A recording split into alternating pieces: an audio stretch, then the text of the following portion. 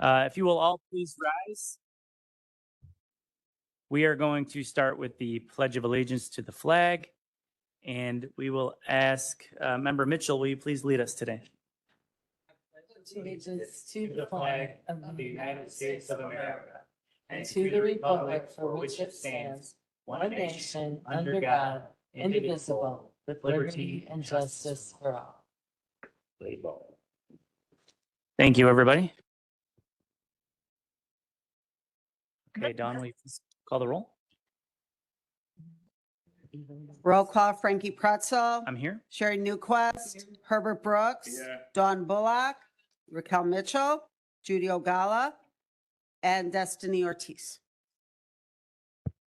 Thank you. We have a quorum. We have a pretty big agenda today, so we're going to try and keep moving here on to approval of the minutes. First up, 26-4728, Will County Land Use and Development Committee meeting minutes from March 5th, 2026. Can I get a motion? We have a motion. Second, Brooks. Please call the roll. Frankie Pretzel, Yes. Sherry Newquist, Herbert Brooks, Yeah. Dawn Bullock, Raquel Mitchell, Judy Ogala. Yeses. All right, motion carries on to the next 26-4683, Will County Land Use and Development Committee meeting minutes from March 26th, 2026. Can I get a motion in a second? Motion, second. Newquist, second Ogala. Previous. Roll Brooks. Second Bullock. All in favor? Aye. Any opposed? Okay, motion carries on to new business. Just so y'all know, we do have opportunity for public comments, but I'm going to allow you to have those public comments for each case instead of doing them all up front. It actually is very helpful to us because there's multiple, say, solar projects on the agenda today. It allows us to keep them separate. So everybody's going to have an opportunity to talk. First up on today's agenda for new business, 26-4810, proposed text amendments from the Clean and Reliable Grid Act, battery energy storage facilities, commercial solar energy facilities, commercial wind energy facilities, common provisions, special use permits, definitions, land use fee schedule, building fee schedule. Colin, please give us a little summary on this. And Okay. we'll open it up for discussion. So we have a draft ordinance ready for your review based on the Clean and Reliable Grid Act. Oh, sorry to interrupt. Do you need us to do a motion in a second? Oh, no, we're good. So we have an outside consultant with Hinshaw and Culbertson, Richard Porter, partner with the firm, and Adam Pitcher, also an associate with the firm. And they'll give you a rundown of what the changes are proposed to be. And you can ask, right now we're just looking to introduce you to this item, and then you'll be able to review it a little further, and we'll make a recommendation to send it to public hearing at the June meeting. That's our desire. Any questions you ask have to be in hypothetical in nature. They cannot refer to a specific case. And for the general public, if you have questions, please email me at planning@willcountylanduse.com, and I'll be able to answer your questions. If I can't, I will forward them on to the consultants. So with that, I introduce you to Richard Porter. Okay, welcome, Richard. Thanks, Colin. Thank you very much. So I appreciate you guys taking me out of order on your agenda. That's very helpful. And I've been kind of directed to keep this brief, so I'll try to do that because I understand we're not voting yet on the proposed changes, just trying to outline what they are. I do need kind of understanding, has the committee been provided a copy of the red line of the changes to your ordinances? Yes. Okay, so I'm prepared, guys, to literally go through each and every change if you want me to.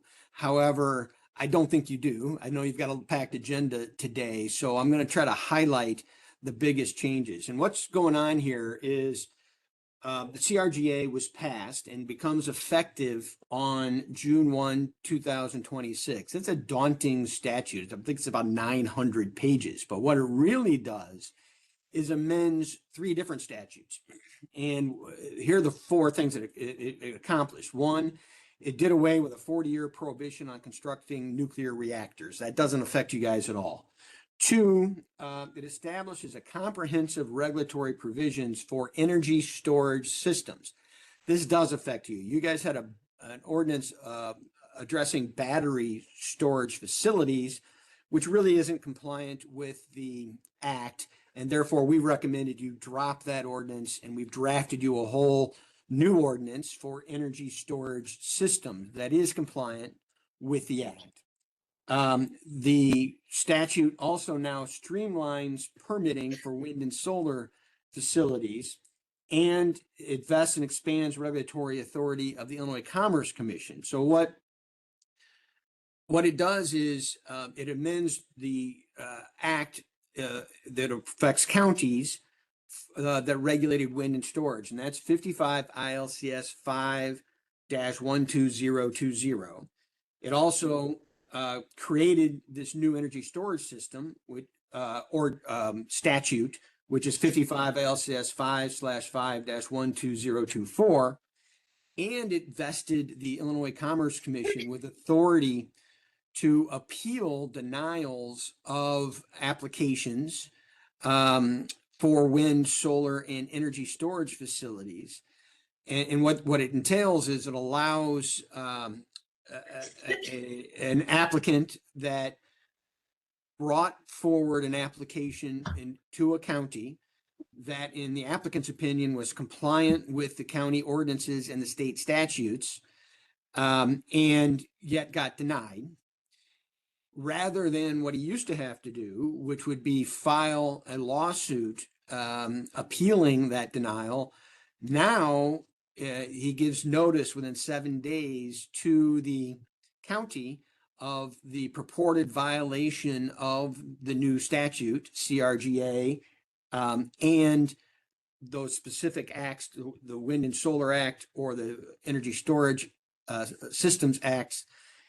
And if, so he gives you notice, and you have 7 days then to fix the alleged violation of those acts. And if that doesn't happen, the Illinois Commerce Commission has authority to hear a petition that he files and issue its own citing certificate. So if indeed the application was compliant with the state statute, which your ordinances are now going to be in compliant with if you pass this, and if an application is rejected anyway that was compliant with that ordinance, he can go to the Illinois Commerce, that applicant can go to the Illinois Commerce Commission rather than having to go to the courts initially. So with that, I'll highlight the major changes. So we had 3 different statutes, 2 statutes that were changed, and 1 new statute that was drafted, all that happened under the context of the CRGA. Well, that then impacted your ordinances, and specifically your zoning code, your building fee schedule, and your land use fee schedule. All were impacted by these changes to these statutes. And you guys hired us to read these statutes and then read your ordinances and determine how your ordinances needed to be amended to now be compliant with the CRGA and the statutes that the CRGA itself amended. And that's what we've done, or believe that we've done. And so what's occurred here is that, sorry, we're getting a note open. As to the energy storage systems, we have created a whole new ordinance for you. And Adam, if you could maybe throw that up, I would appreciate it. Yeah, give me 1 second. And so I'm going to throw up, and hopefully you guys can see it on the screen, the changes that we have made. And we provided you guys with a red line of that. And this morning we sent, or if it hasn't happened, it's going to happen, a document that gives notes as to each one of these red lines, explaining why that change has been made. And so the first change here is the creation of the energy storage systems statute. And so you guys had a 155-9.220 battery energy storage facilities ordinance. Well, that ordinance really wasn't compliant with the CRGA, and which the CRGA has within it a proposed it has the statute that regulates energy storage systems and describes what a county can include in such a statute.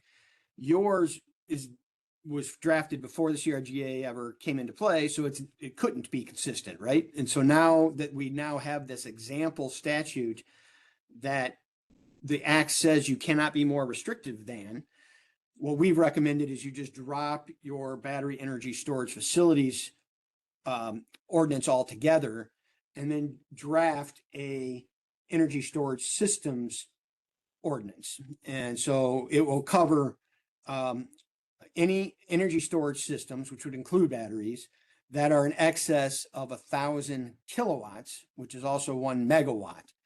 And it has setback requirements of 150 feet from the wall of a house or community building.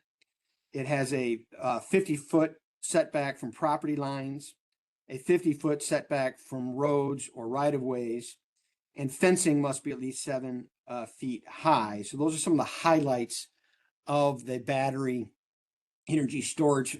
The new energy storage systems ordinance that we've drafted for your statute and for your ordinances. And that, by the way, is the biggest change we've proposed to your ordinances, is because it's a whole new ordinance, if you will. And it's a very complete ordinance, very similar to the wind and the solar ordinances that you guys already had in place and that we're tweaking with our proposed changes. Any questions so far? I have a question.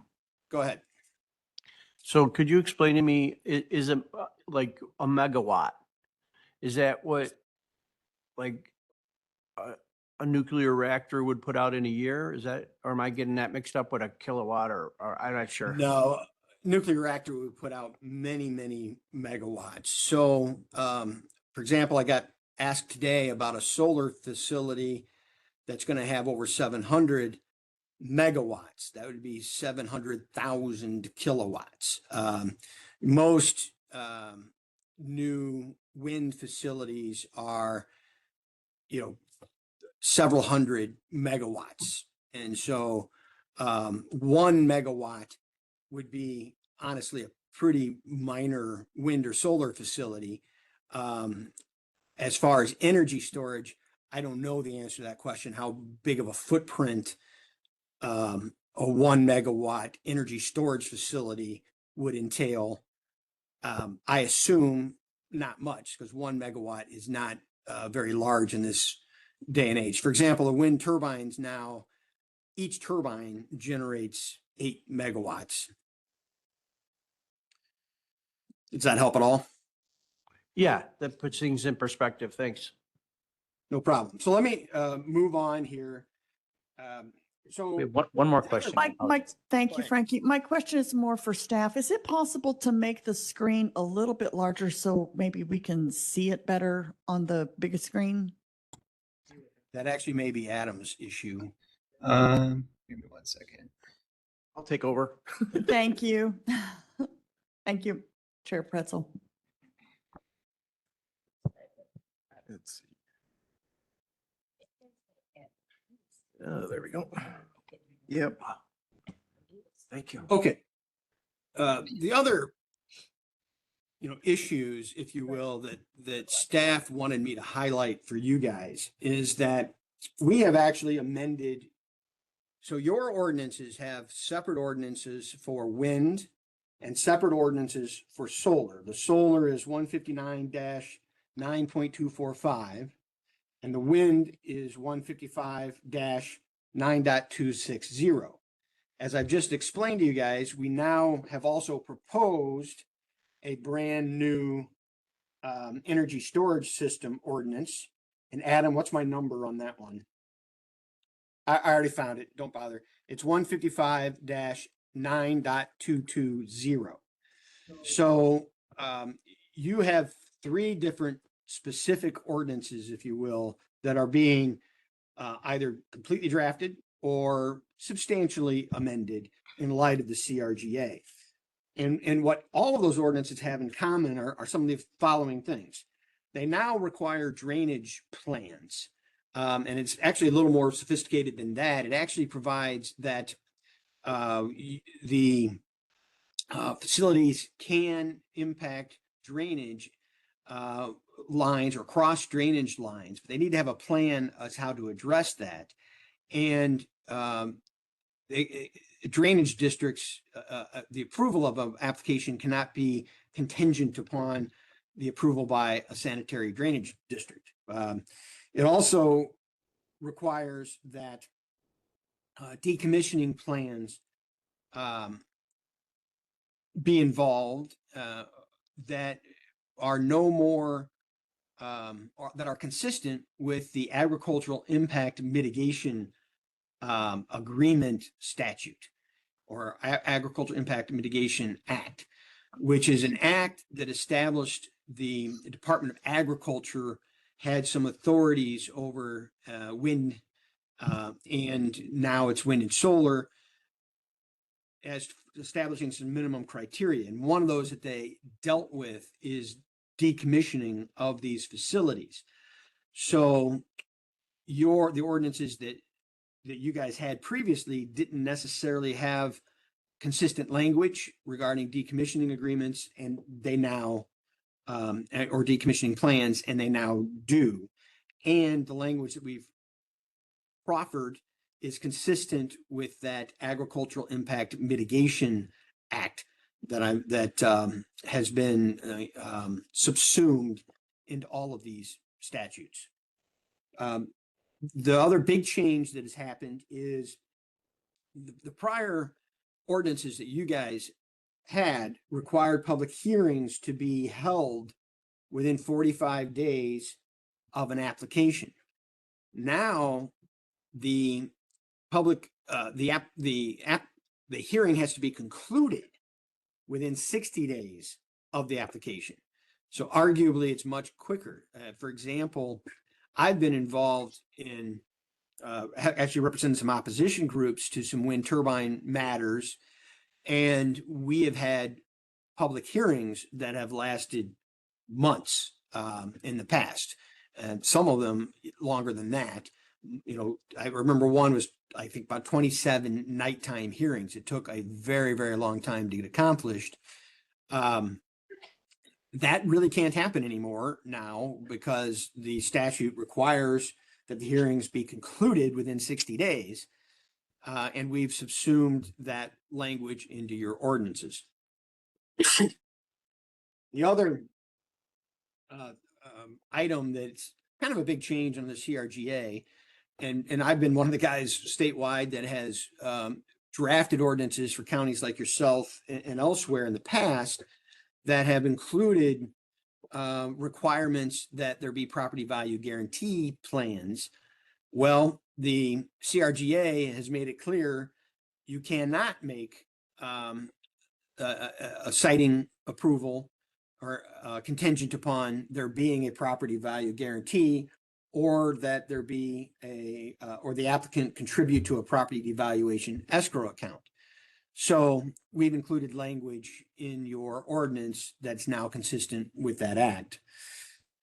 The other thing that your ordinances used to do, which is very common across the state, is it required that the special use permit only be valid for 2 years.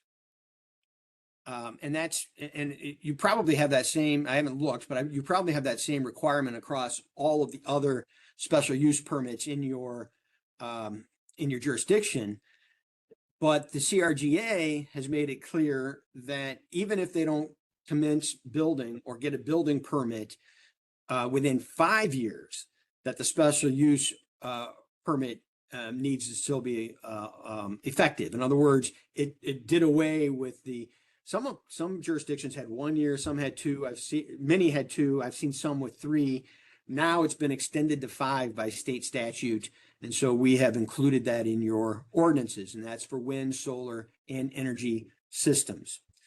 Likewise, as I mentioned earlier, there's now this whole appeals process for the siting of qualified energy facilities. And those are wind, solar, and energy storage systems that exceed 50 megawatts. So that council member's question earlier is timely, is what a megawatt means. So 50 megawatt project is pretty big. Most, I mean, that would be bigger than most solar projects.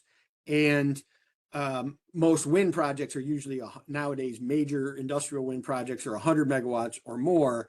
But you're talking about a decent sized one at 50 megawatts. And likewise, again, I don't know yet what a 50 megawatt storage facility looks like, as far as how big that would be.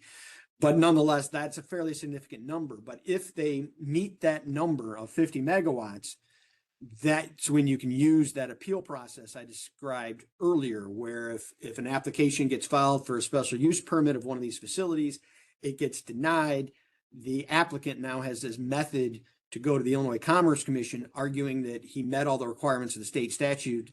And if the Commerce Commission agrees, they can award the permit. Any questions so far? Start with Member Ogalla. Yeah, so I see in here, there's so much to take in. But I see in here that it says that there is for distances for setbacks and such, it says at least 150 feet, at least 50 feet. So can we require more than that? Because it says at least 50 feet. So to me, it seems like I could say, well, that doesn't sit right. We need to make it 100 feet or 200 feet. One, pull up that section for me, Adam. It's a minimum setback. Page 2, Colin.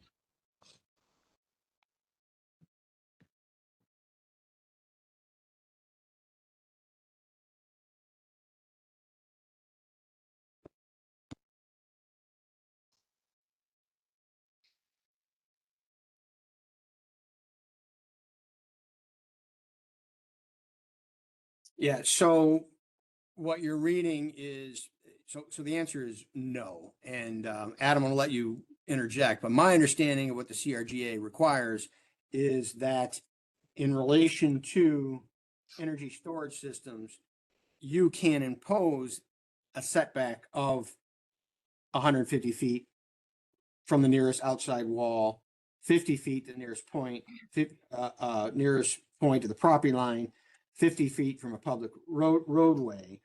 However, the way it's written provides that the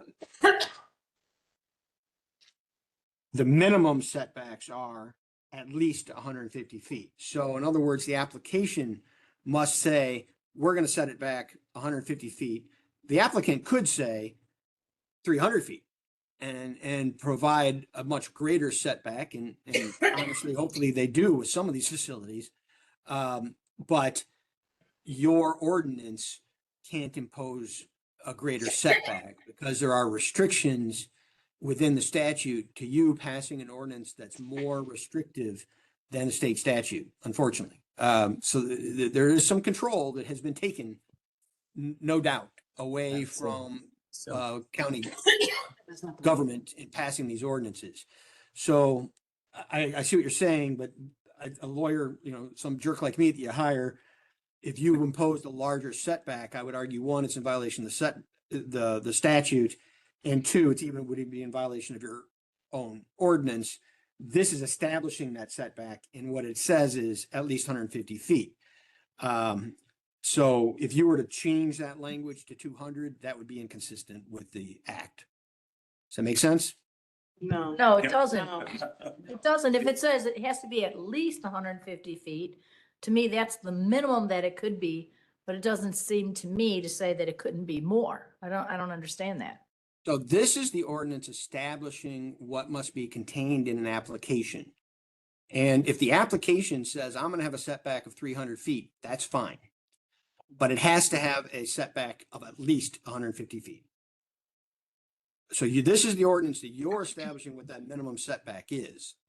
If you were to change that language to your application must have a setback of at least 300 feet, that would be subject to attack as being in violation of the statute. Does that help? No, not really, but I'll take it, okay? We'll move along. Member Mitchell? Well, like, I guess that begs my next question. Like, listen, why are they writing it this way? See, this is why they probably shouldn't be writing laws then that governs other people. Because they're apparently they're rushing through it and it's not making sense. If it says at least 150 feet, then it is what it is. And maybe they should be challenged on that. Maybe they shouldn't be suggesting how many feet the setback Okay, must be. so let's be clear. This isn't the language that's in the CRGA. This is the Okay. language that we're drafting to be compliant with the CRGA. So what is the I have to CRGA pull up the asking? CRGA's specific section on that. Because that's And- definitely not, I mean, like, can you imagine 150 feet from your house, you look out and there's a wind farm or a solar farm? I'm just throwing that out there. 50 feet? It's not very much. No. So what is Eric, the is it possible for you to find the exact CRGA language that they're referencing at the moment? because really that's what's at issue. Setbacks. Yeah. 1 second. So I'm just checking if indeed the CRGA uses that same language, we might have an argument there. There you go. I suspect it doesn't. I suspect it says 150, and then we've used the language at least. But I'm just checking why you guys have hit me with this question. Any other questions While you're looking, we'll keep going. Do you have another Yeah. question? Member Newquist, do you want to go? Yep. So I just want to make sure that I understand correctly. So for wind, solar, and energy storage systems, only those that create more than 50 megawatts are subject to the ICC appeal process. Did I understand that correctly? You did exactly right. Okay. So that's very few projects that actually will be able. It's the bigger ones, right? It's the ones that really will impact neighbors. if you wanna Okay, look and at it then that my way. next question is, and I'm not suggesting that we do this, I'm just asking, what are the repercussions if we don't update our ordinances? Then you will have, your current ordinances aren't compliant, and therefore they would be subject to attack. Meaning, if an applicant files an application and that applicant is denied, not only can he go to the Illinois Commerce Commission and say, hey, this was a violation of the statutes, their statutes in general are non-compliant at Will County altogether. You need, the law is clear that your ordinances are supposed to be compliant with the CRGA. And, you do need to make changes in relation to that. Otherwise, you've got completely non-compliant statutes. Now, I will tell you, you guys, I think, are ahead of the curve. So this is effective June 1. The act is effective June 1, 2026. You're the only county that has hired me so far to amend your ordinances. That doesn't mean there aren't other lawyers out there doing that, but I would be the logical guy to get hired to do that. And other counties haven't reached out yet. I won't be surprised if they take your ordinance and steal it, if you will, statewide. So in other words, if we don't do it, we're gonna get sued all the time. Correct. Well, Okay. you're going to provide a much better basis Thank you. for denying applicant to sue you, right? Member Brooks? Thank you, Chairman. And my question is more specific also to the appeal process. You mentioned the ICC, the applicant have the right to appeal. And I guess I'm looking for their rights and tools they have to use if they want to appeal that process. With the ICC, that is a very lengthy process. What happened to an applicant project during that process time? That can take months before ICC can get back with them with all cases state of Illinois, I'm sure, appealing. What happened to the process of their project? Aren't they under deadlines for their project as well? So first, we don't know how long it's going to take the Illinois Commerce Commission to rule. Right. And so that, it's all new, right? And I suspect it's going to be unfortunate. Well, depending on what side you're on, so I'm assuming Will County has denied an application, right? And then it gets appealed to the ICC, in which case you don't really want a quick turnaround, but I suspect the ICC will do those on an expedited basis, but I don't know any of that. Okay. The reality is it's very strange because, this is now the ICC will have the ability to literally approve citing in your jurisdiction. I suspect some guy like me is going to challenge that at some point. But, it is interesting because you have to have a fairly deep pocket to challenge that. So when this first appeal happens, if there's some citizens group out there that has a fairly deep pocket, they might appeal the statute itself and the authority ICC, and we'll see where that falls. But right now, all we're trying to do from county's perspective is be consistent and compliant with the act that has been passed by the legislature. We're gonna go to Board Member Butler, then Mitchell, and then we're gonna move on. But I'm on. You've already gone once, though. I'm on. I know, but he's been patient. Member Butler. Okay, thank you. I'm just, I want to ask a question about the AIMA. And as it regards to decommission, does this decommission include soil replacement? So I understand that if they not usually. So would that be the responsibility of the leaser, or the person who leases the property for these? Because if this is supposed to be returned back to agricultural lands and they have millions of zinc plated poles and it leaches into the soil, it won't be conducive to growing, agricultural products. So I was just wondering where does that fall into this?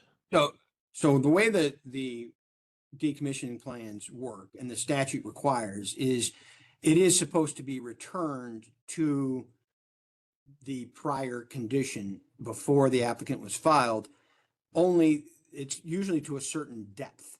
And so your ordinance says all surface and subsurface drainage should be repaired as soon as reasonably practicable. I don't believe it. Correct me if I'm wrong, Adam, is silent as to how deep that is to go. I would imagine itself. 42 to 48 inches. I mean, that's how deep a post has to be in the soil. Well, normally, correct. So most of these plans and or agreements, and yours does require that there be a decommissioning plan. Most of those plans require it to be 5 feet. And I believe the AIMA, which is the statute we're talking about, has a 5 foot restriction, but I'm pulling that from memory, guys. But what I'm telling you is when it comes to wind turbines, they're 40 feet down. The foundation can be. And so they only remove a certain amount of it, which is geared toward, you're right, the root systems for corn and soy.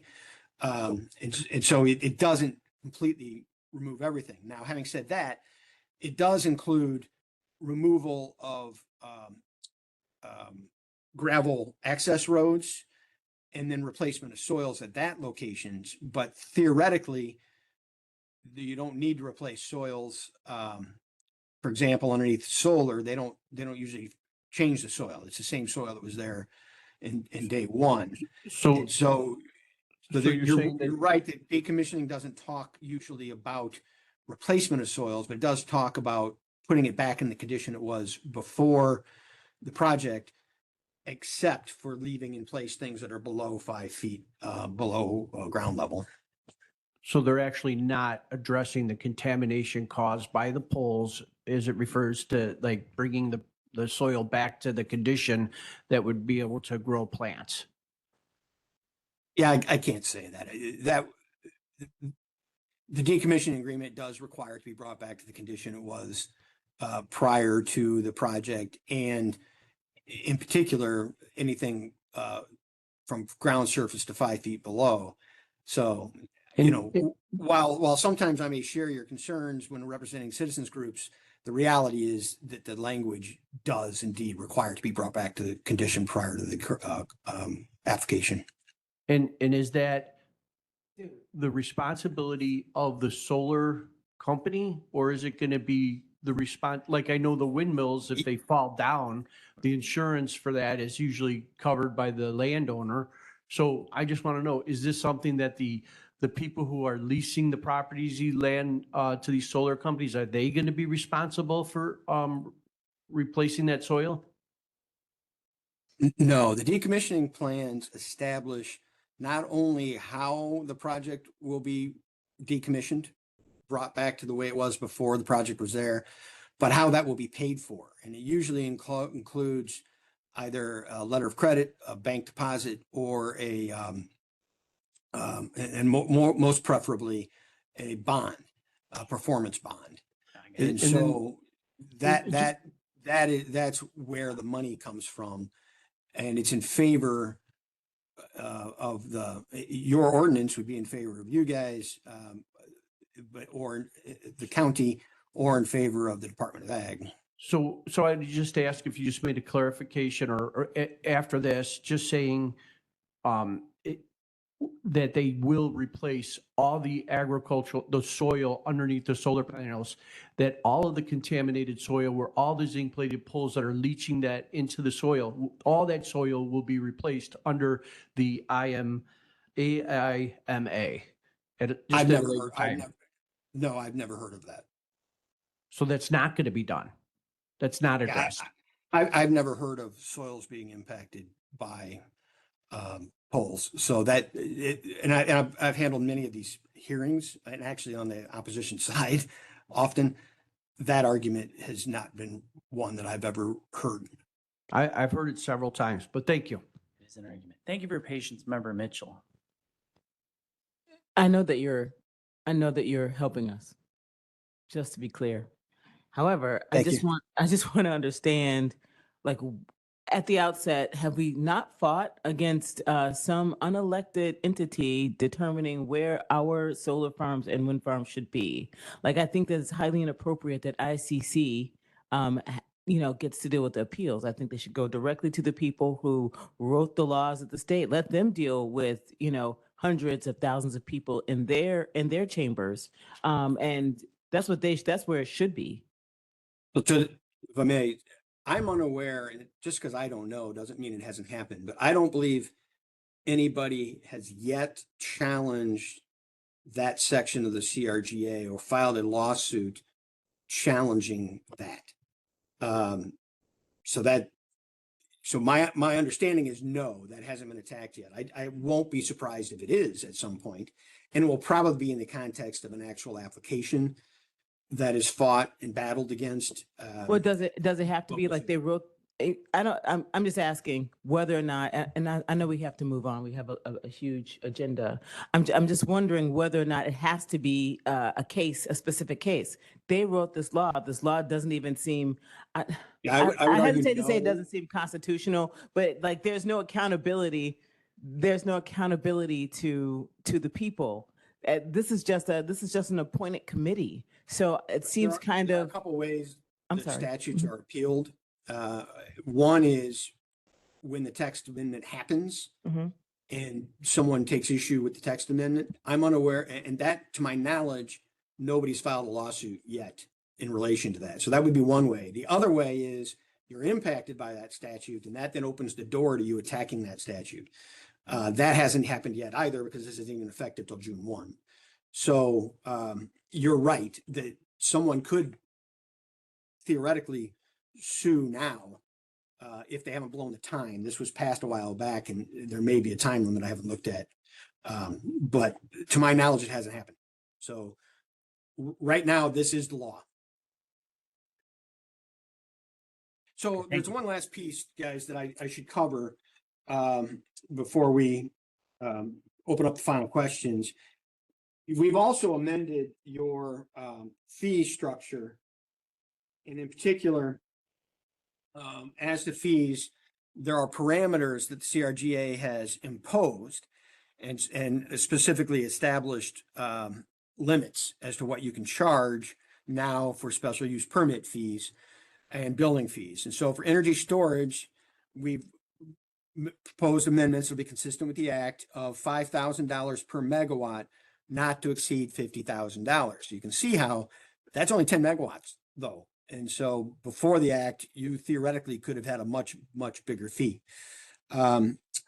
Review reimbursement not to exceed 50,000. And so that what that means is you get an application, you want to go hire someone like me to help you navigate that. You're only going to be able to charge the applicant $50,000 for that reimbursement of review. If that was for energy storage, for commercial wind and solar, it's 5,000 per megawatt, not to exceed 75,000, and review reimbursement not to exceed 75,000. So while those are big numbers, unfortunately, I think that it's still, substantially lower than what the impacts are to a community like yours. But it is what it is, and those are the fees that you are now allowed to charge, and you cannot charge greater than that. A couple other little things. The staff recommended some changes that are not really identified specifically in the CRGA, one of which has to do with natural planting plan. And there's another act that addresses using natural materials for planting. And for those, there's language that the maintenance plan supersedes the basic requirements for plant height and number of mowings that are identified in your zoning code. So your zoning code had specific language that required mowing to occur 5 times, exceeding 13 inches in height. Well, if you use native grasses and pollinators consistent with the act that Adam's thrown up here, 525 ILCS 55, that you're exempt then from those mowing requirements. It made sense to add that language in this section. Likewise, at my suggestion, there's language that's been added to your wind ordinances regarding aircraft detection lighting systems, ADLS, and the Federal Aviation Administration has approved these systems now, which would allow, which turn off the blinking red lights on all of these wind turbines unless an aircraft is approaching. And then they're turned on. So this is a major impact for neighbors, is having all those blinking lights occurring. The CRGA doesn't talk about it one way or the other. It doesn't say you have to impose it. It doesn't say you can't impose it. And so what your staff is elected to do is recommend language that says aircraft detection lighting systems may be included. Give me the whole language there, Eric. One more page down.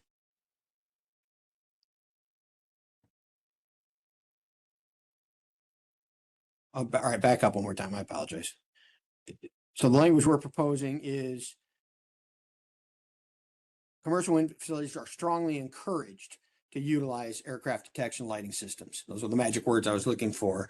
And so rather than imposing it, that's what your staff has recommended we go with, is strongly encouraging it. Now, I could argue both sides of this. If you required it, opposing side might argue that's more restrictive than what's allowed by the statute and therefore would be subject to attack.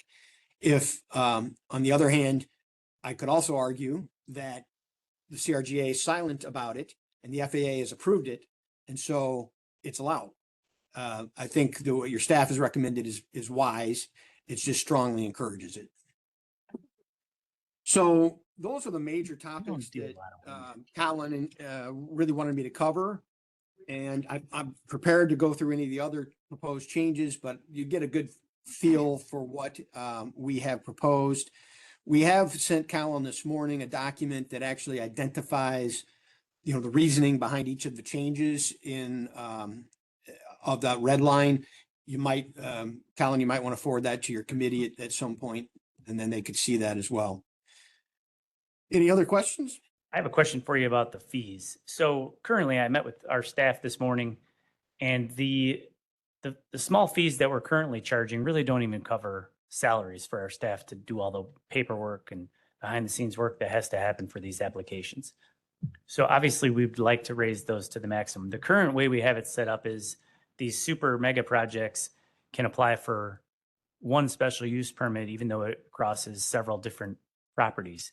If we were to divide those up, could we then take it to the maximum of $75,000 per application? Like say, you bought Mrs. Jones' farm, that's 25 acres, but you bought Mr. Smith's farm for 100 acres.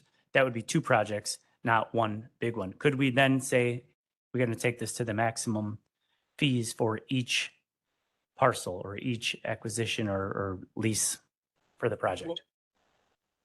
Eric, if you could pull up the exact language, I'd appreciate it for wind.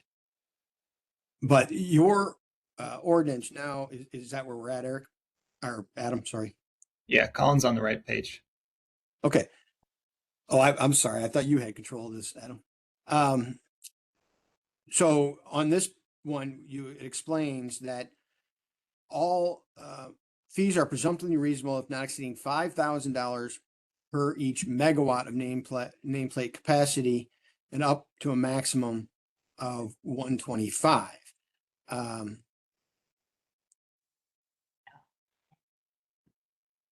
Which is consistent with the ordinances. So the way that it's generally done is you have one application. That application does indeed involve many, many parcels, but the application is for X amount of megawatts. That's the way it's done today. I'm asking if we can divide it up, change that.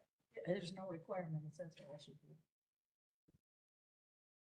So I would say no. I mean, it poses a maximum amount that can be charged for the application.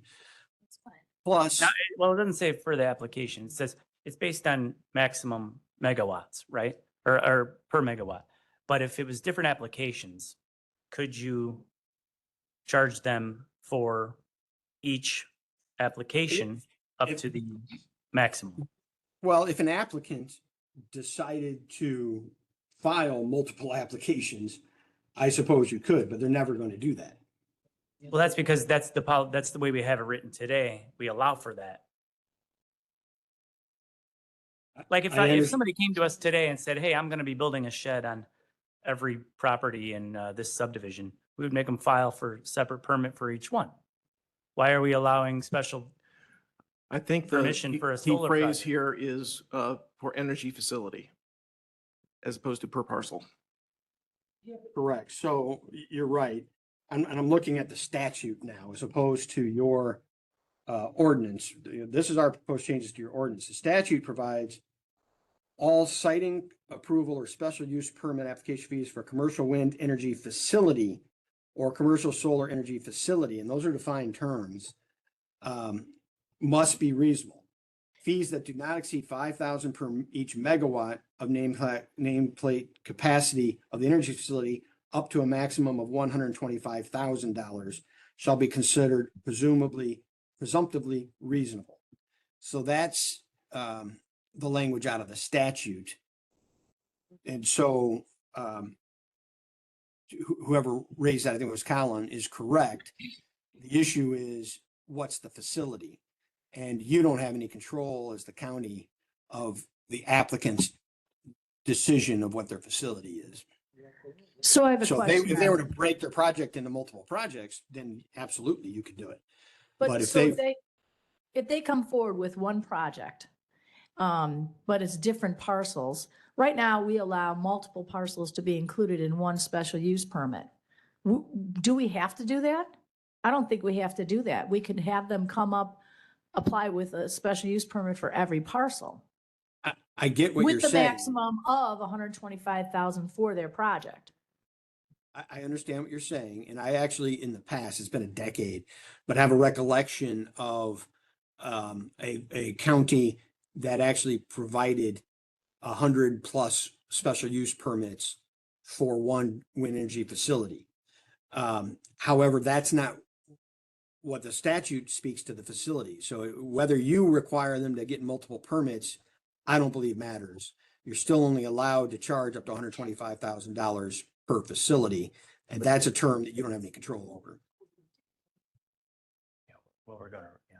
So what would we charge for the Earthrise? What were we charging for Earthrise, one SUP? No. You don't want to talk about it? No current cases, please. Why? But we're only talking hypotheticals, please. Here's the thing, that's already done. They're under the old law. I want to talk about going forward.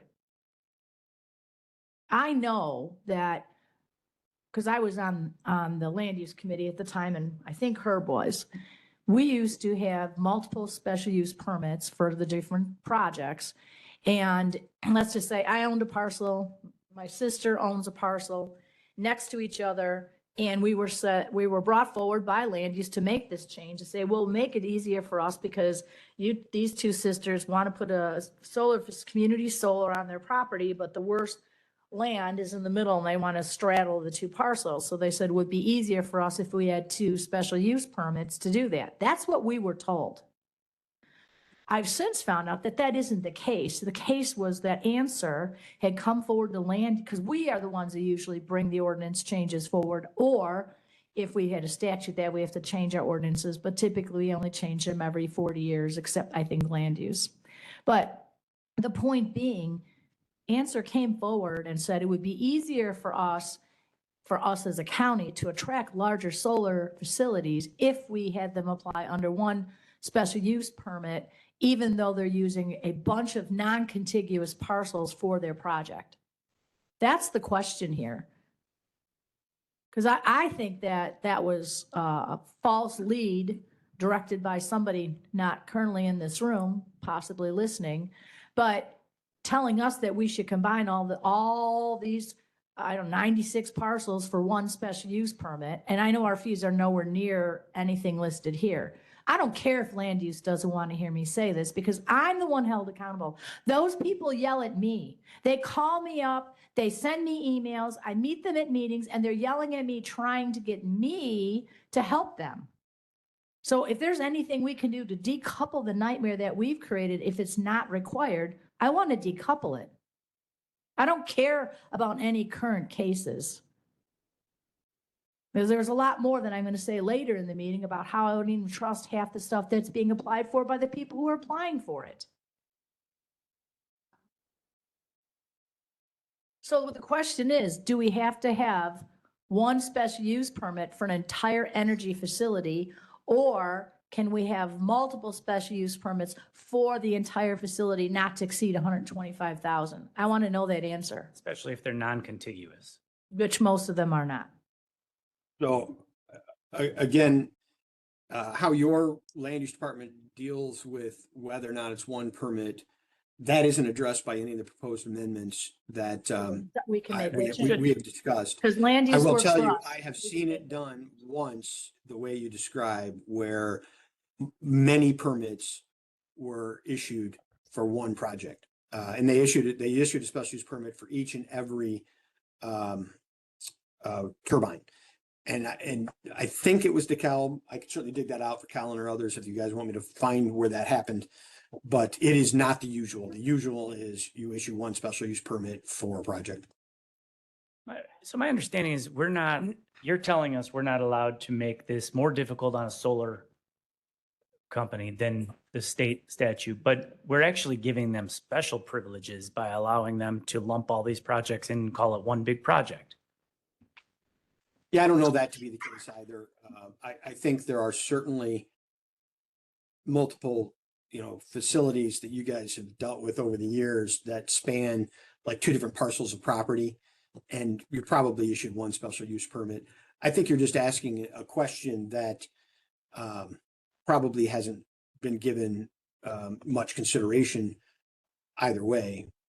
And so, it's something you guys can consider whether there's a valid purpose to issuing multiple permits as opposed to one. the only thing I can think of is multiple would, you have discretion if someone, let's say they do all they're required to do under these statutes, but then they don't comply, right? They don't meet the Pollution Control Board noise regs, and that they said they would in their application, something along those lines. If you had multiple permits, it would be simpler to revoke the offending turbines permit, I suppose. I'm just speaking aloud. But that isn't the way. I've only seen that done once, and I've been involved in these turbine cases for at least 15 years now. Okay. Sounds like there is a precedence for it, though. So, we'll go to a member. I do have a recollection of it being done once. I just have a question. If you can, in short, speak, exactly what benefits are coming our way with this new bill? Any? Well, yes, I think that I think the regulation, if you will, of the energy storage systems is certainly better than it was. So there was no statutory authority previously for establishing specific regulations as to energy storage, and now there is. Likewise, with wind and solar, it's been around for a while that you've had these statutes that allow you to pass these regulations that restrict them or regulate them. But without that, then you're just left with basic zoning law, and you're not supposed to be drafting regulations over a bowling alley, right? That's just regulated by your zoning code, and it's either allowed or not allowed, or it's a special use and it requires a hearing. But you didn't have these specific statutes detailing what each application must contain and detailing how they have to be operated. So yeah, there's a benefit from that perspective. Now, you had much greater power over wind in particular about 3 years ago, because a few years ago is when the statute was amended that established you couldn't make it more restrictive. They're only barely tweaking that in this statute. So this particular act, the big thing it did is create this appeal process with the ICC. In my mind, that's the major thing it did in regard to these applications. Apart from that, it mildly tweaked the solar and wind, but it did create this whole battery statute. I think there's benefit to having the ability to regulate those, if that's what your question is. I liked it better personally when counties had more authority than you now have, where you're kind of hamstrung in what you can and can't regulate.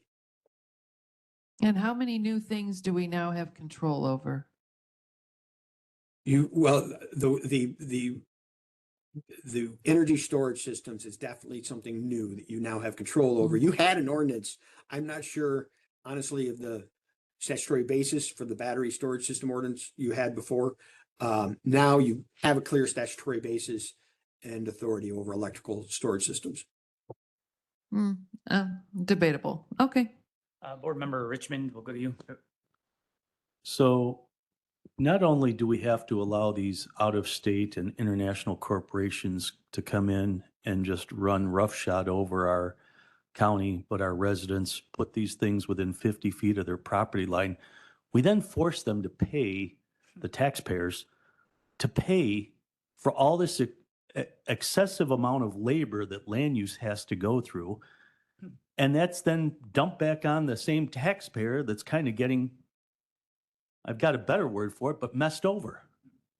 So at the end of the day, it's not only costing them their way of life, it's taking money out of their pocket for us to have to pay for. This is insanity. Sorry to cut you off. I think our guest speaker has a hard stop at noon.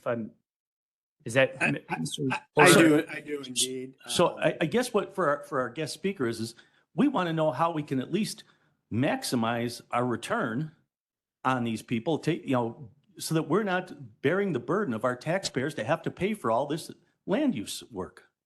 That's all. Thanks. As far as the finances, you just need to pass an ordinance that allows your fees up to the maximum. Obviously, and that's how you accomplish that. Then that needs to be done. But sooner rather than unfortunately, later. you know, I somewhat share your concerns. If you're incurring more than 125 grand in costs, and that's all you can charge, I get what you're saying. 100%. Okay. Do you have a couple more minutes or? I think so. So I've got to be somewhere that's about 45 minutes away by 1 o'clock. That's what's going on. So I got a Everyone couple be minutes. mindful of that, please. And then we'll go to Member Butler and then. Okay, Mr. real Gala. quick. When you say there's not, it's not usual for handling permits of special use for these projects, you know, that's not usual, the way that they're handled. You know, it kind of like when you think about what Member Ogala said, it's what came first, the chicken or the egg. So what I'd like to know is there language in the state statute now that changes how special use permits are issued as it pertains to parcels? Because in the past, it was done per parcel. And I just want to know, has there been a change in that would direct us that that's the way we have to do it? That we no longer can handle it by parcel? I think that's the question here. So I don't know of any statute that required different special uses per parcel. That would probably be some local ordinance of a county. That's I don't not know the what- question I asked. I asked, is there anything directing us that we cannot handle special use permits the way we always have per parcel? Is there anything directing us that we have to use we have to put I think what he's multiple? asking, It hasn't My been problem answered. is with your hypothetical. I'm not sure that's the way you did it for. I think what Mr. But Butler if is it asking. if it is, no, there's nothing in the CRGA that discusses that. I think he's asking if we can redefine what constitutes a project. Can a project have No, to be contiguous? The magic words for the fees are wind energy facility. And no, you don't have an ability to change the definition of wind energy facility as it's contained in a legislative statute that's been voted on. That's just not. That doesn't exactly address it, because when you say facility, it could be a facility on every parcel. And I know there's a lot of legal mumble jumble and way to get around this, but we're just asking, is there any language telling us that we have to bunch all these parcels up to be a specific facility or a specific special use permit? Because each one of those parcels, if separated, normally, if they're adjoining parcels, land use has in the past given one special use permit. But when they are not, and there are many that are not, they would not be given, be grouped in with that special use permit. They would require a second one. Nothing in the Or CRGA discusses whether or not you are to be issuing multiple permits or single permits. There's no discussion of that. The only discussion is what you can charge per facility. And what I'm telling you is I don't think you can change what the definition of facility is. Now, I think that's interesting that what you raised, what if someone starts, characterizing what's obviously multiple facilities as one in order to limit their fee? I would think that would be something that you could address in your land use department. Because let's face it, all of these facilities are connected to the same grid. Correct. Yeah, exactly. Okay, Member Ogala. So my question is with what we're talking about here for the special use permit and the energy facility. So like Member Butler said, an energy facility, what is the definition of an energy facility? I mean, we currently have different energy facilities out there. If somebody wanted to put one or two more, does that make all one energy facility? Or how is that? And then another thing I have a question about is our special use permits, we can determine if we allow them to be transferable to the next owner. And I was made aware of a facility where a person owned the property. They sold it to this company within the same day. That changed hands within the same day. And I'm wondering how many other times this happens before anything was even done. So we grant the special use permit to a person who's doing who's developing it. Within a very short time, they change hands, and then they change hands. So we don't even know who in the end is owning the facility, nor are we given any notice. I don't know, maybe land use department gets a notice to say, hey, company ABC sold to TPW, and then TPW sold to XYZ, and they sold to Banana Corporation. I don't know, because I don't want to make these transferable. If they've not done any work, if they've not done any work or anything on these, there's no work done in the ground, and they have no agreements with all these other ones, and that happens a lot of times, why would we allow it to be transferable? Maybe we should make it so it's not transferable. And if ABC sold it to XYZ, then XYZ has to come back and apply and pay all the fees again. Okay, so if I may answer your first question. So the wind turbine statute, or we used to call it the wind farm statute. Now it covers wind and solar. So I'm not even sure what we're calling that anymore. But that statute defines what a commercial solar energy facility means. And it's the same as defined in section 10-720 of the property tax code, and does not mean a utility scale solar facility being constructed at a site that was eligible to participate in a procurement event conducted by the Illinois Power Agency. Commercial wind facility is defined as a wind energy conversion facility of equal or greater than 500 kilowatts in total nameplate generating capacity. I can tell you those are pretty vague and broad definitions, but that's what the statute defines facility as. So can you be I can specific tell on you, the solar? there were some changes to the definition of supporting facility, which means, I'll give it to you real quick. Transmissions, this is what the prior language was. Transmission lines, substations, access roads, meteorological towers, met towers they put up before the project happens to gauge the wind, storage containers, and equipment associated with generation and storage of electricity by the commercial wind energy facility or commercial solar facility. And now this is the new, the addition. Supporting facilities include energy storage systems capable of absorbing energy and storage it for use at a later time, including but not limited to batteries and other electrical, electrochemical, and electromechanical technologies or systems. So again, very broad definition of facility and a pretty darn broad definition of the supporting facilities also. But that's in the statute. And again, that doesn't get to the question of how many permits to issue. It's just what a facility definition is. Yeah, and it's kind of strange because every single different parcel has all of that. Each one of them has their own access road. One of them has their own fence. Each one of them has all of that, including connectivity to something. So it seems like, in my mind, they're all different facilities within one, different facilities within one facility, or a bunch of facilities called one facility. So it's really kind of unclear. I understand the argument. I got to tell you, I don't think it would fly very well with court. Thank you. Okay, we're moving on. Thank you for being here. And any questions that you may have between now and the June meeting, please email me at planning@willcountylanduse.com.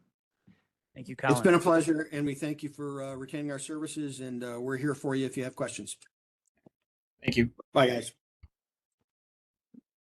Okay, this is on the agenda, so is there any public comment for what we just talked about today? Last chance. Any public comment for the first item on the agenda? Okay, moving on to number 2. Where? I missed it. For what we just talked about, for the first item on the agenda. Okay, number 2. Zoning case 25098, map amendment from E2 to A1 in Green Garden Township at 11952 West Pauling Road, Manhattan, Illinois, County Board District number 3. Can I get a motion and a second, please? We have a motion. We have a second. Jesus, Yes. fill in the blanks on this one. Yes. So this one is the applicant property owner are proposing to create a new 11-acre property. Currently, the applicant owns a 2.5-acre property that is zoned E2 and a 40-acre property that is zoned A1. The proposed 11-acre property, if proposed without this map amendment, will result in a split zone property, which is not allowed by the Will County zoning ordinance. Therefore, the applicant is requesting a map amendment from the E2 portion to rezone it to A1, to creating a conforming A1 parcel. If the map amendment is approved, as mentioned before, it will be deemed a conforming A1 parcel. The applicant stated that the A1 zoning district would better suit their needs for the use of the property as they both farm the property and intend to have animals on the property. There were no concerned citizens at the meeting, and the commission voted 6-0, thereby recommending approval of the map amendment. Okay, thank you. Is the applicant here today? No? Okay, do we have any questions from the member Ogalla? We'll start with you. So the E2 parcel is where they live, right? Yes, that's correct. And how large is the current A1 parcel? I'll pull up a screenshot kind of showing what's being described. Maybe that'll help it being. But the A1 portion that they also own is about 40 acres. So they're going to take the 40 acres and the E2 is 2.5 acres and make it 42.5 acres? Let me see here, sorry.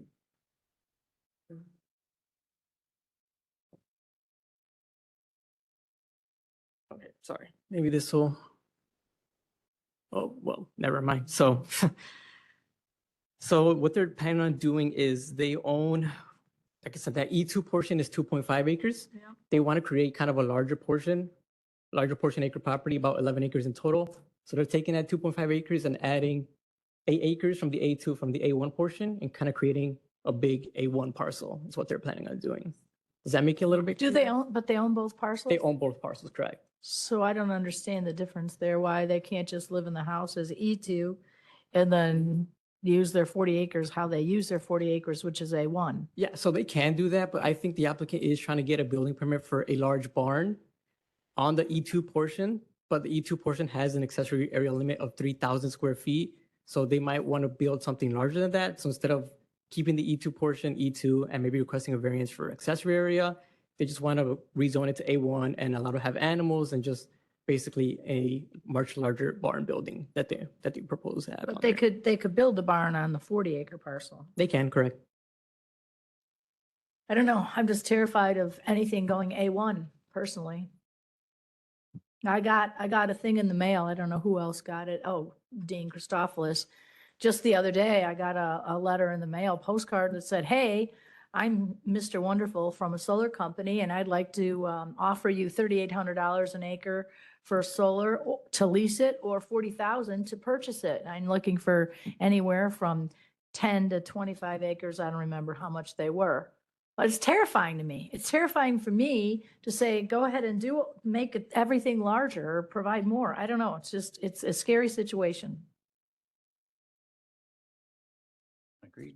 I just have a quick Okay, question. yeah, member Newquist, go ahead. Thank you. So I just want to make sure I understand the situation as it exists right now is not conforming, but if we combine it into A1, it will be a conforming parcel. So as you can see on the screen, the portion that is outlined in blue is a property that they want to create. So if they were to create this property without the map amendments, it would be a split zone property between E2 and A1. And that's not allowed per our zoning ordinance. So if they were to come in for a building permit and we were to see something like this without the rezoning, we would not be able to issue them a building permit. Okay, so wait, what's the downside of leaving it E2 and A1 instead of combining it into an A1? If they were to leave it like this without creating the new parcel, there wouldn't be any restrictions on that. Basically, the only other thing is they would just be, like I said, they would be living in the E2 portion with their houses, and they were to want to build a barn on that A1 portion, they could. It's just they wanted to create a more simpler process, just creating one big parcel. It creates that combines their Gives them more farmland. flexibility. Yeah, it kind of combines their farmland and their house into one big parcel, basically. Combine Okay. all of it. Thank you. Not all of it, correct? Wait, by all of it, do you mean the entire A1 portion? I'm sorry. Can I get more clarification on what combining So all of it means? they're combining, is that blue? How large is that blue? That's the 11 acres that they want to create. That's the 11 acres they want to create, and the rest of it is the 40 acres that the 11 acres are part of. Correct. So it's right next to each other. I don't know. I don't understand how it's non-conforming, because they could build this barn on the A1 parcel and live in the A2 parcel and not be a problem there. So for us to say, yeah, that makes sense, what is the benefit? Will they pay less in taxes for the E2 if it's an A1 now? I mean, we can't say that because taxes are determined by the tax assessor, but I think they just want a more simplicity of getting just one big parcel for their farmland and their home. I think that was their main reasoning of getting this map amendment. But they own the 40-acre farmland already. That is correct. They own the 40, they want to take 11 out of it, combine it with the 2.5, so they can be an A1, because you can be A1 if you're 10 acres or more. All right.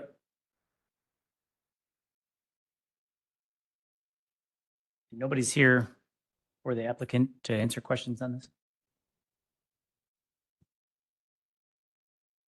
Okay, Member Butler, do you have a question? Yeah, so I'm curious, so are you saying that they can't put the barn up on their agricultural property that they have now? I agree with this today. They can. Yes, they can. They can't. Mm-hmm. So there's no need for any amendment because they can already put it up. That is correct. On the A1 portion that they own, that's correct. They can't put it on the E2 portion. That is correct. They can't put it. They could, but they would have to request a variance for accessory area, possibly. And the area that they're asking, is it directly proportional with the amount of space required to get the size of building they're building, or is it in excess of? For the new parcel they're trying to create, are you asking? Yeah, so they want to put in a 3,000 square foot building. Mhm. And the extra land that they're asking, is it directly proportional to the space that would be required to get that building, or is it in excess of what is required? Yeah, for that one, for the size of building, that only really depends on the zoning of the property. So there's not really if a property is 10 acres, then they're allowed, 7,000 square feet or anything like that. It's basically just on the zoning of the property. So if it's A1, there really isn't a limit on accessory area. But for the E2, as mentioned, there is a limit of 3,000 square feet. So I think, go ahead. And Sorry. so are they increasing, they're trying to expand the A1, not the E2? That would be a way to look at it, maybe. Just, like I said, just creating a new parcel that's all one zoning district and not two different zoning districts. I guess I'm just not clear as to if they can already put the barn up, why they would need to have. Because they can't put it where they might want to put it, which is maybe they're not here to answer questions, but on the So R2. They're shrinking up their A1 property to get the barn better placed for closer to their house. Is that it? Possibly. I don't know where exactly they want to place the new barn, but that may be a reason why.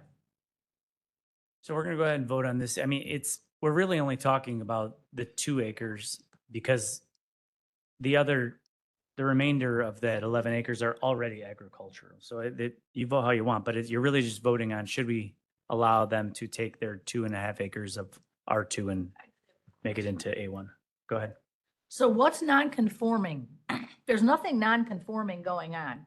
They live on E2, which is where their house is and their garage or whatever else. They have animals, you're telling me. So they've got little sheds or something possibly for these animals to be in. Mhm. They want to consume 11 acres of the 40, leaving 29 acres that would be A1. And then creating a new A1, which is part of the E2 and the 11. So then they own 2 A1 parcels. Correct. What's not conforming? There's nothing not conforming. Currently, there's nothing non-conforming. It would only be if they were to create the 11-acre property, and it would be split zone between E2 and A1. So currently, as of today, with 2 separate parcels, there's nothing, non-conforming that's occurring. It would only be something that's non-conforming that would be occurring if they create the 11-acre property without rezoning that E2 portion to A1. How would they do that? So if they didn't get the map amendment, they could still subdivide their Mhm. property and have an 11-acre parcel, but part of it, 2 acres, would be E2. So they need the map amendment for the E2 to make it an 11-acre A1 parcel. But they could take that 11 acres and make it a separate parcel from the total 40, and it still would be A1 and A1, and they could still put their barn up. What he's saying is within that would still be that R2, and then it would Yes. be, Part or of it. E2, it would still be that. Why would that be part of it? They're taking 11 acres from the 40 to make to join with the E2, to make an 11, to make a, whatever, 11 acre, 13.5 acre A1. Leaving the remainder of the A1 still A1. I don't understand it. I don't understand. We can vote. Okay, I think we're ready to vote. For the map amendment, E2 to A1, Frankie Pretzel, Yes. Sherry Newquist, Yes. Herbert Brooks, Dawn Bullock, Raquel Mitchell, and Judy Ogala. 42. Motion carries 4-2. Next on the agenda is zoning case 25-137. This is a map amendment from R4 to C3, Lockport Township, 3262 South State Street, Lockport, Illinois County Board District Number 5. Can I get a motion in a second? We have a motion in a second. Kelly? Or Kelly's not here. Yeah, so it will be me, Alec. All right. Yeah, the applicant is requesting a map amendment from R4 to C3 to allow the operation of a rental service that rentals bouncy houses and other party rental equipment. The applicant requested 4 variances that were approved PZC with a vote of 6-0. If the map amendment is approved, the applicant is looking to expand their current equipment rental business and use the existing garage for storage.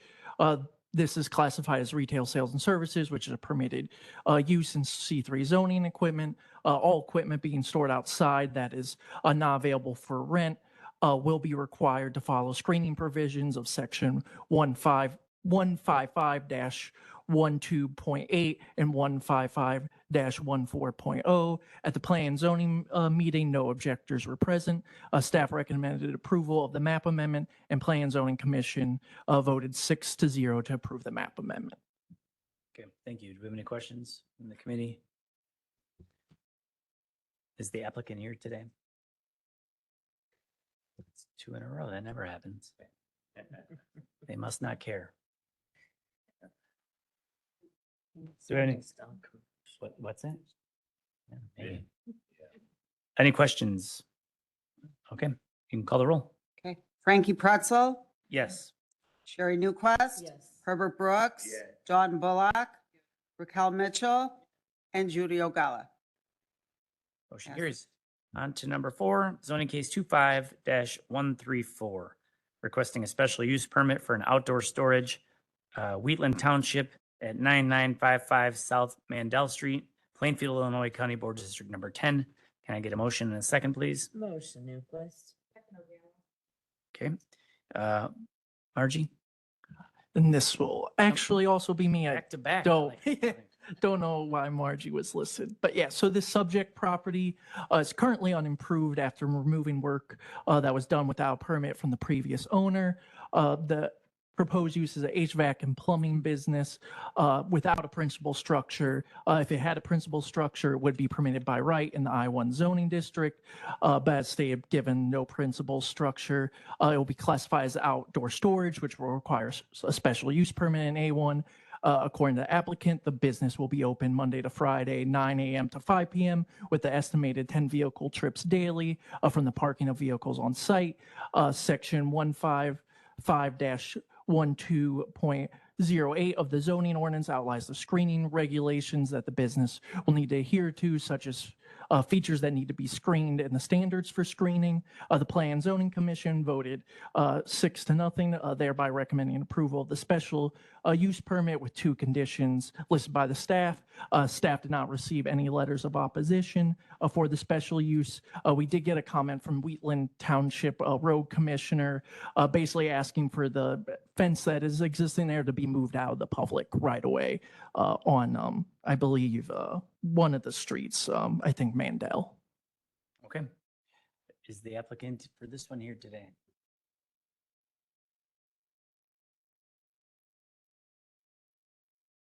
Thank you for being here. Do we have any questions for staff before I hand it over to the applicant? Okay, please turn your microphone on. It's the button on the right. And then introduce yourself. Good afternoon. Heather Glockler of Castle Law, attorney for the petitioner. Scotland Ernsting. All right, thank you. Do we have any questions from the committee for the petitioner? All right, that's usually a good sign. So we're going to go ahead and vote on this. Oh, is there anybody here from the public that wanted to speak on this one? Okay, we'll go ahead and vote. Frankie Pretzel, Yes. Sherry Newquist. Yes. Herbert Brooks. Dawn Bullock. Raquel Mitchell, and Judy Ogala.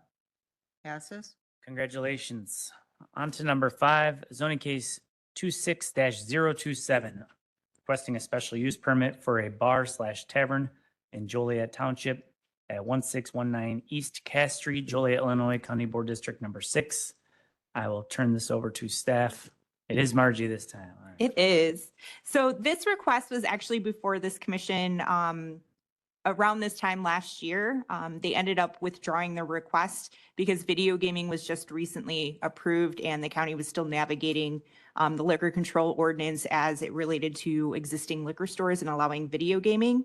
Since then, Falcon Foods and Liquor at 14508 Archer Ave in Homer Township was granted an ancillary liquor special use to partition off part of their liquor store to allow a restaurant and basically a separate unit within that establishment to then get a Class A liquor license.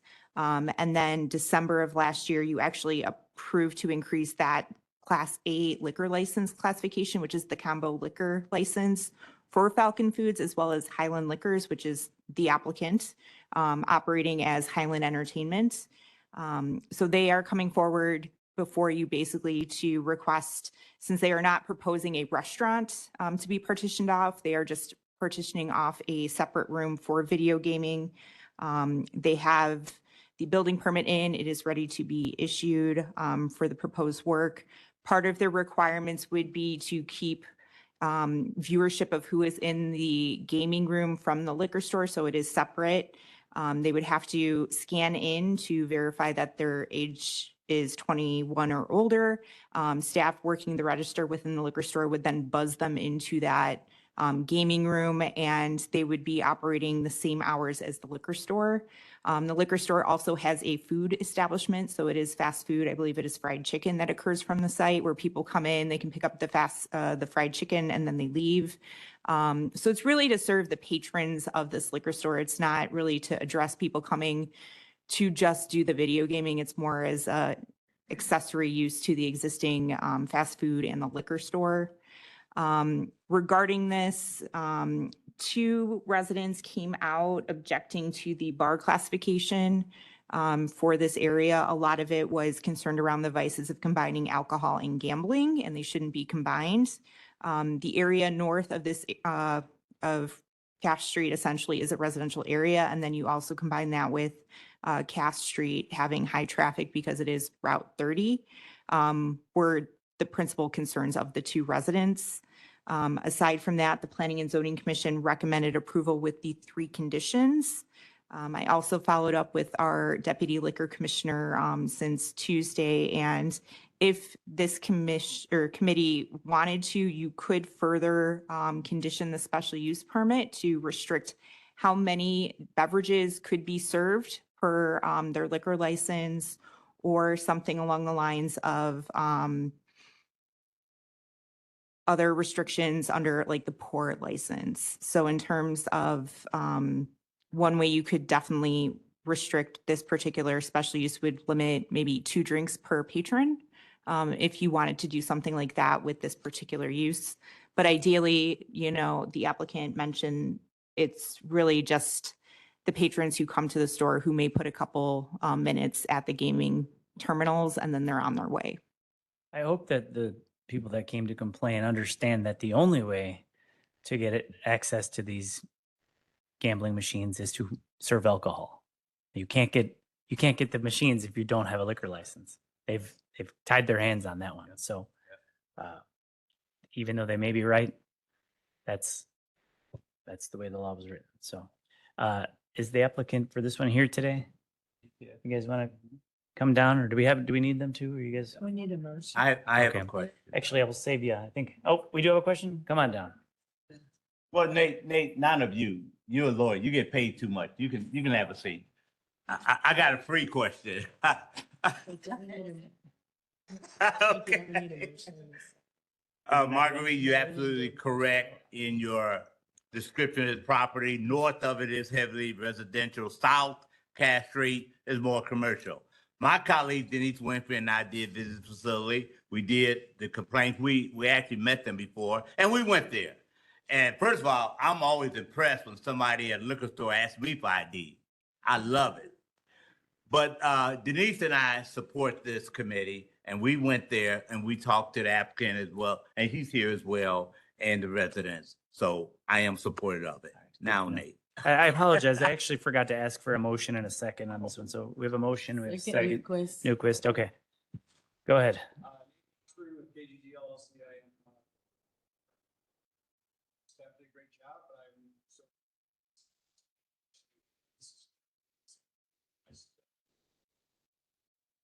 December and the license request, there was a bit of a gap, partially my own fault. We didn't pull back that prior license. I thought because this food was serving food that done some more work on this since we had pulled the request a year ago. Because at the time they were tight. Staff that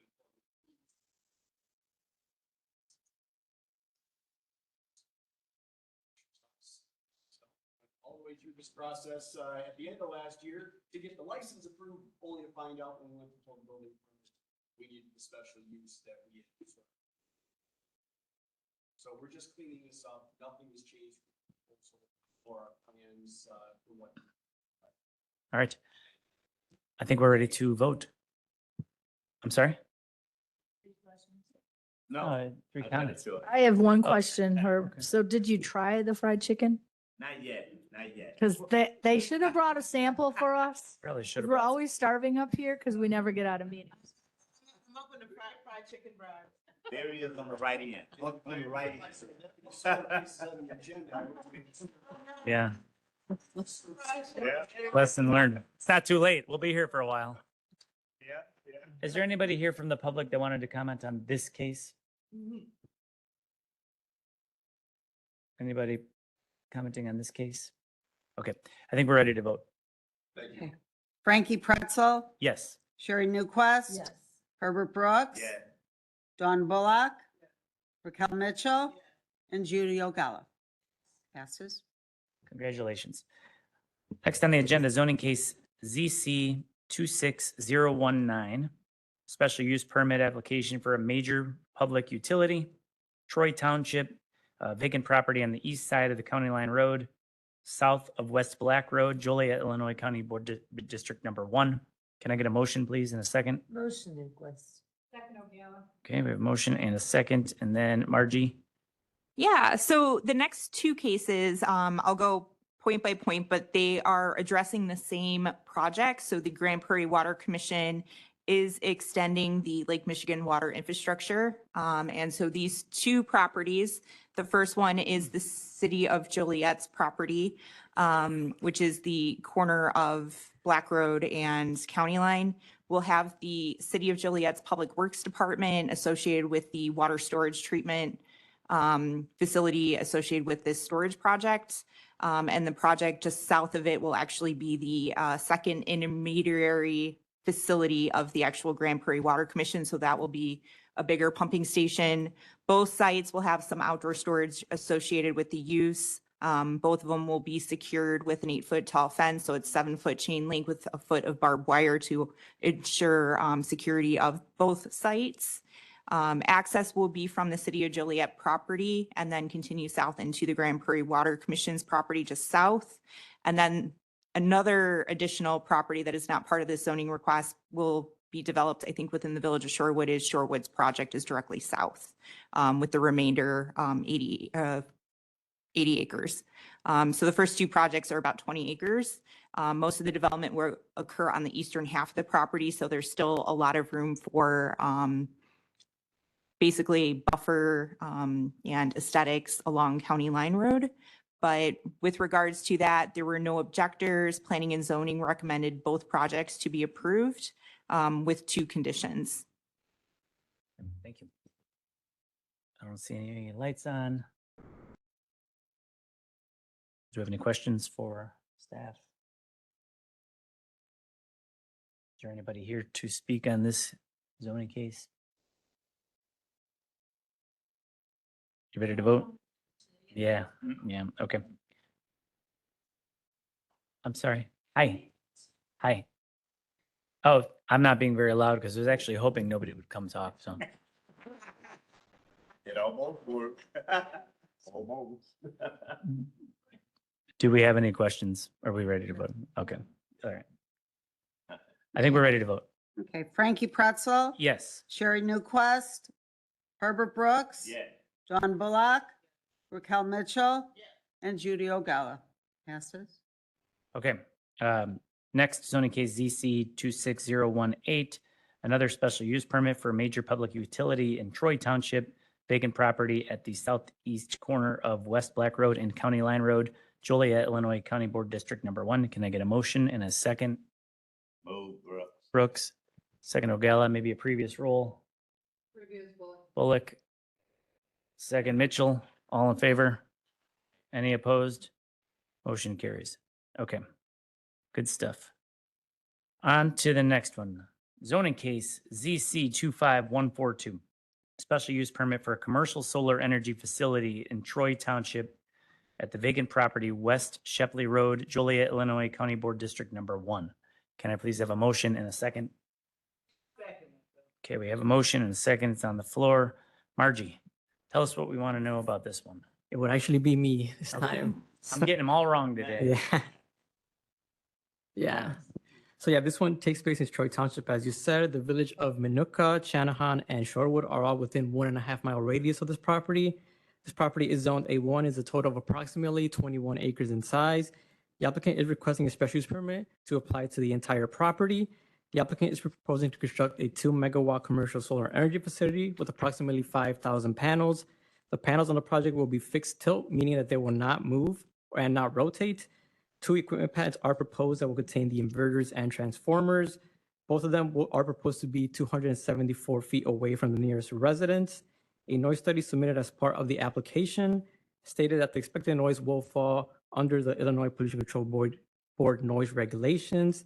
A glare study was also submitted predicting that no glare was predicted.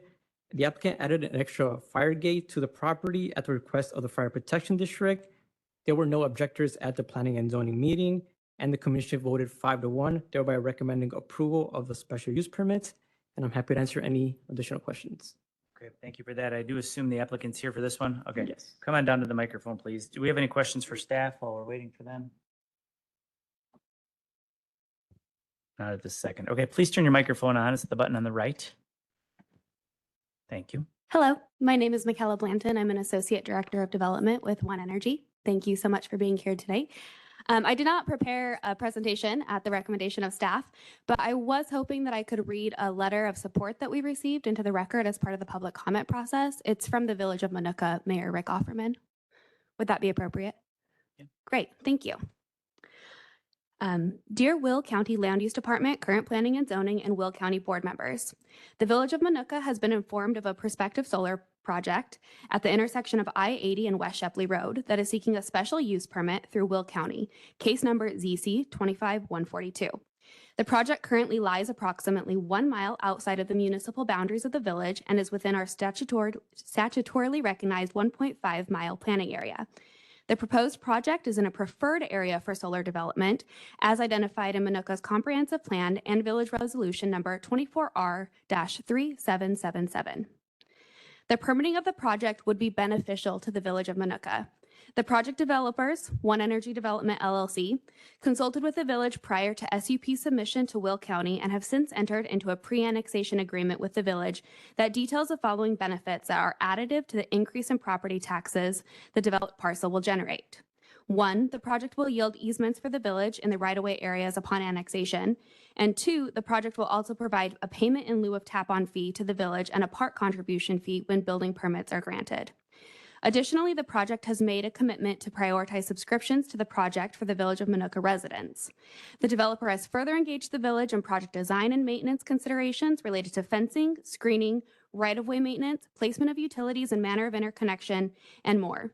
The project has also advanced through the village's own conditional permitted use, CPU, process to ensure that the project adheres to village requirements for solar development. The Village of Minooka strongly supports the solar project, which is consistent with areas identified for solar in our long-term plan. We respectfully request your approval of SUP for ZC 25-142, and thank you for your consideration in this matter. Please do not hesitate to contact me or Village Administrator Dan Duffy if you have questions or concerns. Sincerely, Rick Offerman, Mayor, Village of Paducah. And I do have copies of that letter if anyone would like that. Thank you. Thank you. Do you have a question, Judy? Yeah, I want to verify the type of fencing that you guys will use. We'll be using the standard wildlife fence. It's a woven wire mesh with wooden posts, Okay. 8 feet high. And all the poles, except for the ComEd poles, will be buried? Yes, all of the poles will be buried, including the ComEd poles, except for the point of interconnection, which is already above ground. ComEd does retain the right to replace that pole as needed, but they will not be placing any new poles. Okay, thank you. You're welcome. Okay. Copy. Yeah. Do we have anybody here to speak on this case specifically from the public? On this case? Last chance. Okay. Is there anybody else from your team that wanted to make a comment or you? Okay. Nope, just me. Okay. I think we're ready to vote. Please call the roll. Frankie Pretzel, Yes. Sherry Newquist, Yes. Herbert Brooks, Yes. Dawn Bullock, Raquel Mitchell, and Judy Ogala. Passes. Carries. I love it. See, it was a good company, a good project in the right spot. And yeah, not super huge. Okay, on to the next one. Zoning case ZC 25. Hold on, which one are we on here? 114. Yep. ZC 25114, requesting a special use permit for a commercial solar energy facility.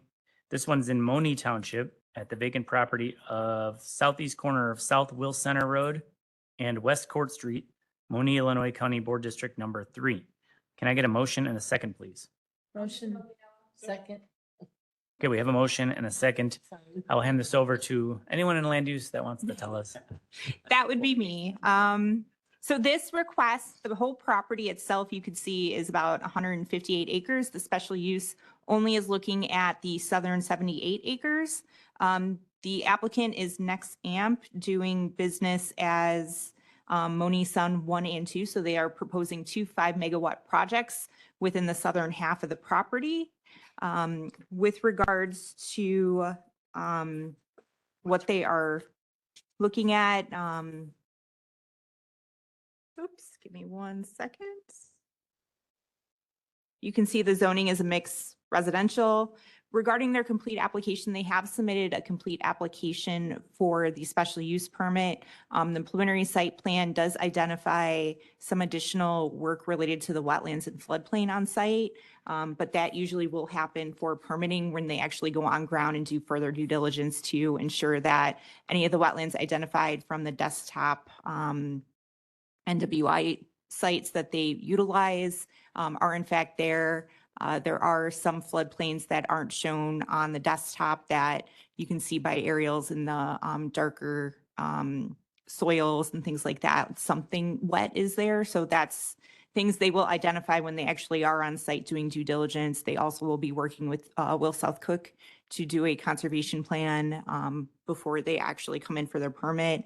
And that would be required to be executed with the district when they come in for permitting. Regarding other requirements, they do have an executed AMA agreement, and with that, it stipulates how they will be working with the county regarding the decommissioning plan that they will be submitting as part of the building permit, as well as their financial assurance that they'd be submitting based on the cost of deconstruction and things of that nature. They are proposing I believe, an agricultural fence. They have not requested the variances for the native pollinator mixes. So at this moment, they are proposing the shorter grass varieties under the panels. And then they have, at this point, agreed to mow the 5 times between May and October and keep the ground plant height to 13 inches or less. They also have proposed additionally with the conditions of their site plan to screen along both roadways. So the green line shows an example of how they would screen. This is an older site plan that they submitted, but upon permitting, we would make sure that they adhere to the proposed condition that they screen along both Kirsten Road and Will Center. Again, to kind of protect and screen the facility from future potential development. Right now, east and west is just fake agricultural fields, but there are residential areas within the Village of Monee to the north and northwest. Additionally, I did want to point out they are proposing their point of interconnection. They have a utility line running along the south part of their property, and they are looking to tie in with the above ground riser poles, and that condition actually was added at the Planning and Zoning Commission meeting to allow them to continue forward with their plans to construct this, as opposed to having to go back to comment and renegotiate their existing interconnection agreement. So with their vegetative screening, they are proposing just a general landscape screening. We will take further review at time of permitting to make sure that the diversity requirements that the zoning ordinance has on every other commercial and industrial use in the property or property within the county is met, as well as it is sufficiently spaced and will thrive based on how they are proposing to use the property. With that, planning and zoning recommended approval of 5-1 with the additional 2 conditions regarding the screening and the above ground interconnection. I'm happy to answer any questions. Do you have any questions for staff before I invite the applicant up?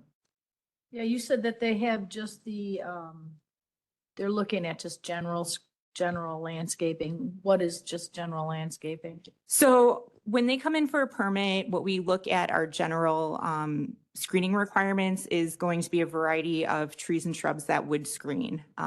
We have a list of pre-approved shrubs and evergreen species that they could use for that. That are appropriate. Some of them actually even agree with the Forest Preserve Commission's recommendations for trees and shrubs that are native to the region that would be appropriate for planting and could actually thrive in our environment and soil conditions, things of that nature. And it would be different than just planting arborvitae, which, yes, they're fast growing, but they are not. They are one of the shrub varieties that are pre-approved, but we do have a lot of other varieties. And typically when you plant more than 50 shrubs, we want to see a variety of 3 or more planted to, again, ensure if one species is not taking well based on soil conditions or other unforeseen circumstances, there's other plants available on site to also screen, or they can come in and replace based on their need. What's the name of the solar company again? This solar company is Nexamp. I invite the applicant up to the microphone if you're here. Want to come? Sorry, Judy, did you have more questions? Well, I can ask them. Just want to make sure they're here if your questions are for Yeah, them. that's fine. So as far as Nexamp goes, I know you guys have other facilities in, here in Will County. Yes. Your microphone, please hit the button on the right and introduce yourself. There you go. Yes, we have another project, 2 projects in Will County. Right. And where are those located? One's near Piatone and one's near Beecher. And what stage of development are they? The one near Beecher on Goodnow Road's been operating for several years. The one in Piatone, I believe it reached end of construction earlier this year. We have Nick Standiford, land use attorney, Shane Banks. There's a couple more projects that were approved by the old NASCAR racetrack, just to the west of it. Okay. But they aren't. I think they're still at building permit stage. Okay. So I just want to put some situations out here. So one, I don't like the location of this at all, because it's right next to the Village of Monee. The Village of Monee has absolutely no opportunity to grow towards that direction at all, because it takes up that entire open parcel. I don't like that. In addition to that, the installation of these posts will be very loud to many, many, many residents, because it's surrounded by a residential area. And that's a big negative. As far as that goes, I mean, I know I can't say that I would like the, installation of these posts to be done during these 2 hours, because it's 7 to 7, I think it's construction. Am I correct? Yeah, so 7 in the morning till 7 at night, and you're in your house and you're whatever sound it makes, I don't know exactly. I think that's very bad. Have you guys have sat down and had a walkthrough with Soil and Water Conservation District on the property? Yes. Yes. You have. And have you sat down and talked with the road commissioner and I guess the county, because County Will Centers County? Yes. Yes. So what are their names? Who'd you talk to? We talked to the engineer for Will County Department of Transportation, the township road commissioner, and the public works director for Village of Moni. You And- don't remember their names? Well, I have their names if you'd like me to read. No, I'm just wondering. I mean, here's the thing you got to realize. We sit here and we hear solar case after solar case after solar case. I'm sorry, you guys are getting the brunt of it. And we don't get any specifics. Our residents ask for information like, well, they said they talked to these people. Then later on we find, well, they've made a communication, but they never really have any kind of agreement or anything like that. And maybe the road commissioner might not be agreeable or anything. I'm not saying in your case per se. So what is your plan for installing these posts when you have a neighborhood right across the street to the east, and a neighborhood across the street to the north, and people living to the south? What is your plan for installing those posts, and how many hours a day and how many days straight will you be doing it? Typically, the installation of the post takes 2 weeks, off and on. And, you know, you're right, it does make noise, general construction noise. Any other development on the site would also create noise. But I do want to point out that Will County did approve a project directly south of us. So we're going to be abutting another solar project that will have similar construction concerns. They did approve it south, but I don't think it's as close to the residential. And another, could we pull up the map, Margie, please? Another thing to point out is the project is not taking up the whole parcel. So I know that Chairman Pretzel joked about being in the right spot, you know, being a factor in approving these. You know, this project is located on the southern portion of this very big parcel. So the northern portion is available for future development.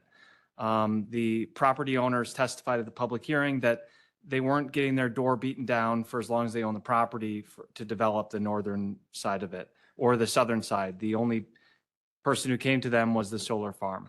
And so the whole north half is available for future development. The southern portion, as Matt said, that's the box area. That's where the two projects are going.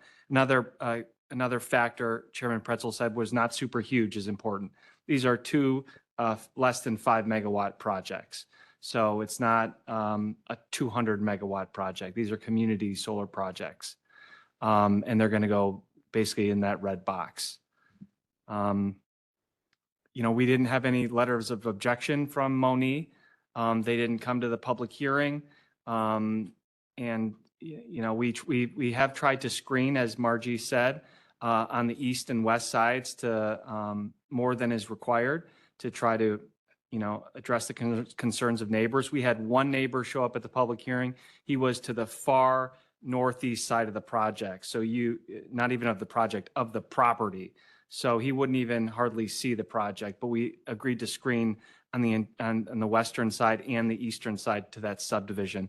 There's a lot of natural screening on the south side, and there's actually already some power lines there as well. Yep, I know the area. Yeah. Yep. So who owns the property then? Are you guys leasing it? Yes. Paul Henke and his cousin own the property through various trusts and ownership. Okay, thank you.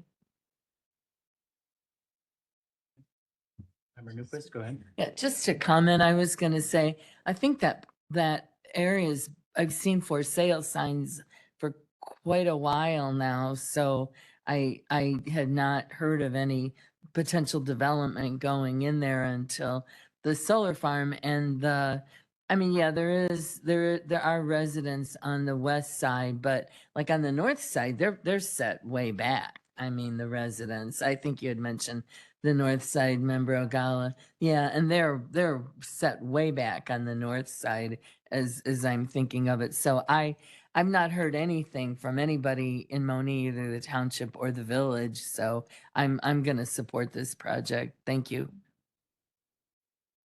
Thank you. Is there anybody here from the public to speak on this zoning case? Last chance, anybody? Okay. All right, thank you, guys. We're ready to vote. Frankie Pretzel, Yes. Sherry Newquist. Yes. Herbert Brooks, No. Dawn Bullock. Raquel Mitchell. And Judy Ogalla. Passes. 42. 42, okay, congratulations. Number 10 on the agenda today is zoning case 25-141, requesting a special use permit for a commercial solar energy facility in Crete Township at 24117 South Volbrecht Road, Crete, Illinois County Board District Number 3. Can I get a motion and a second, please? Move, Brooks. We have a motion, Second. second Newquist, and I'll hand it off to Yes. Jesus. So yes, as mentioned, this takes place in Crete Township. The village of Crete, Stager, and Sauk Village are all within 1.5 mile radius of this property. The property is zoned A1, is approximately 33 acres in size. The applicant is requesting a special use permit to apply to the entire property. The applicant is proposing to construct a 2 megawatt commercial solar energy facility with approximately 4,900 panels. The panels will be mounted on a single axis tracking system that will allow them to rotate throughout the day to capture the sun. 2 equipment pads are proposed that will contain the inverters and transformers. Both, per the site plan, will be located away from any existing structure. A noise study was submitted as part of the application, stating that the anticipated noise levels will fall under the Illinois Pollution Control Board noise regulations. And a glare study was also submitted, showing that no glare was predicted. The applicant did state that an ag-style fence is proposed and a cover crop will be used prior to construction, and there will be no removing of the topsoil from the property. There were no objectors at the planning and zoning meeting, and the commission voted 5-1, thereby recommending approval of the special use permit. And I'm happy to answer any additional questions. I see member Newquist. Quick Yep. to have her light on. I was just trying to kind of picture this. I mean, I know where the house is, and there's, the long driveway and then the house. I think you've shown that in some of the photos. So is the solar development going to be behind the house, or? Yes, I actually have a picture here of the site plan. So it's basically, behind the existing structure is where the Okay, panels are are going. they removing the home, or are the owners still gonna live there, or what? I think what's on the property currently isn't a home. I think it's kind of a storage kind of building. Oh, is that what it is? But I don't thought believe it was a that. house. You guys want to come up? Yeah, I don't believe the applicant is planning Okay. on removing that as well. Okay, thanks. That's what I was trying to figure Would out. like an answer to that, or I'm not, I mean, if they're not here, but they're here. Oh, okay. Sorry, I just didn't see you up No, there. no worries. Thank you. Hello, my name is Victoria Day of One Energy Development. Yeah, just confirming that is not a home. That's a commercial building owned by our landowner. Our landowners are local. They live nearby, but they will be able to continue their operations of their business that they operate out of that building alongside the solar project. So solar project is only on 10 acres. They'll have the rest for farming, their business. Their daughter operates a flower farm out of the remainder of the property. Okay, thank you. Appreciate it. Does the committee have any questions for staff or the applicant who's here? No? Surprised. Is there anybody here from the public that would like to make a comment on this case? Last chance, any public comment on this case? Okay, and you don't have anything else? No. I think we're ready to vote. Frankie Pretzel, Yes. Sherry Newquist, Yes. Herbert Brooks, Yeah. Dawn Bullock, Raquel Mitchell, and Judy Ogalla. Passes. All right, we're on a roll. Next on the agenda, zoning case ZC 26017, requesting a special use permit for a commercial solar energy facility and a special use permit for a battery energy storage facility in Green Garden Township. This one's located on the vacant property on Stunkel Road in Frankfort, Illinois, County Board District Number 3. Can I get a motion and a second, please? Second, bro. Okay, we have a motion and a second. Jesus? Yes, so the village of Frankfurt is the only municipality located within a half-mile radius of this property. This case consists of two properties, which when combined are a total of 90 acres in size and are deemed to be conforming A1 properties. The applicant is requesting a special use permit for a commercial solar energy facility and a special use permit for a battery energy storage facility. The proposed solar project is a 4.98 megawatt system with an associated battery storage component. An estimated 17,000 panels are proposed. The panels will be mounted on a tracking system that will allow them to track the sun. Several equipment pads are proposed for this project, all of which are proposed to be located towards the central portion of the property, as you can see on the screen via the concept site plan. A noise study was submitted as part of this application, which included both the solar facility and the battery energy storage system. Both were found to be under the limits outlined in the Illinois Pollution Control Board noise regulations. A glare study was submitted showing that the home located south of the subject property was predicted to receive some green glare. The study did not account for any proposed landscaping. The applicant is proposing landscaping on the southern portion of the property. Staff received comments from the village of Frankfurt stating that the solar farm is not consistent with their future land use plan. The Frankfurt Fire Protection District also commented that due to the battery storage system, a water storage tank will be required on the property. Staff also received an objection letter from Green Garden Township and a petition with several signatures showing opposition to the special use. There were several objectors present at the planning and zoning meeting. Some concerns included project potentially affecting designated waterways of the U.S., no approved access over those designated areas, no further correspondence with the U.S. Army Corps of Engineers, and the proximity of project to residential subdivisions and other environmental concerns. The commission voted 5-2, thereby recommending approval of the special use permit for the solar energy facility, and 2-5, thereby recommending denial of the special use permit for the battery energy storage facility. And I'm happy to answer any questions. Okay. Do you have any questions for staff before I invite the applicant up? Okay, is the applicant here today? Please come up to the microphone.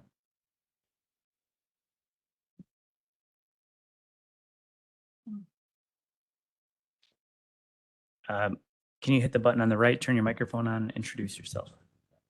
Good afternoon. My name is Harry Marwell. I'm a senior developer with US Solar. Thank you for being here. Thank you.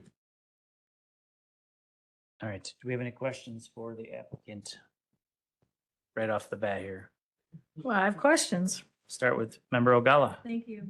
So is this a lease or you guys own the property? This is a lease. Yes. And I do have a question. The fire department, because you're doing battery storage, they want to have water, water storage. Are you guys planning on doing that? Yeah, in the site plan, there's a circle that represents where we're planning on putting that. We had a sit-down meeting with the fire department. They gave us that recommendation along with the access road.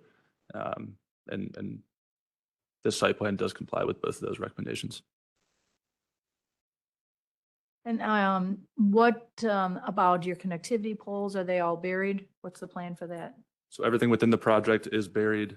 There will be a line just alongside the access road that goes out to meet the utility lines along Stunkel Road on the northwest corner of the property. And why aren't you burying those? That is buried along, it'll rise Oh, just by you're the saying road. it's buried. It's buried, Okay. yes. Apologies. I didn't understand No, that. my apologies. Okay, I was wondering. I'm aware of a lot of different concerns that the residents have, so I think it'd be good to have them come up and speak as well, but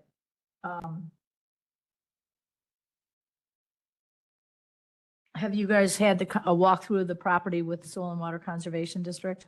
We've not had a walkthrough that is going to be required, I think, closer to the building permit, but we have complied with all their requirements. They did a NRI report, and everything that they've required, we have complied with so far.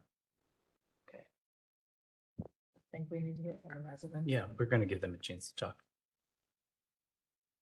So, go ahead. Sorry. Go ahead, Member Newquist. Just a quick question. We haven't really seen a lot of battery storage. So can you explain why the battery storage versus, a community solar type project and the safeguards that you guys take? Yeah, if you don't mind, I do have a sheet that kind of explains some of the standards associated with it.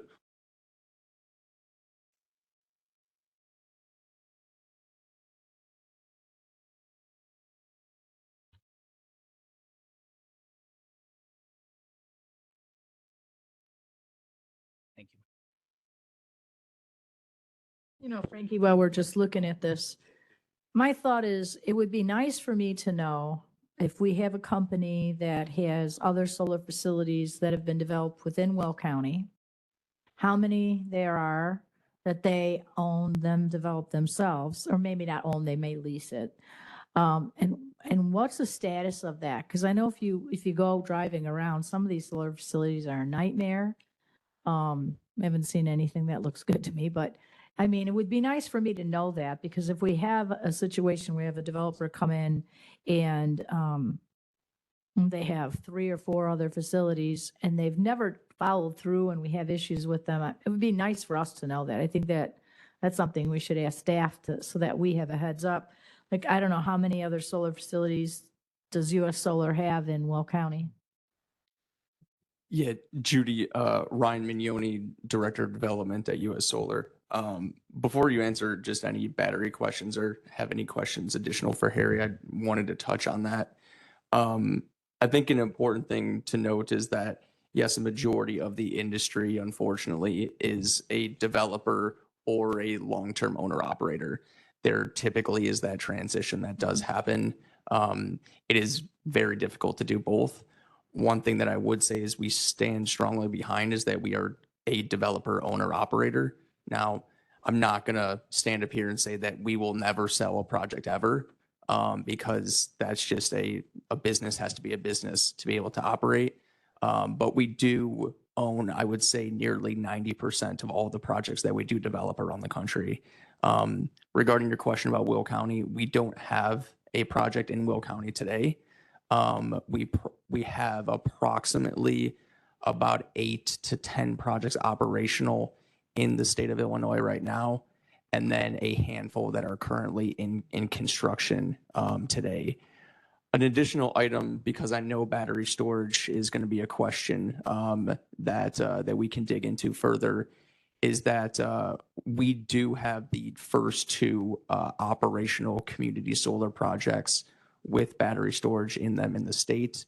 One is near the city of Rockford, just south of the city of Rockford, and another one is in the city of Beardstown, approximately 3.5, 4 hours south of here in Ameren's territory. So one in each utility currently operating, and then we have one about to go under construction. But so we do have these operational in the state right now. Additionally, we also have a energy storage company that sits as a sister company to US Solar, and they are going to be the designer of the storage system itself, and they are also the long-term owner operator. So if there's any questions regarding that, it is all within our company to be able to, that you guys have a single contact to work with. You're not trying to have to figure out how that's trading hands there. So just for some comfortability before we actually dive into any specific detailed questions. Oh, well, yeah, Sorry. I jumped in on you, I'm sorry. That's okay. No, my only question was why battery, like why batteries? We just don't see that very often. What is the advantage, I guess, of battery storage? And then this was really helpful, what you passed out, but if you could just give us like a high level, because I know people are going to have a ton of questions about battery storage. They can leak, they can catch on fire, there's all kind of stuff that Does it make noise? Yeah, they can make, I don't know if they make noise, but do they? That kind of thing. Thank you. Yeah, so generally batteries just elongate the period the project can stay operational during the day.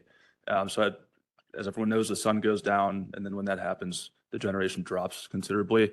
The batteries allow the project to charge the extra capacity to them during the day, and then once generation kind of slows down when the sun goes down, then we can continue to output the maximum capacity. So it just gives the project more opportunity to put electricity onto the grid. And just worth noting that as a community solar project, it does power the homes and businesses within about 5 to 25 miles. So that electricity does stay local, and there's more of it with a battery. How big are these batteries and what type of foundation is required? In terms of size? Yeah. So there's gonna be 5 units. Each one is 1 megawatt with a 5 megawatt hour capacity or a 5 megawatt hour duration. Approximately 12 by 20 is each unit. 12 feet, like 12 feet by 20 feet? Correct. Was there another Well, question? yeah, I get, how much do they weigh? What kind of foundation do they sit on? So I can't speak specifically to the weight. Yeah, so we haven't purchased the particular batteries for this project yet. Right now, what we are designing for is a LG battery system, which are actually manufactured right now in the state of Michigan, which is nice to buy as local as possible. It truly depends on what type of system you end up purchasing and how that weight is distributed. Some units come in one large single container, as Harry was kind of speaking, that kind of 1 megawatt block, which is the size of like a small shipping container. Or they would come in kind of individual separated units that would be something like a refrigerator type size unit that are kind of set next to each other. So yes, they do weigh a lot. It is a couple of tons, but what we do have to do, what we are always in compliance with, is we have to get road use authority when we're doing anything, and we always keep under that weight or whatever the requirement is for those local roads. The actual foundation to get to that question is, again, it's based on the actual batteries that we procure and what a structural engineer will design. Typically, it is just a mat foundation, so they're not trenching any kind of long footings for this. It can just sit on a mat foundation typically, but that final design will be based on the battery we actually purchase for this particular site. Okay, yeah, I think you answered my question. I really don't care how much they weigh. It was more of, is there a concrete pad that's going to be poured? I just learned today actually that at these windmills sometimes go 40 feet deep into the ground with concrete. I was blown away by that. Are you doing any kind of a deep concrete base for the batteries? Typically, this is like a 10 to 12 inch mat foundation. So you're probably have a sub base of aggregate of a couple inches below that just for stability. But no, we're not digging down any deeper than that. Okay, and do they generate any noise? Humming, vibrating, buzzing? Yeah, so we provided a noise study to be also in compliance with your ordinance to make sure that the noise regulations are met. The one piece of noise that does happen occasionally is the units themselves have a kind of a temperature control system. It's the best way to make sure the battery's longevity, kind of the same thing with your phone. If you leave it out in the sun, it will ultimately turn off. The idea is to not leave these batteries out where they are going to be turned off because they get too hot. So there is a small air conditioner or temperature control unit typically on the outside of it. And that is the only thing that actually creates the noise with the unit itself. How much noise? Like, are you talking? How far away can you hear well, I don't actually know. If you told me the decibels, that wouldn't make sense to me, but how far away can you hear the cooling fan, the cooling mechanism? I've stood next to these, and it is almost unnoticeable. I would say within 20 or 30 feet, you can't hear it at all. These battery systems, if you can actually pull that image back up on the screen, I believe the closest residential structure is nearly 1,200 feet away, and that's just going off of visual.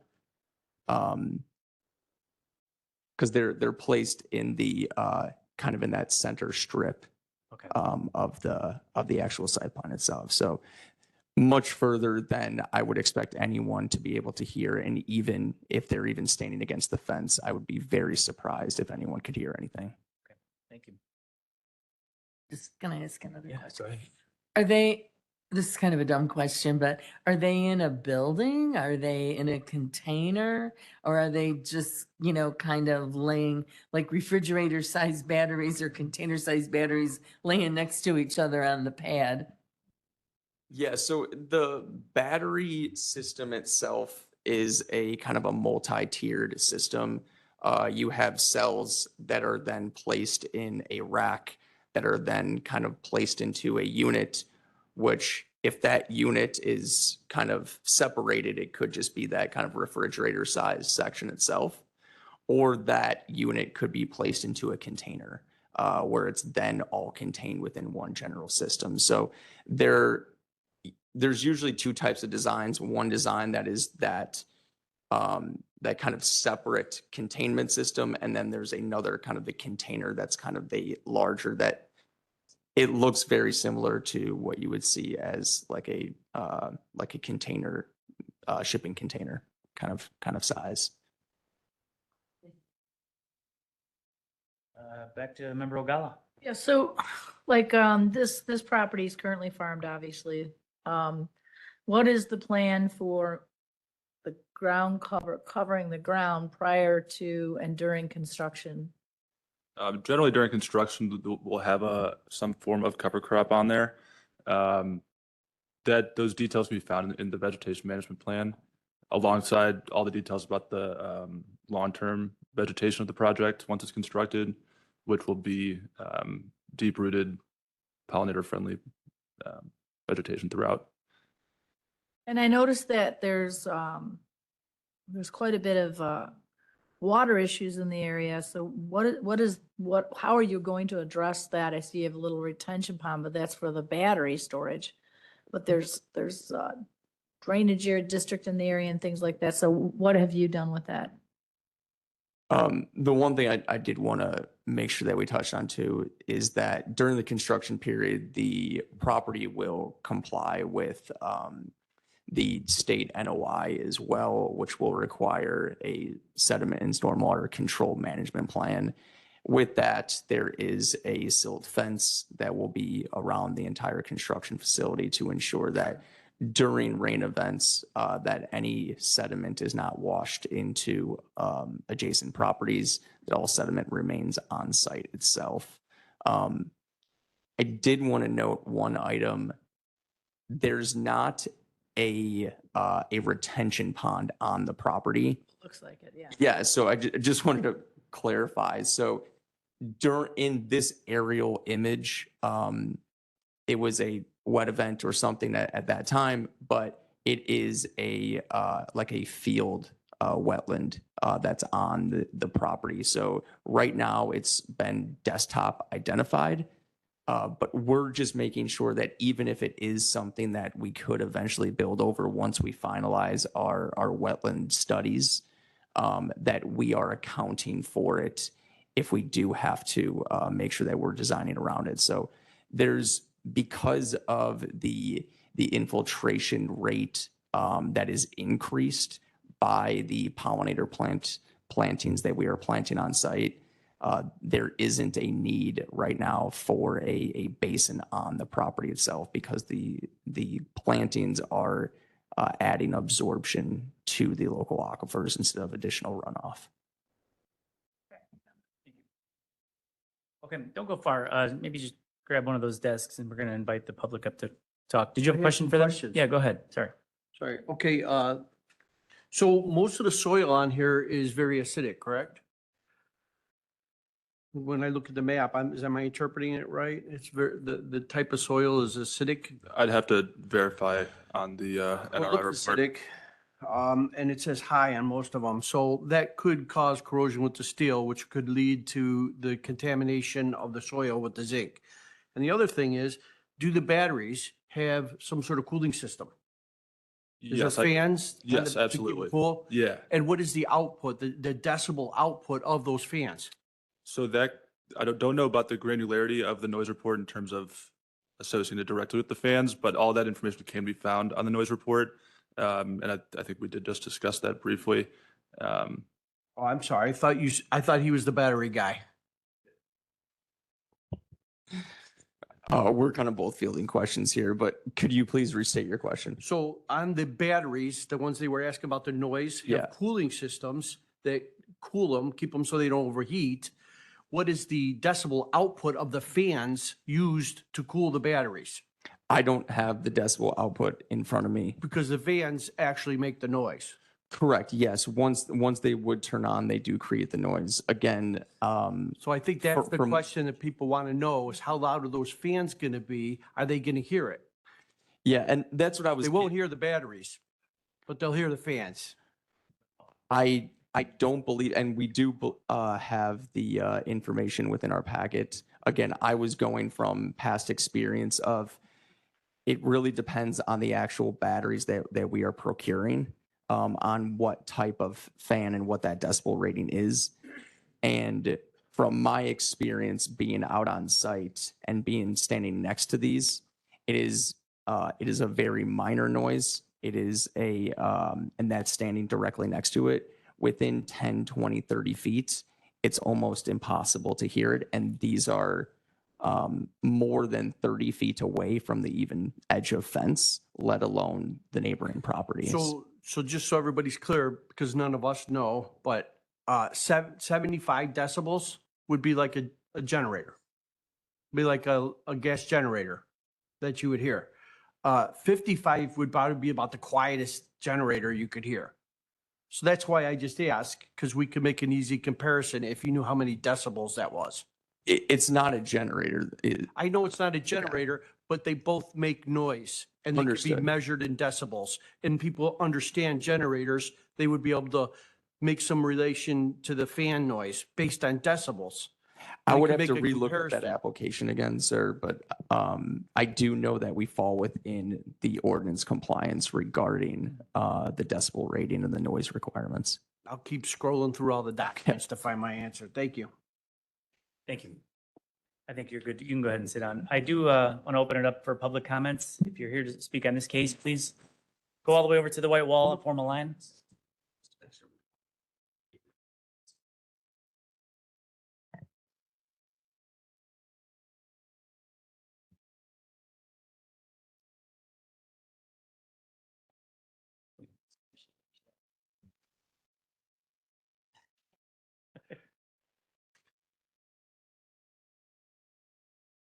I want to thank you all for being here today. I know it's been a long day.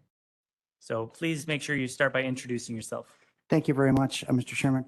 My name is Steve Becker. I am an attorney, and I currently represent 9 homeowners who are right around this location of the project, including several who are directly adjoining.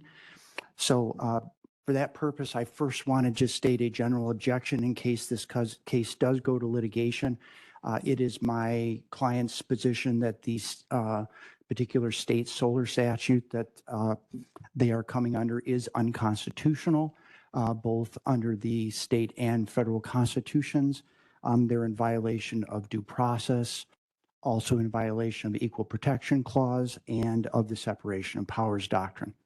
So next, I would like to first address the question of the Equity Solar case, because this came up at the Planning and Zoning Commission, and there appears to be a complete misunderstanding in the case. Several of the members on the Planning and Zoning Commission were under the impression and apparently had been advised, I don't know if it's by the state's attorney's office or who it was, that they were in fact required to grant the application once it came before them.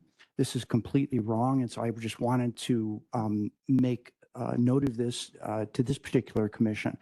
Equity Solar was a very limited decision, and it had to do with a factual situation, which was mentioned by Judge Anderson in the decision, that this only applied in a situation where there was a complete application. And in the Equity Solar case, neither party disputed that the application was complete. So that is a very narrow and limited ruling, and it does not apply to any case in which the application is incomplete. So any board has a right to deny an application where it is incomplete, and that is in fact our position in this particular case. So solar doesn't get a pass if the application is incomplete. You have every right to deny it, and Equity Solar does not prevent you from doing so. So I also just wanted to mention that we were able to conduct cross-examination after our victory in Burke versus Lincoln Solar, I think for the first time. So we did this on Tuesday evening, and I had a chance to conduct cross-examination of Ryan, who took questions during that time period. And what came out from that cross-examination is that the application is woefully incomplete.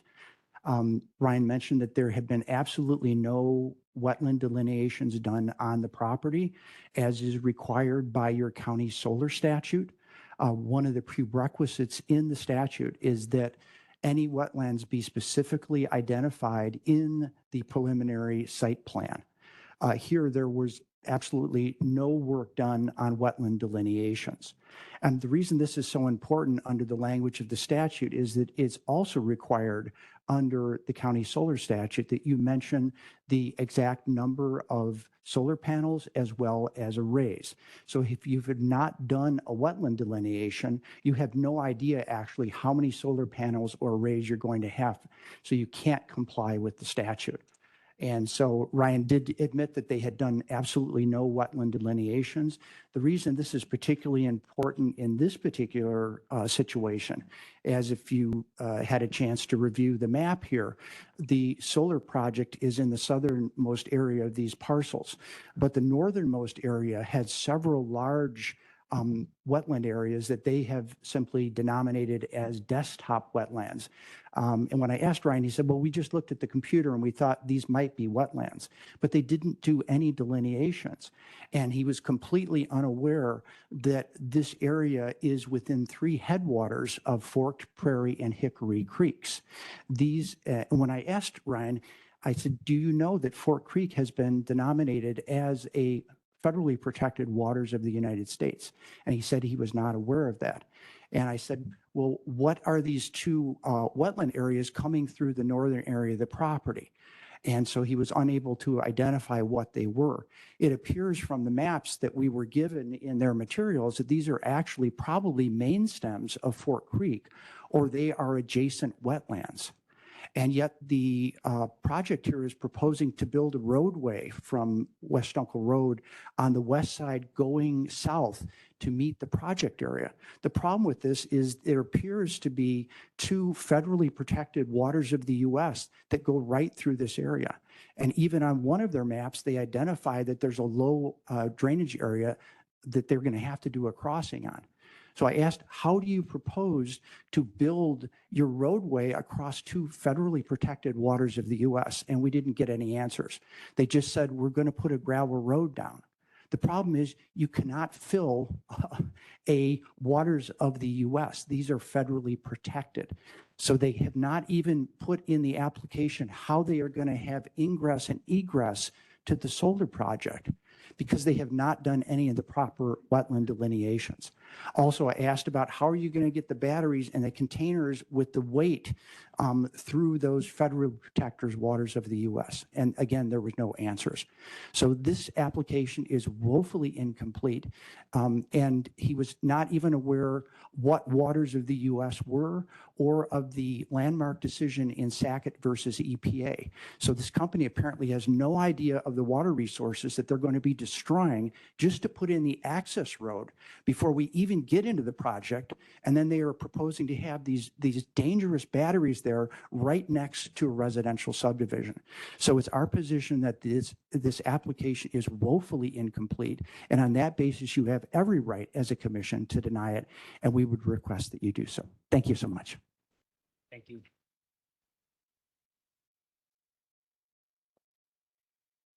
How are you? Jeff Becker. I'm the chairman of the Watershed Committee.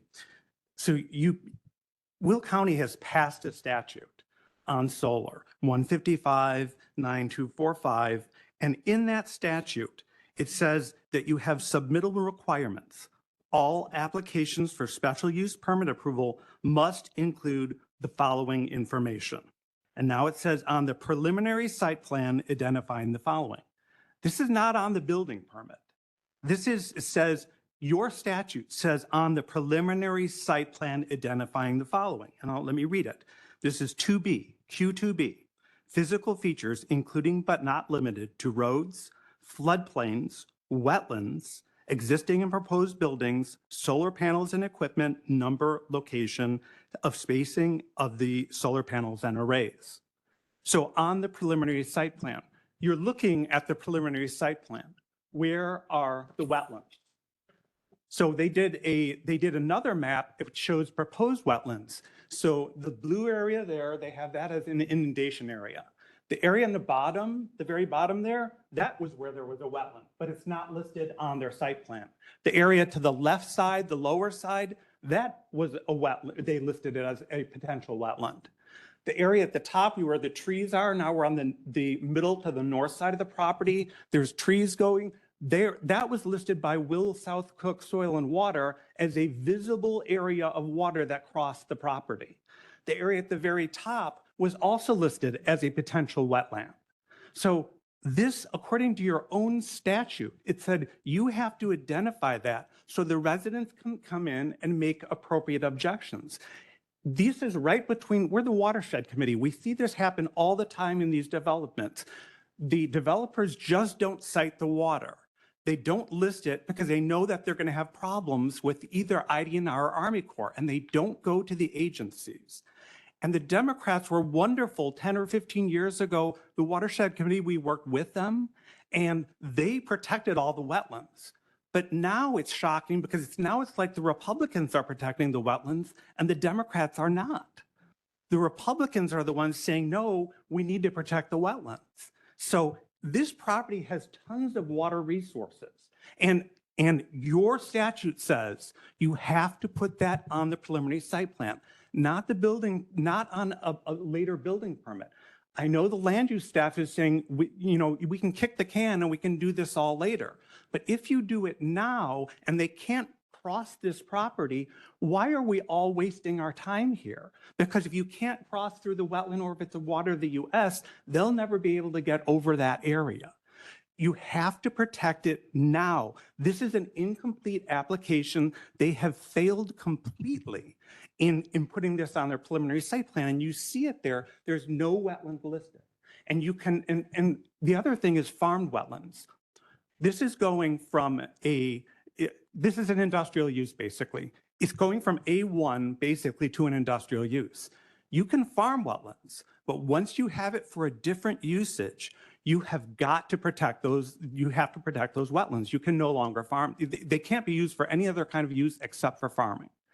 You have to wait a year. If this land was farmed last year, they already said, I think Ryan had said, they couldn't do this over the winter time. And the reason they couldn't do this over the winter time is because you have to wait for the hydrophytic vegetation to come up to determine where the farmed wetland is.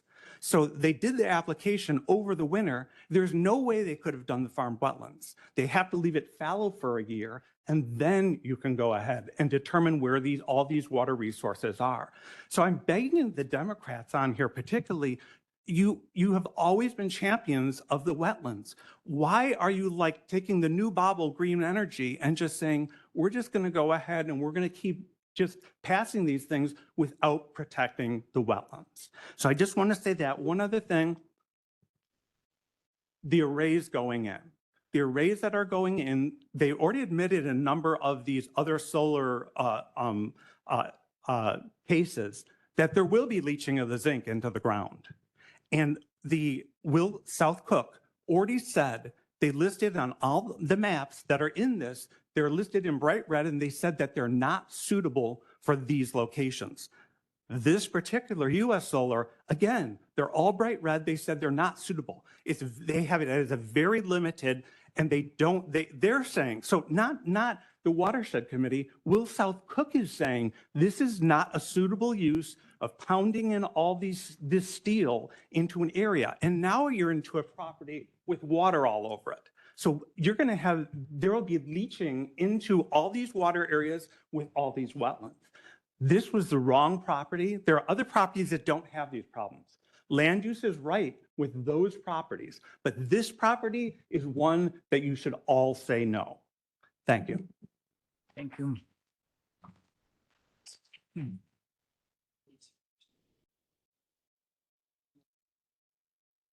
Thank you for being here today. Thank you for having me. My name is Dean Christophilus, and I am the Green Garden Township Supervisor. And I do thank you for giving us the time to speak today. As I've shared in the previous meetings, I do stand here on behalf of the official township Board of Trustees, as well as many residents of Green Garden Township. And we collectively are asking your Land Use Committee to vote to deny moving forward with this US Solar special use permit for commercial solar energy and battery storage, both. We're asking for both to be denied. As Green Garden Township Supervisor, I did send a formal letter of objection opposing this application. There are many legal reasons that certainly justify your commission as well as the board to vote to deny this. We've heard much already this morning from Attorney Steve Becker, and he is going to continue this legally and pursue it legally. We will also hear this morning expert testimony from Melissa, who is a Green Garden resident. She'll be talking about pylons and other dangers that will also give certainty to deny this application. However, as supervisor, I want to give you, please, the official township reason for opposition to this. And I have shared this again a couple times already. It is simply because this project is not in compliance with our comprehensive land use map for solar facilities. I do want to make it clear that our township has an area of designation for solar. We do have it. It's in our commercial zoning destination. Now, I have already had a couple commission members and committee members of Will County tell me, Dean, the reason you're giving is not good enough. It's not a good enough reason that it's not in your comprehensive plan. So I am hopeful between everything that we've heard so far, plus what I'm going to share in addition to this, will be sufficient to deny this application. The difference with this application from a township position is that if this is approved, 17,000 solar panels will be adjacent to, they will be touching 2 residential subdivisions. To me, as a township supervisor, that's a big deal, because you're talking about almost 100 homes, beautiful homes that are already there that you cannot see on these maps. I've mentioned that to Harry before. We see the site plan, but we don't see the beautiful homes right next to it.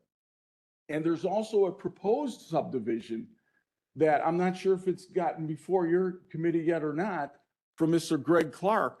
So there'll be another subdivision right there. So right in the middle of all that, we're going to have 17,000 solar panels. And yes, we are very concerned over the damage that is going to cause. You know, again, I won't even try to get into the specifics of this damage that we will hear about and already have, but we are concerned that it will absolutely negatively affect the well-being of our residents.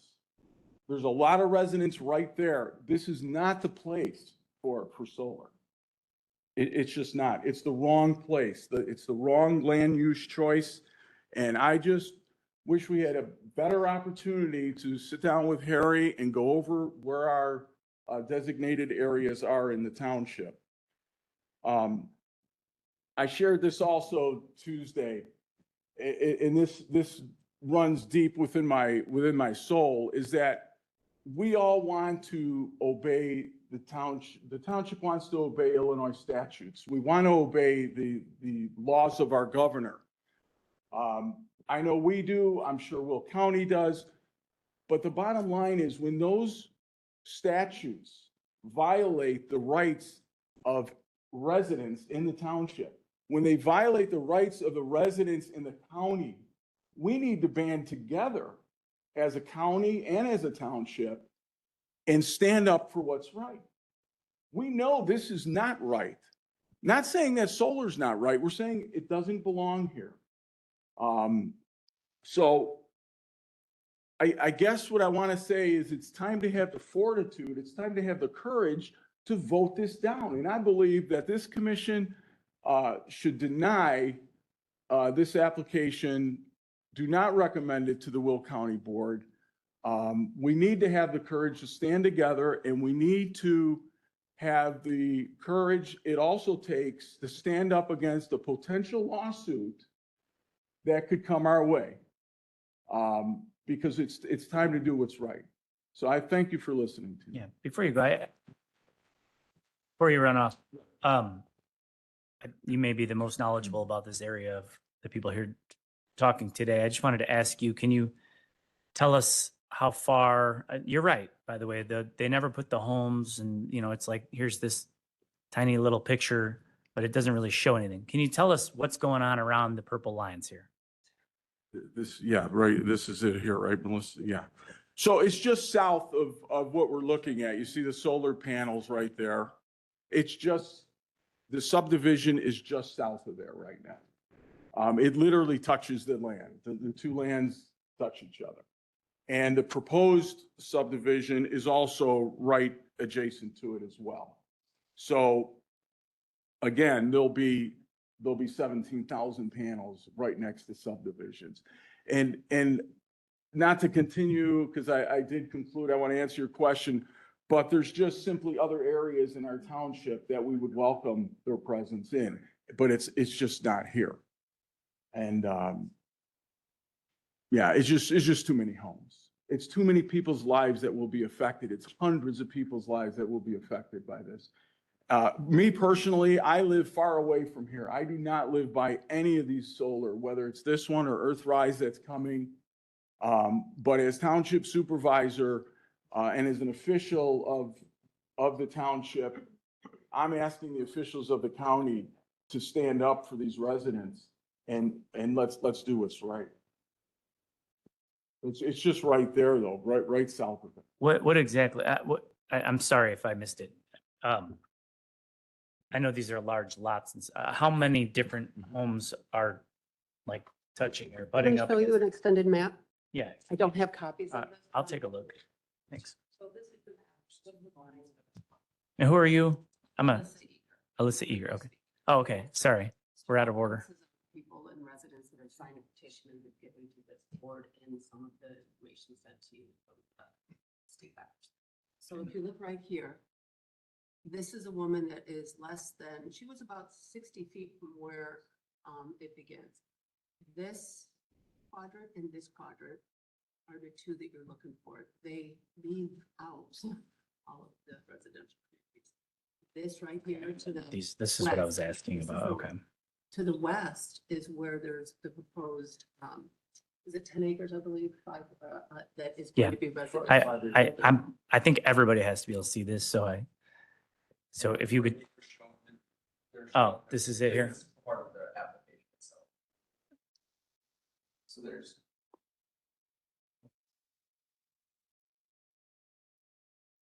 There. Yeah.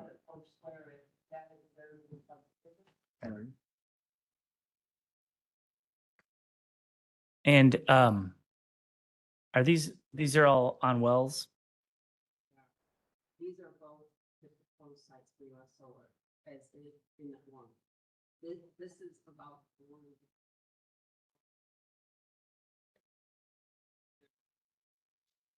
Custom homes on 2.5 acres.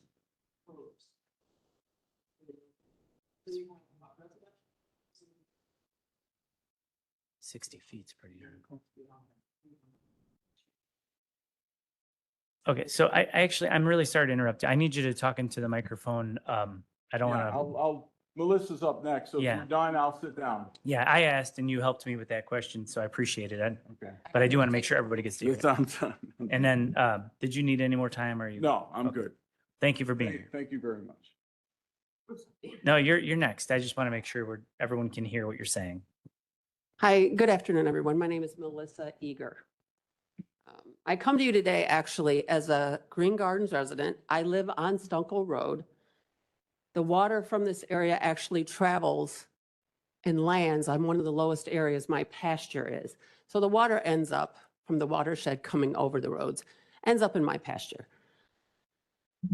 That was my biggest concern when I first came here, but when we came the other day and we saw some of the information that the applicants had given, my 30 years plus of Caisson engineering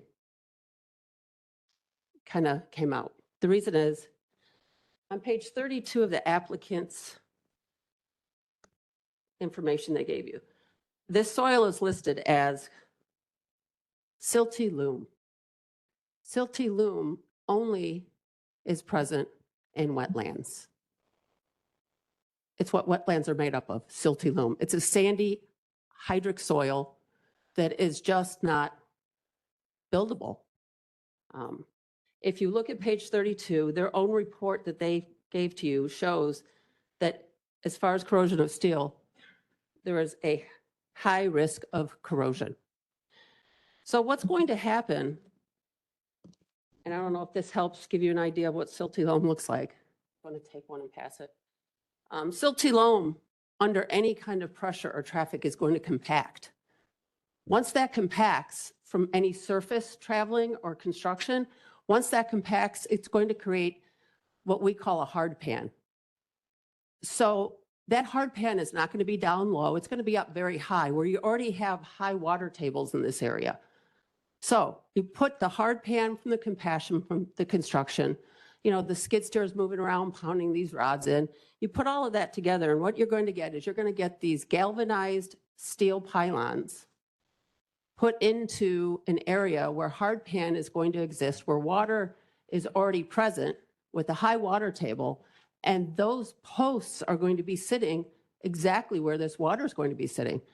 So you're compounding an already bad plan with galvanized steel poles going into the ground by putting it in a situation where it's going to be sitting in water because of the high water tables.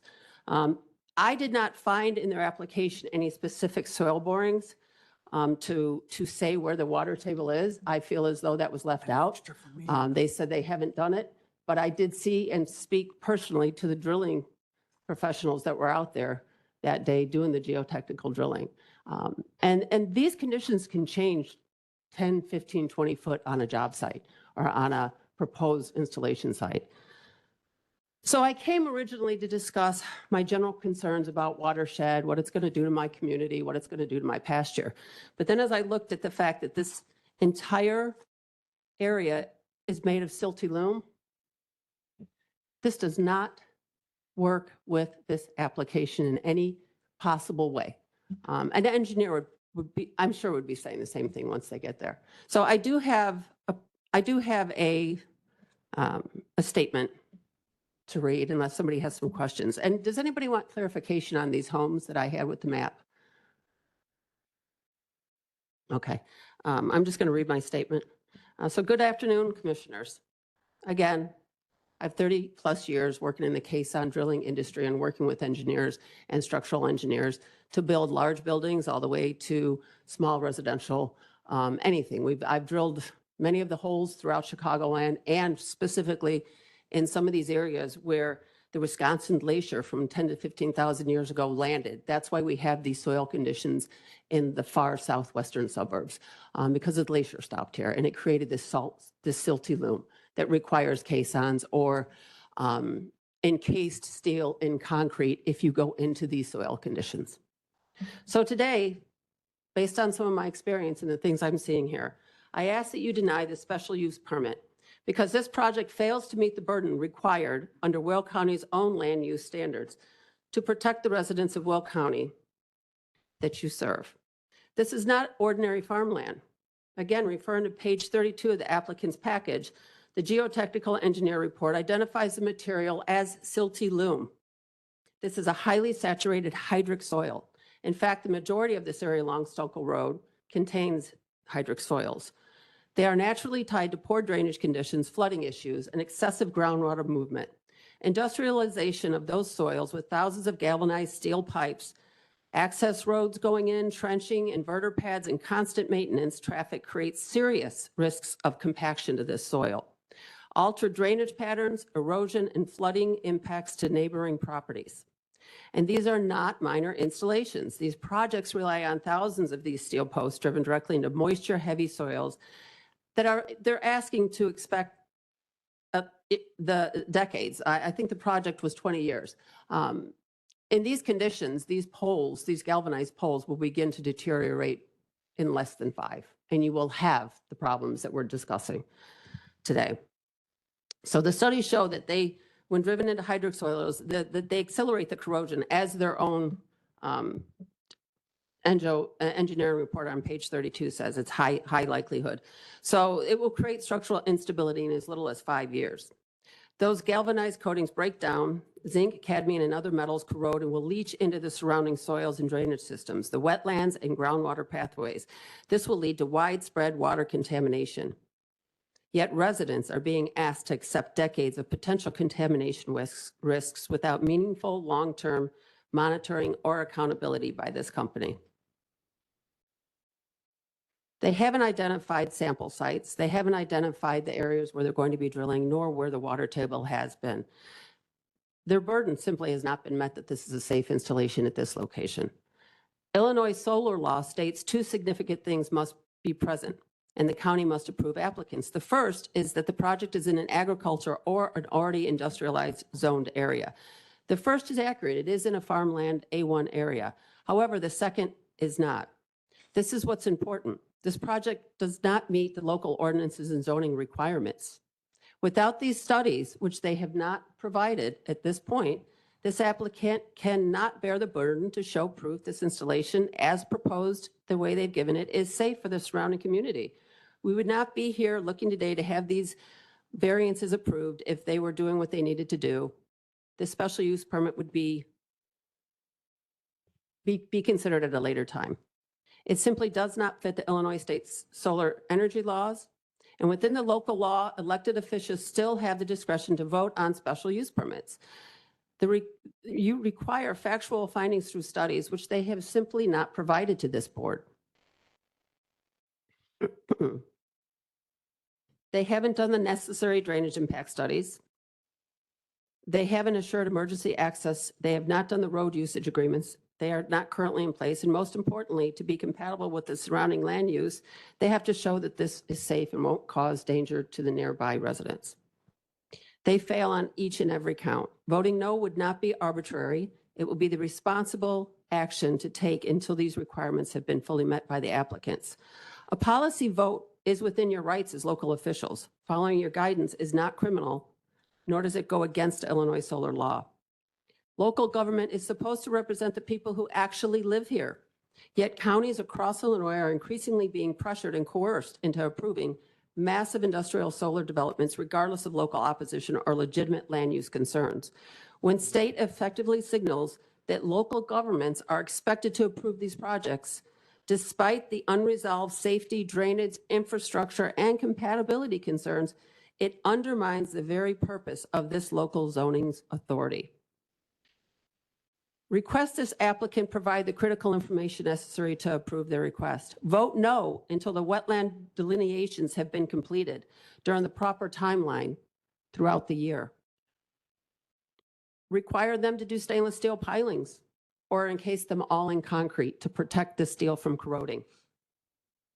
Do the necessary studies to protect the current water sources and our wetlands that are currently present. Provide the required soil studies identifying the conditions throughout the entirety of the site, not just in one area.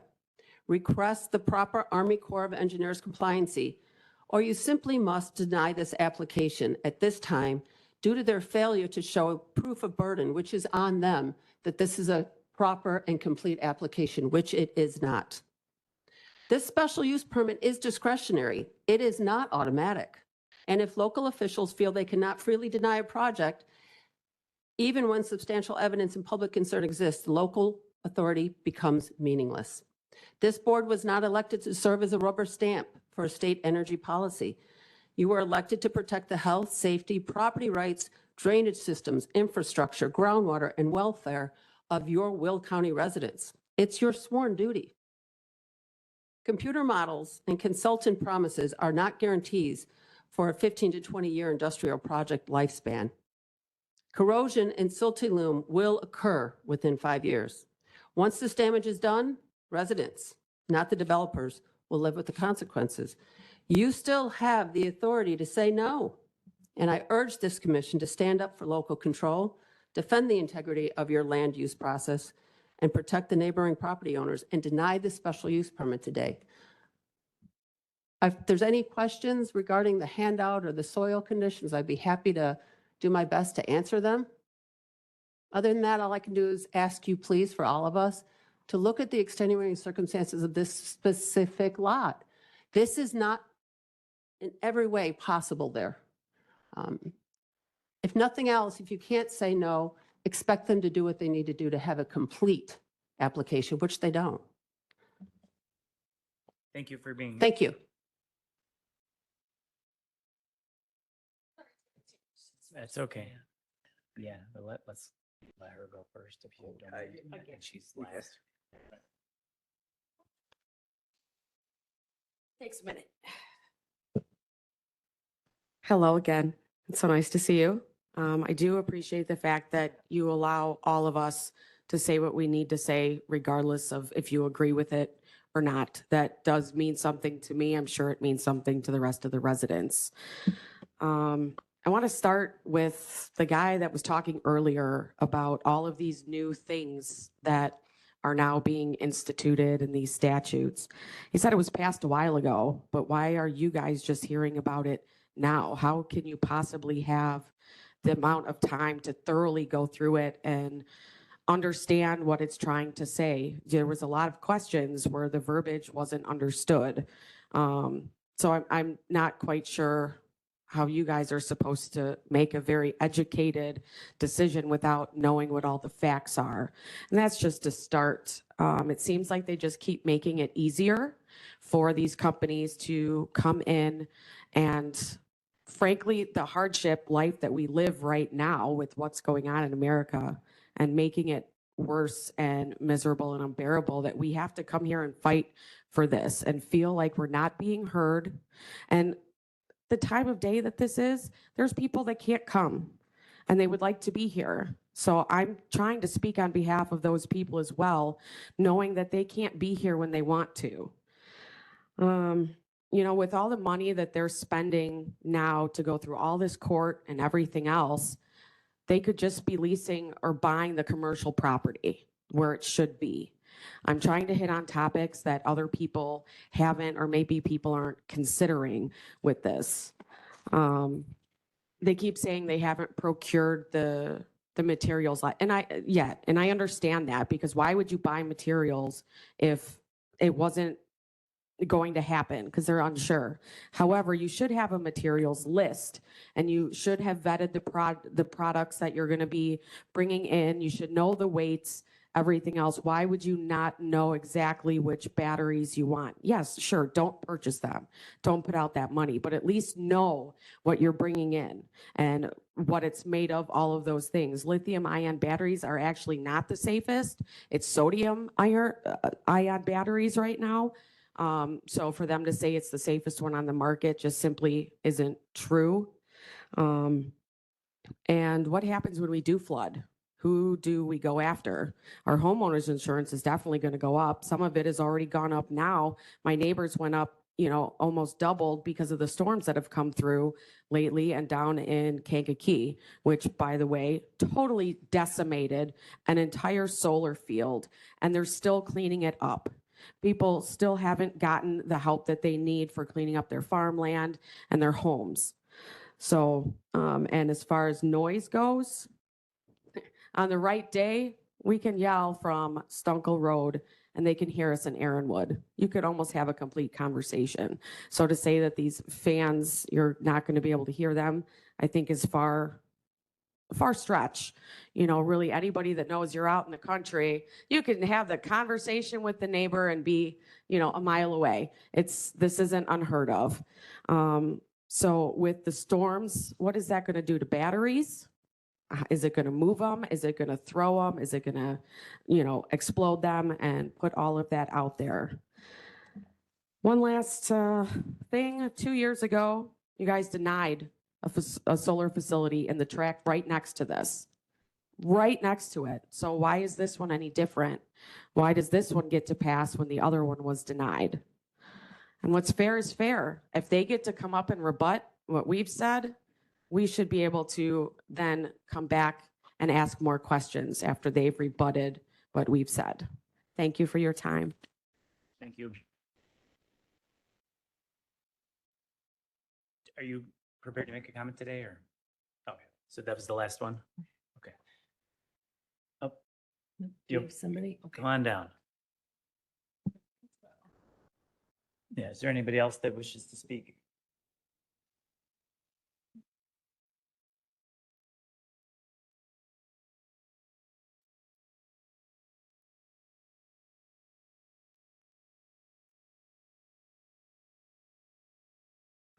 Hello, everybody. My name is Gary Lincoln. Can you hear me? Okay. I live in Green Garden. I don't live next to this project, but sooner or later it's going to affect me, and I'm here to support my neighbors.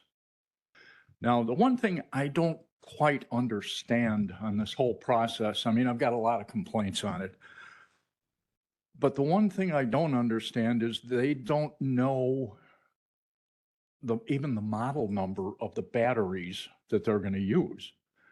They can't give you any spec sheets on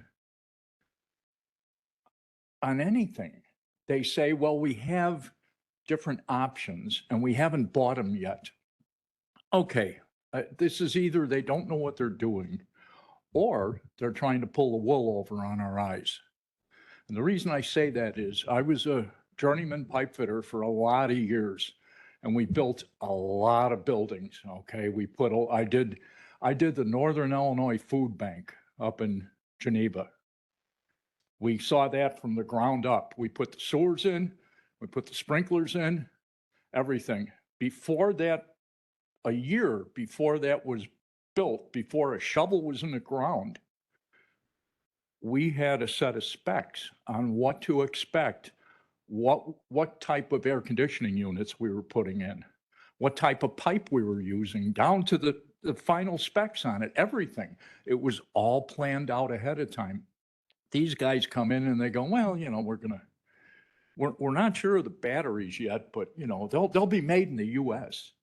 And you know, the solar arrays, there's going to be X number of these. You know, they're standard. What standard? Give me some specs is what I want to see. I'm not seeing anything here. They haven't come up with anything. They think because this law is written the way it is, that they can just come in and dictate. And that this body right here is just a formality, that it doesn't mean anything. And I think it does. I think you need to look at it and you need to say, I want more information. You just can't walk in and say, well, we're going to plop this here and everything will be okay. Because did you ever hear about that? What's the term? Thermal runaway? You know, when those batteries heat up and you can't put them out. What they do is they let them burn because there's no way to put them out. So at any rate, that's what I wanted to say. I don't agree with this. It's not that I don't like solar. We have, and you guys have, as a board, have approved a number of solar property, you know, prospects. That's fine. It's just not in the right area and they're not doing it the correct way. You know, show me some specs, show me some plans on this. It seems to me, I get the feeling there's a lot of companies that popped up and said, geez, we can make some money at this. We got tax credits. Let's get in this business. But I don't know that anybody has any long-term experience in this. Thanks. That's all I have to say. Thank you for being here. Anybody have any questions? I don't think, thank you. I do think we have several questions. I think a lot of them are going to be for staff. You want to start us off, Member Nyquist? Okay. Or you want me to go first? I'll go ahead. So one of the things that I'm a little confused about, we've heard a lot about wetlands today, but if I look at the staff report final, it basically says the Illinois Natural Heritage Database contains no record of state listed threatened or endangered species, Illinois natural area inventory sites, dedicated Illinois nature preserves or registered land and water reserves in the vicinity of the project location. And that was from January 8th of this year. Does that include wetlands, or how does that work? So I think what you're reading is from the EcoCat reports. Yeah. I don't know what their methodology is for maybe finding some wetlands. I do know that the subject property, as you can see here on GIS, our system does show any mapped wetlands, and that's, as for staff, we did put in a report that there were no mapped wetlands because they weren't identified in our GIS system.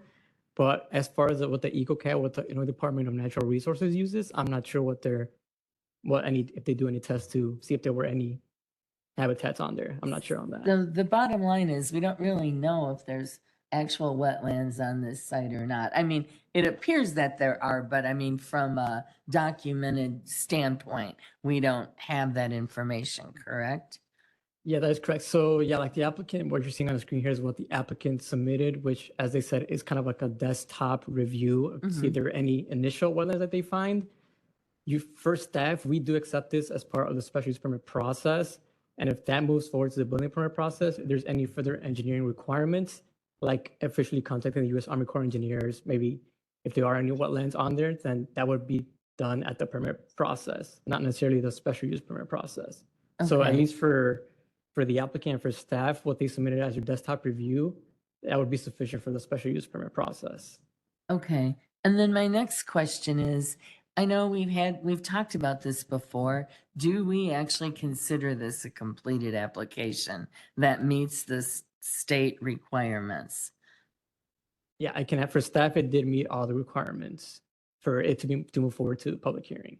Is it a complete Yeah, application? so you consider it a completed application? Yes. So I know the practice in the past has been that we give the permit and then they go ahead and do all these other studies, like we talked about with wetlands and everything. Does that meet the state statutes of a completed application, or are we taking some liberties here? Yeah, so like I said, unless Marjorie wants to chime in, for special use permits, for basically any type of zoning action, we do allow concept site plans, concept engineering work. We don't necessarily require final engineering work.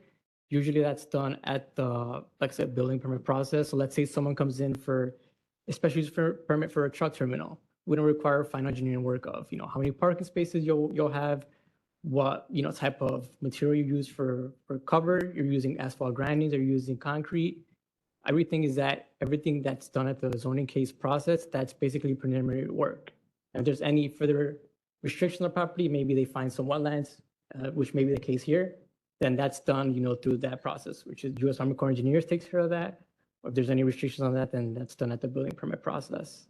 Thank you. Well, let me ask the state's attorney then, does this actually meet the state, what we do, is our practice sufficient for the state requirements or not of a completed application? I mean, this has come up quite a bit. Yeah.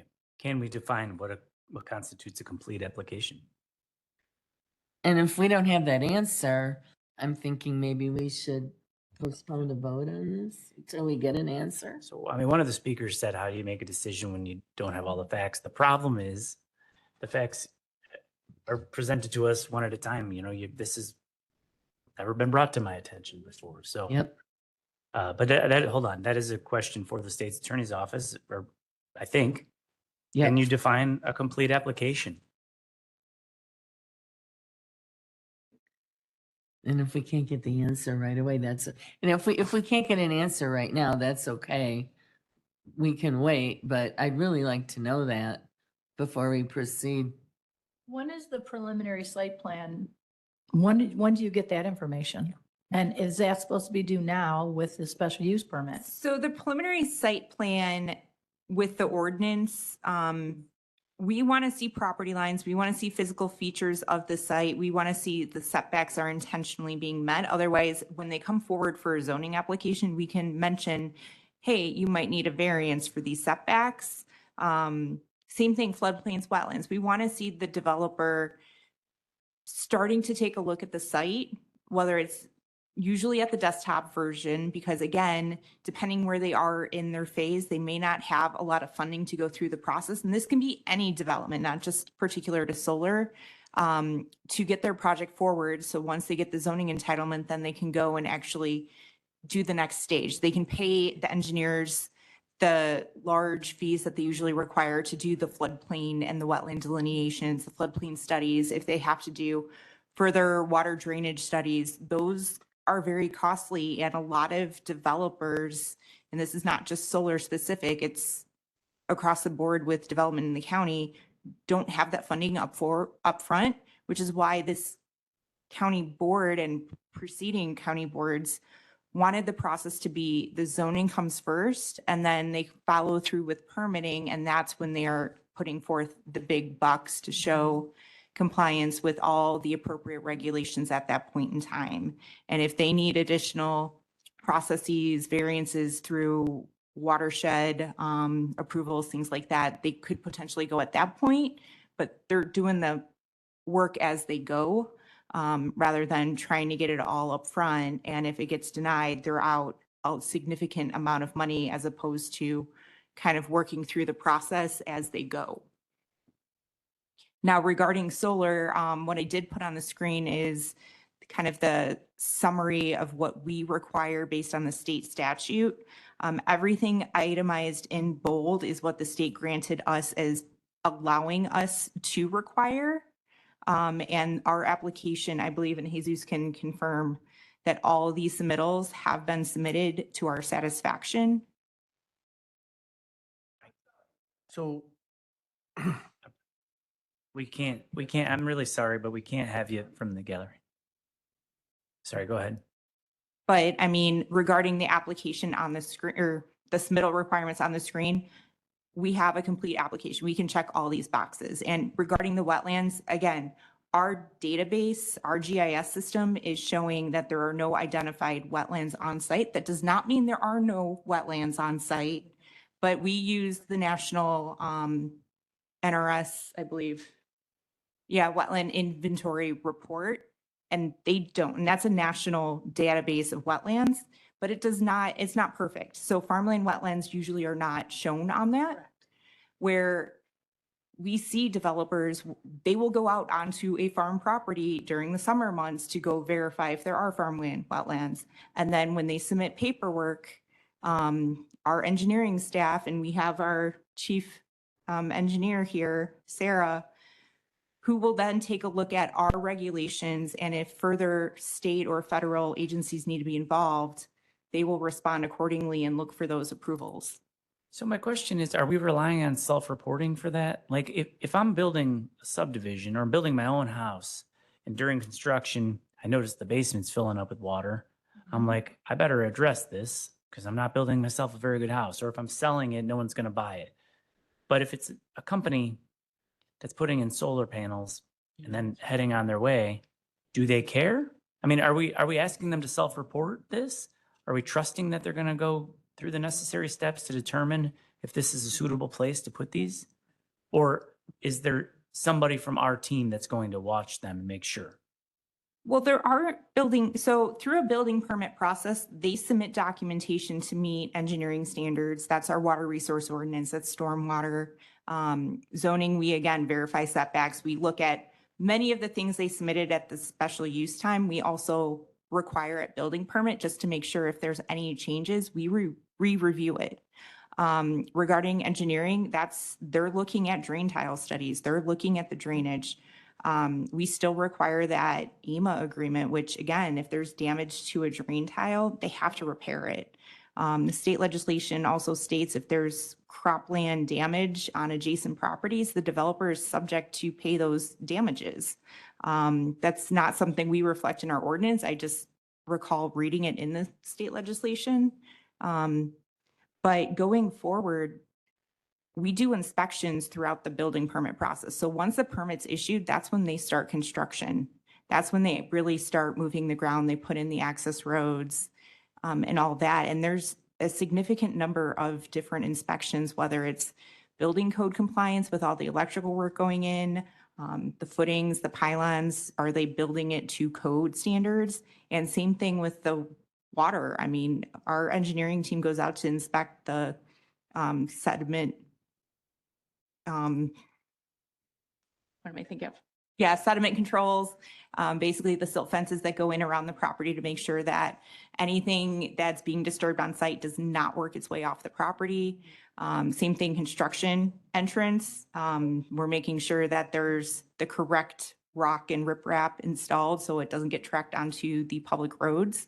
And anytime there is a code complaint, we go out and we double check.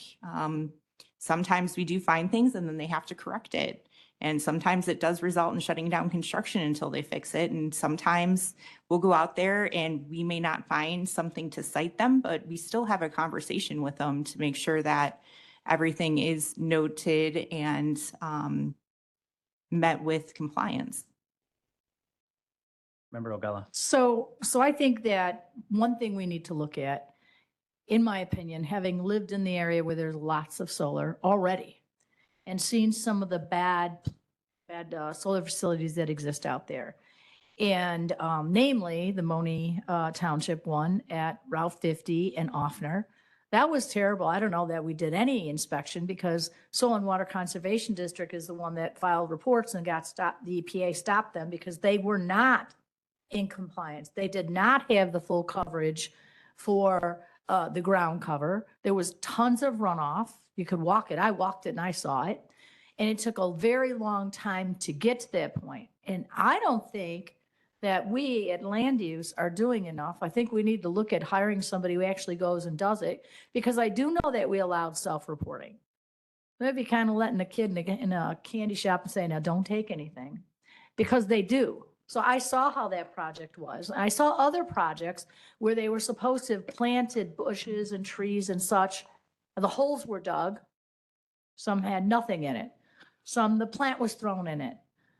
Sometimes all those planter containers were thrown to the back of the property. So no way do I think that we are going out and doing this. And you know, in the beginning, we had 1, 2 community solars. We are just being pounded by them right now. And I think we need to just have a different level of inspection than if Raquel wants to put up an accessory building on her property. It's one, it's not in, her one building isn't impacting. These are impacting absolutely everybody. And then what I find is, so then we approve this stuff, it goes down the road, then maybe there's a problem, this and that. But again, the problem and the fault lies on us, because we're the ones getting the phone calls. We're the ones going, I can't tell you how many meetings I go to regarding solar. I know how many you guys go to. I have no idea how many hours you guys spend on solar on a regular basis. It's just too much. And the people in Springfield don't seem to understand that we don't have staff that's flexible.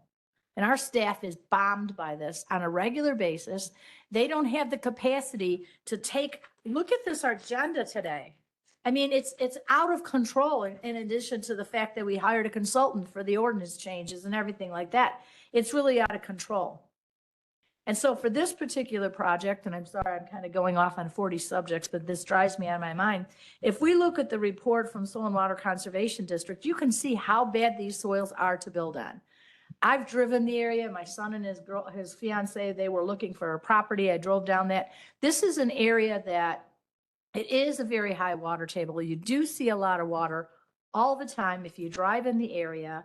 But if you look at this, it says it's very limited for solar arrays on the unpaved roads, and high for steel corrosion, high for that. So are they going to put in steel posts?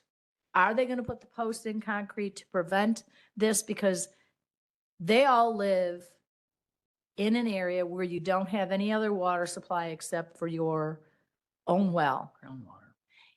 Right, it's all groundwater. So because of the way the water travels and the way that happens, it is very concerning that there would be a lot of problems with this project in this area, which is why we denied the other one. Although it wasn't listed for all these reasons, we didn't like it was so close to rural residential. And so for me, this information hearing that attorneys have looked at it and the preliminary site plan information is not all there, I'm just going to be a no vote. I just have to be a no vote. I hope all of you will be a no vote because we can say no when it doesn't fit the application process. So I think that's what we should look at, we should do, because we can't just approve it because we think that we must approve it. We can not approve things when it's not complete, accurate, and it's not a good area for this, which is what I see the reports when I read this 344-page document, which includes lots of stuff, but this type of soil information is not found on a lot of the others solar facilities that we see come forward. This is unique, this is different, and we should vote no. Thank you. So I was going to call Member Butler next, but our legal counsel raised his hand, so I'm going to. On a complete application, yeah.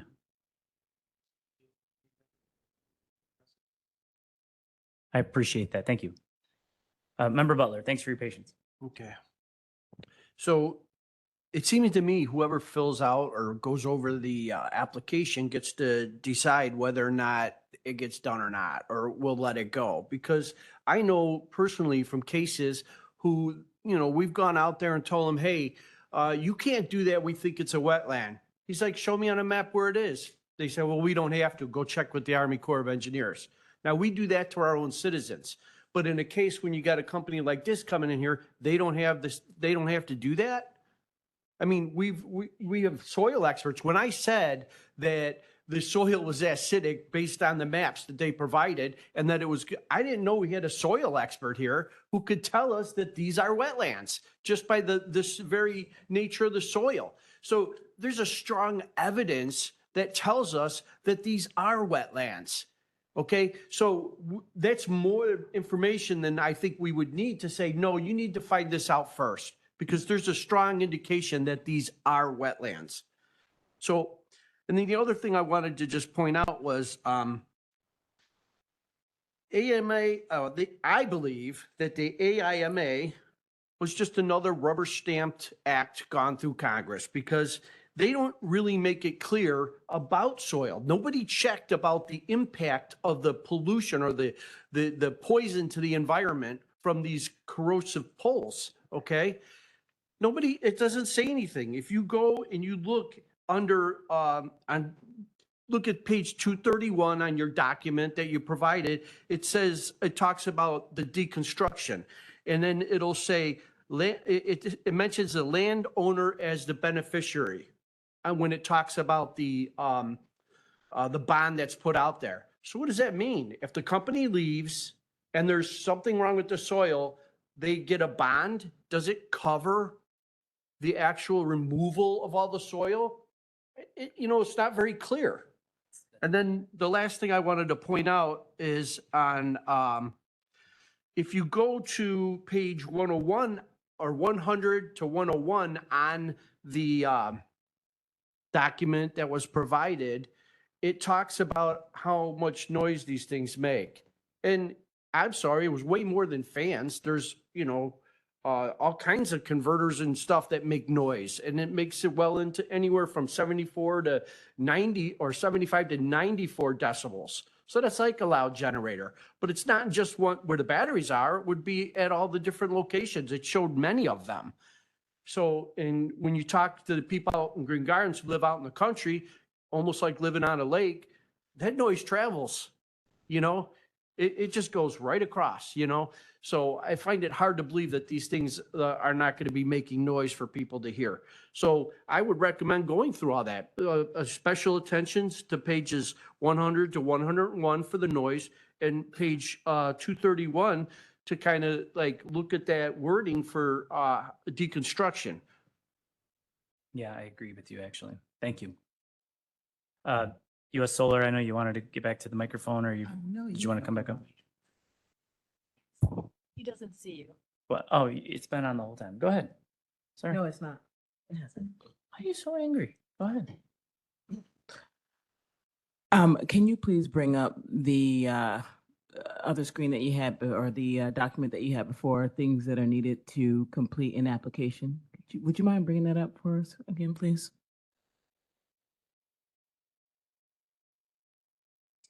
If you look at, right at the top, it says preliminary site plan showing the following at a minimum in parentheses. Go back.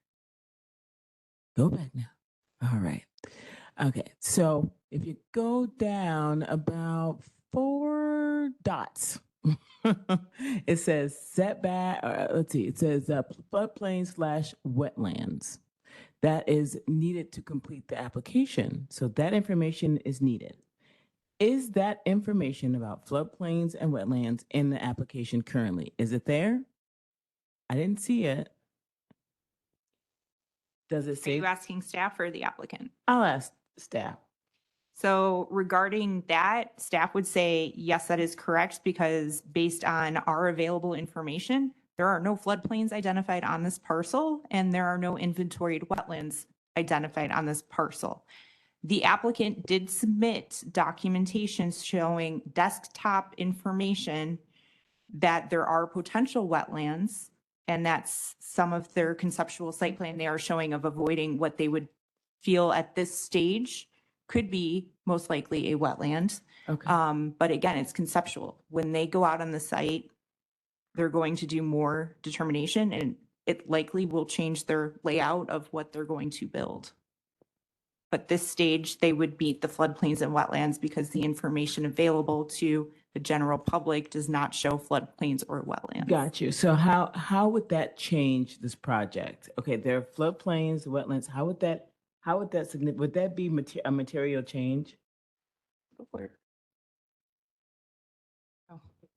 Go ahead. Yeah, if you want to answer. Would it be better if you heard from our chief subdivision engineer who's actually involved in the engineering review of these Is he here? sites? Yep. Here. This is Sarah. I was not. Yeah, No that's discrimination. I haven't been to a meeting yet, so I apologize. My name is Sarah Colmer. I'm an engineer with Baxter and Woodman, and we are contracted with the Land Use Department to do site reviews and a bunch of other stuff. And I have something on the agenda for later. But we do go deeper into the floodplain and wetlands issues when they pass the special use permit process. Then they have to come back and they have to have an actual delineation report done by a licensed, well, a professional. There's no license for it. And it has to meet the U.S. Army Corps of Engineers, which reviews all wetlands topics, but the county actually has stronger requirements for wetlands than the U.S. Army Corps of Engineers. So we will also require some buffers, especially for the farmed wetlands, which this area may be farmed wetlands. That doesn't show up on the what we call the National Wetland Inventory Map. That's just a screening tool. It's not accurate, to any extent. So they have to do a in-depth field report during the months of April through October, which is why they couldn't do anything at the time. Should we ask for this information? I mean, I know that's been talked about, but I kind of want to make it solid. Should we start asking for that to be done during the April to October months rather than give us, because now I feel like we've been misled in order to push this through. It feels almost kind of slimy to me. I'm sorry. I wasn't, you know what I mean? Like, say it's at their own risk, it's at their own risk. Say they find more wetlands on site. And that was the question. Does it materially change the project? Like, can they go through with it or not, or? Materially change the project. I've had other solar farms, unfortunately, I do a lot of solar farm reviews, and we do ask them to revise the panel layout. But it shouldn't make a material difference. However, there is a risk. This could contain a lot more farmed wetlands than they're aware of.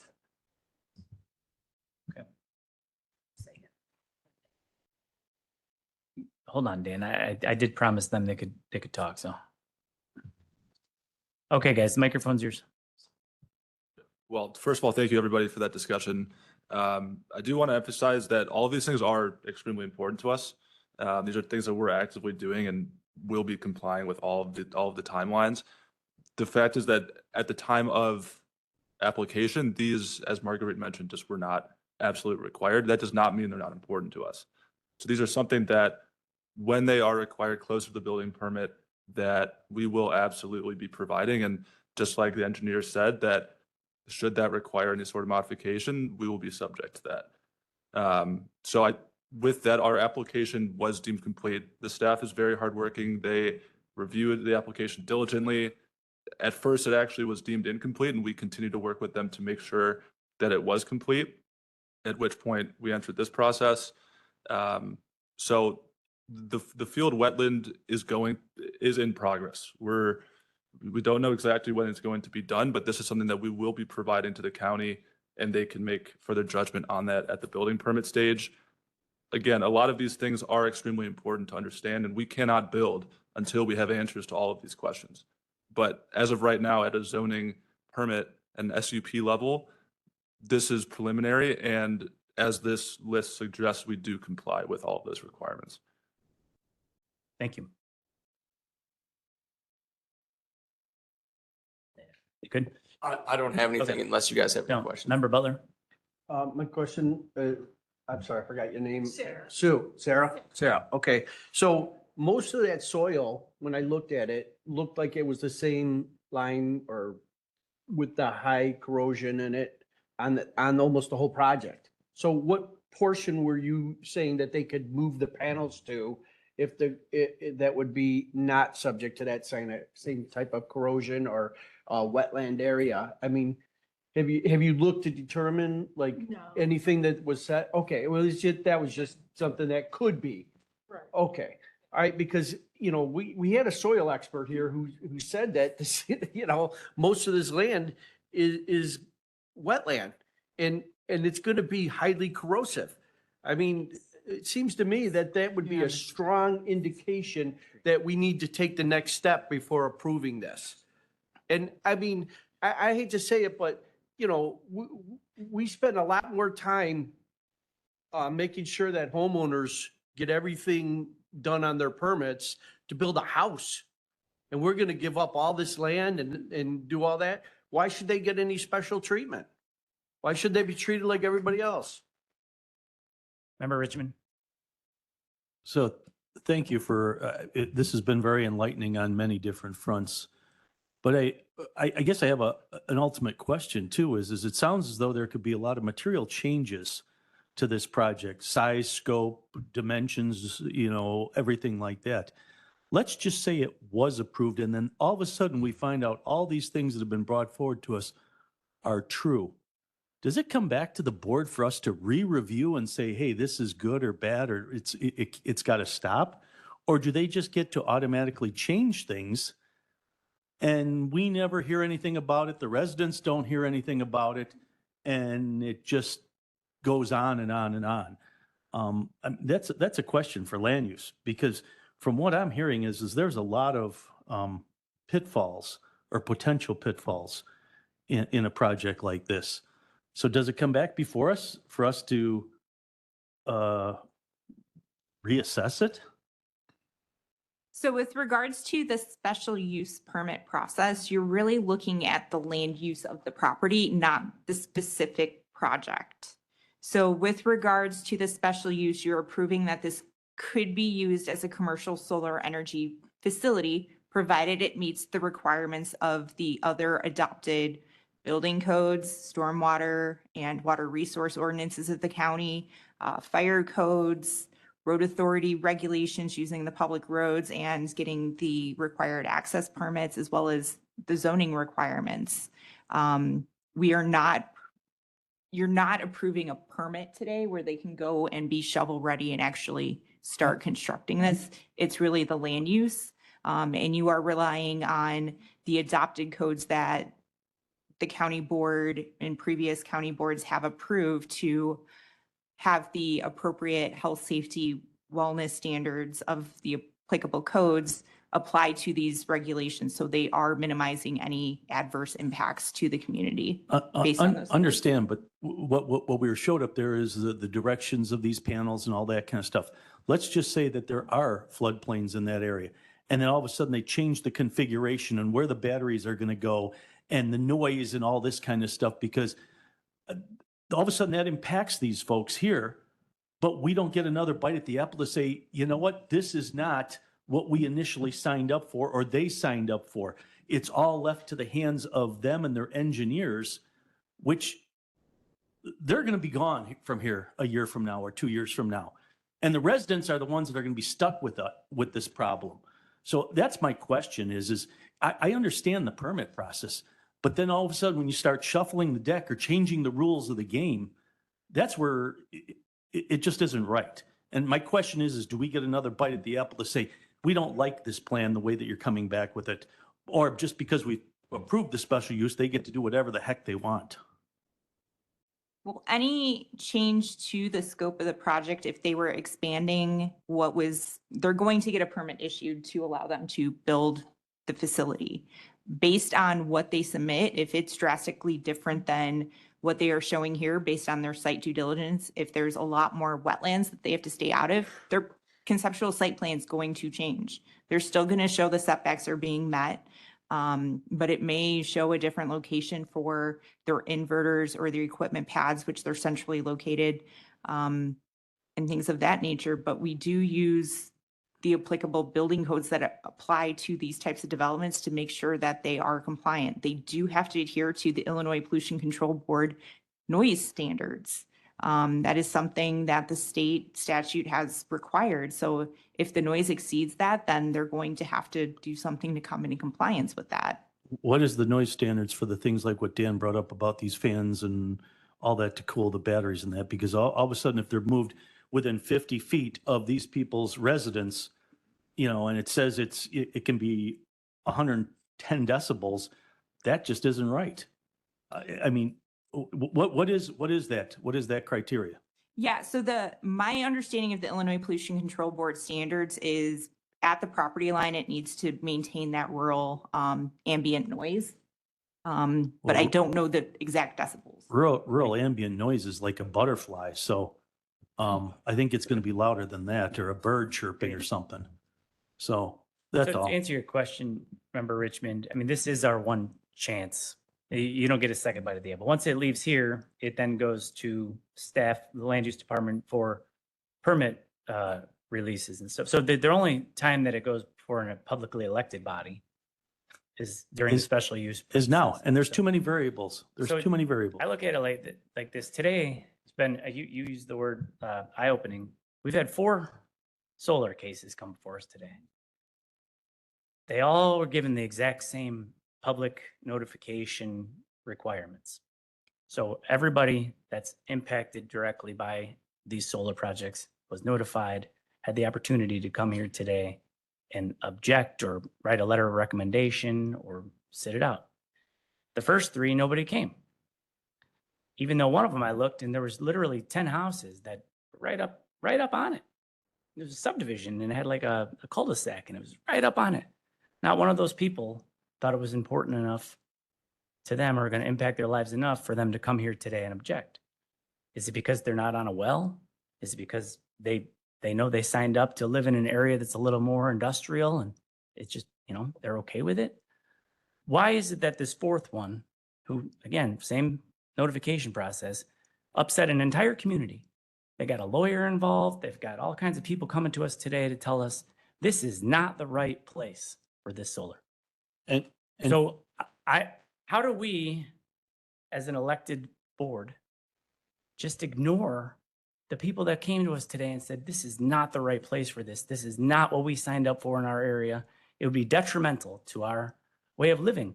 We're all on wells. We think that this could possibly impact us in a negative way for our health, our value of our homes, our safety, our well-being, our peace of mind, whatever it might be. I don't know. What's the difference between this project and the other 3? And Frankie, to the credit of land use staff, how many of these solar projects have been brought forward to us over the course of, I've been here 3.5 years or so? Right at about 70. Rated Well, about sen- 70. In the And last few years. How many have been approved? Over 60. Over 60. So I would say that we're actually doing our job. We're looking out to protect the residents, but abide by the law. And in some cases where it just doesn't fit, we reject it. In other cases where there's actually no complaints about it, they get approved. This is another one of these contentious ones that at the end of the day, we're here to represent the residents.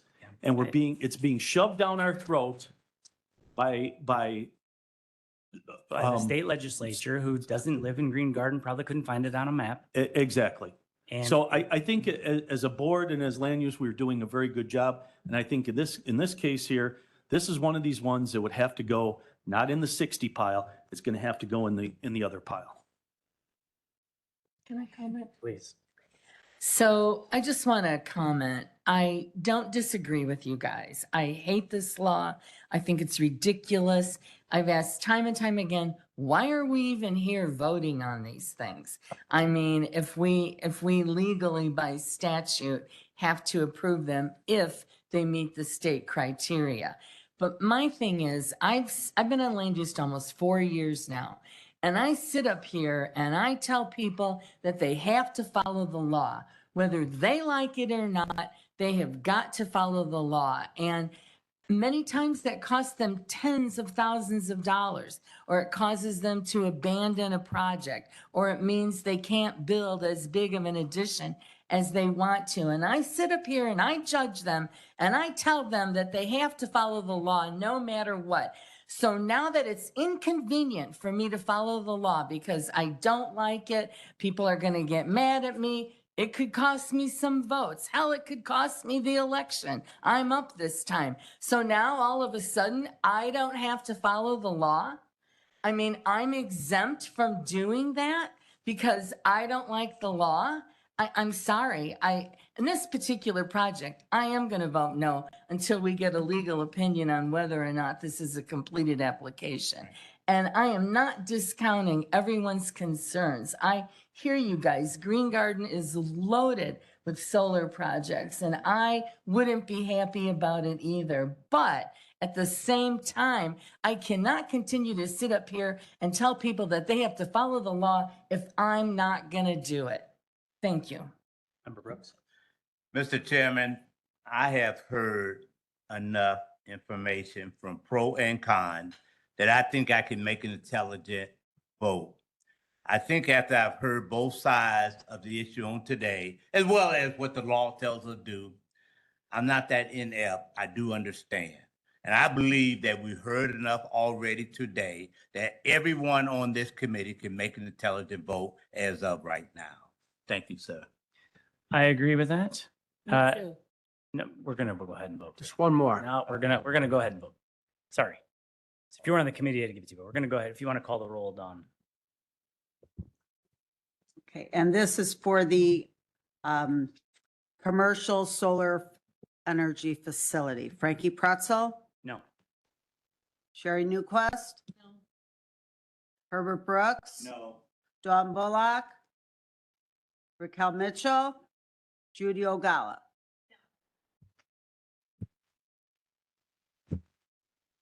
Now for the battery storage. The battery storage, do we need a new motion to vote on Please, this? Can I get a motion and a second for the battery storage special use permit? Second. Elgala, Newquist. This is for the battery storage. Frankie Pretzel, No. Sherry Newquist, No. Herbert Brooks, No. Dawn Bullock, Cal Mitchell, and Judy Ogala. Deny. Thank you, guys. On to other business. Second extension for a special use permit extension request. Special use permits for rural events with 6 conditions and a special use permit for ancillary liquor service in conjunction with agotourism use with 3 conditions in Troy Township at 19833 South County Line Road, Joliet, County Board District Number 1. Can I get a motion? Second, Ogala? Second, bro. Second, Brooks.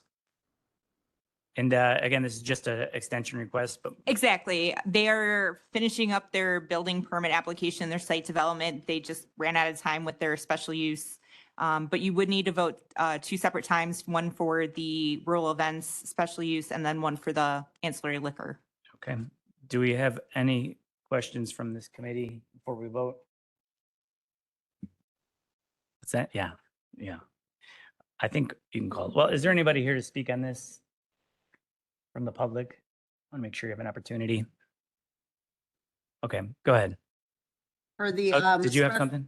Sorry, I'm sorry, Don. I know this is a long meeting, but at the public hearing, I had talked to the applicant and I wanted to let the committee know that they are about ready to have this permit issued and then get this project going. I mean, like almost immediately upon signature of county Yeah. executives, so. This committee's been pretty lenient with these extension requests. I don't think today's going to be an exception to this. So I'm going to try to get through it quickly, but if you guys want me to slow down and have discussion, okay. Go. I wish we could do it in a consent agenda. Me too.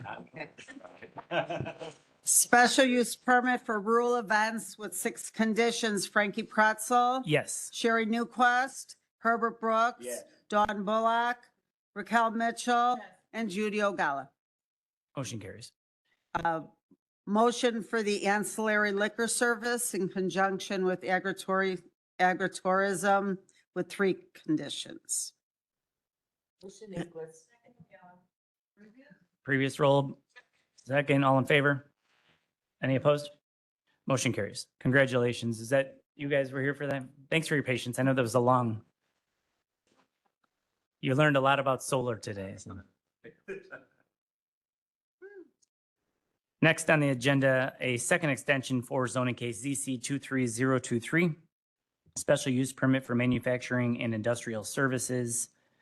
5 conditions and a special use permit for manufacturing and industrial services with 5 conditions and a special use permit for manufacturing and industrial services in Lockport Township, 18500 9th Street, Romeoville, Illinois, County Board District 5 and 9. So I believe 3 votes here, but can I get a motion in a second?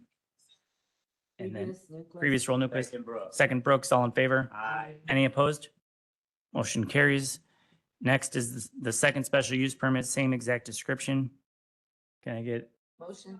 Second, Mitchell. we have motion, second, previous, second Brooks. All, Say Dawn. all in favor? Any opposed? Motion carries. And then the third one, same description again, special use permit. Can I get a motion in a second? Previous Nicholas. Second, Mitchell. Okay, any, all in favor? Any opposed? Motion carries.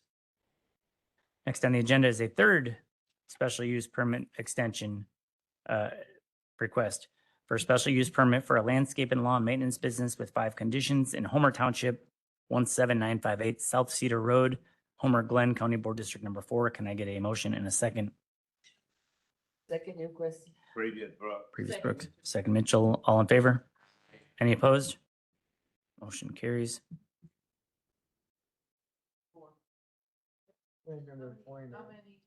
Oh, for 4, one more.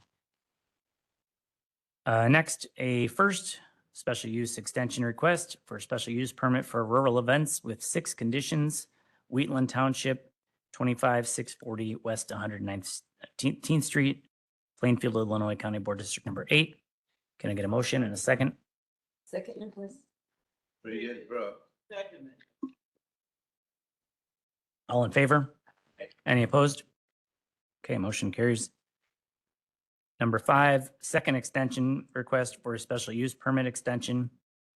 Special use permit for a commercial solar energy facility with 3 conditions, Crete Township.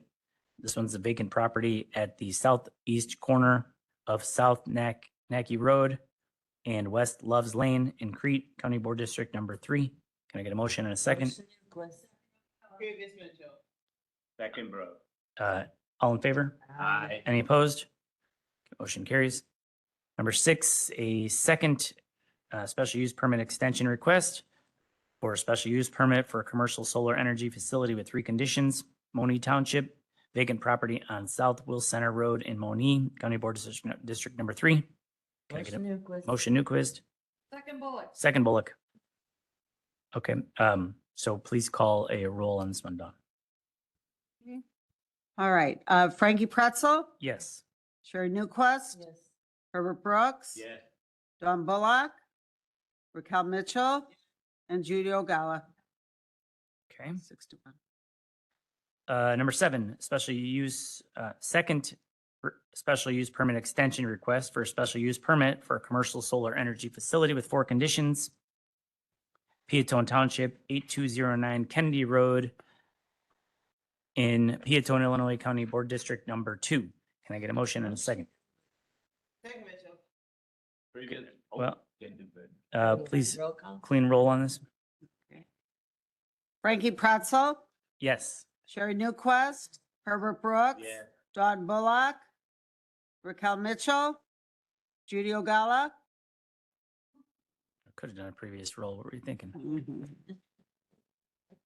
Next, number 8, a third special use permit extension request for a special use permit for a commercial solar energy facility with 15 conditions, vacant property on Utility Amico Road in Shanahan, County Board District Number 1. Motion, Newquist.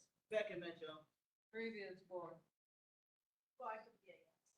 Please call a roll. For one. Frankie Pretzel, Yes. Sherry Newquist. Yes. Herbert Brooks. Yeah. Dawn Bullock, Raquel Mitchell, and Judy Ogala. Okay, number 9, land resource management plan update.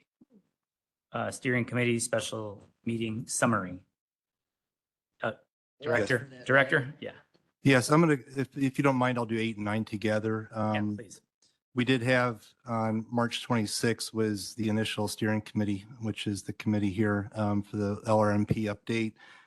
We also had stakeholder focus groups on April 7th and 9th with township supervisors and highway commissioners.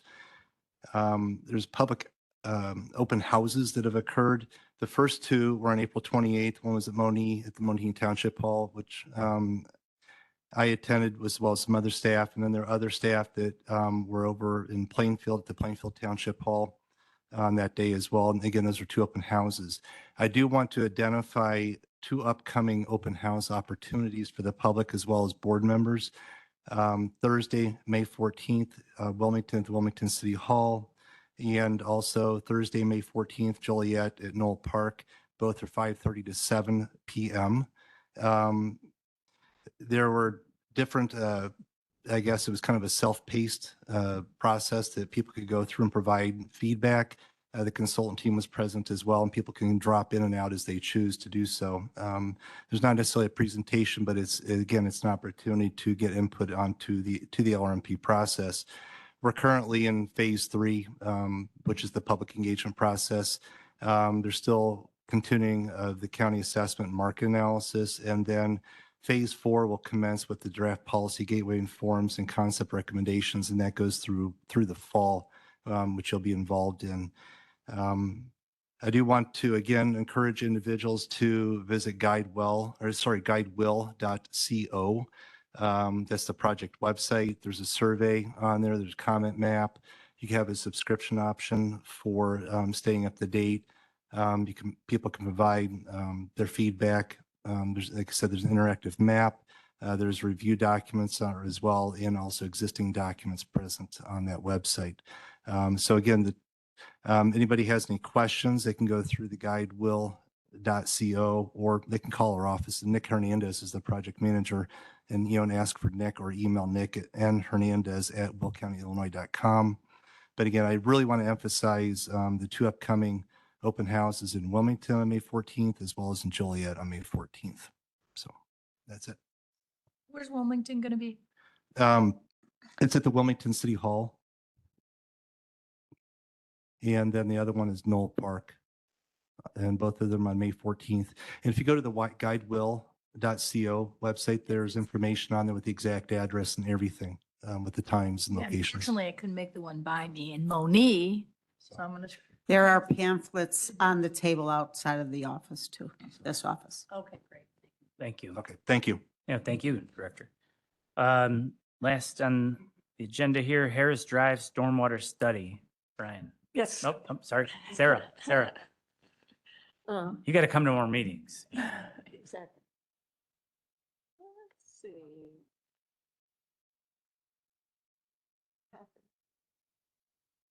Okay. Sorry, this is a little small. Yes, like go per slide, a slideshow. that I don't know that it'll show up here though. Up here.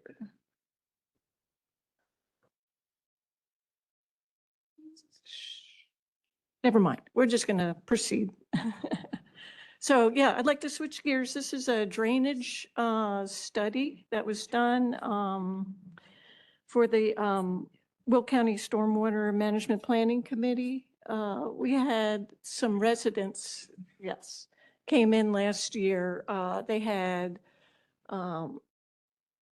they came to the committee meetings and talked about severe flooding issues in their yards where they wouldn't, they knew where the flow was coming from. They identified it as stormwater coming off a farm field in the back of their property, and they couldn't use their on-site septic system for weeks at a time at certain times of the year. So, you know, we were very considerate and looked at maybe looking at, this is where Harris Drive is located. It's Plainfield Township, really close to Joliet. The pink areas are Joliet annexed areas. So one of the first things we looked at was, well, maybe Joliet would like to annex this area. And what you would typically look at is CDBG type funds to run water and sewer. But these homes they wouldn't qualify based on their income level. So, and apparently this has been looked at before. And in the committee meetings, we also had the Plainfield Township past road commissioner talk about how terrible the drainage is in this area, and it's been this way for a long time. This is basically what it looks like. It's what you would call today just a road with some houses on it. I mean, the road is basically higher than a lot of the yards, especially the rear yards, and that's where people have their septic system. So it was built in the 70s. It wouldn't meet today's subdivision standards by any means, and it's probably not the only one, you know, not to belabor the point, but there's probably other houses in the same situation. But we looked at this, and the more we dug into it, the more we found this is basically where the overland flow comes off a farm in the back, goes right through the subdivision. There's a little red circle, like that's like the most direct hit from overland flow, but it also is like inundated for weeks at a time. But the more we dug into it, there was a longer history, and the Stormwater Management Planning Committee actually issued a study back in 2011. And of course, we're wondering what happened. They did not actually do the improvements in the study because it cost too much money. They were unable to get funding. They were unable to get most of the homeowners to allow private road access with this particular study. But the Plainfield Township Road Department does clean the culverts and the ditches, and they do what they possibly can. But even this past study identified that these houses were built either at a low elevation or in the wrong spot, a combination of both. So the committee decided, you know, you can't just kick the can down the road. This previous study wasn't used, so we'll do a new study, try to get more information. Maybe there are other options, and do it to current standards. So what we came up with were basically 4 alternatives to help with drainage. People that don't know about how subdivisions are normally built, I'd say they all are built to handle a 100-year storm or a 100-year flow. None of these, and that's with overland flow, none of these houses will make this. We tried to get the best bang for the buck by going down to a 50-year storm and a 10-year storm and a 2-year storm. And we looked at options of whether The river is real close to the DuPage River. If the river were at the same or at an increased elevation, or whether it could drain completely through existing culverts and other subdivisions. And we came up with alternative one, which was, the best cost-wise, did the least amount of good for the bang for the buck. Putting drainage basins within the subdivision itself was more expensive. It didn't really help very much. Alternative three helped quite a bit. It took everybody out of the 2-year storm and helped very much with the 1-year and the 50-year, but it was also the most expensive option.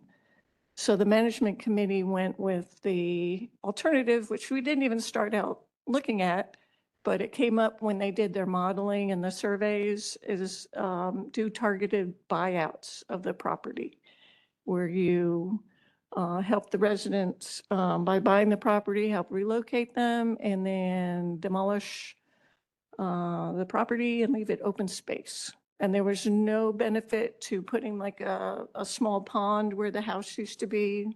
We looked at that also. There was really no significant benefit. We probably just create an area for mosquitoes, if anything.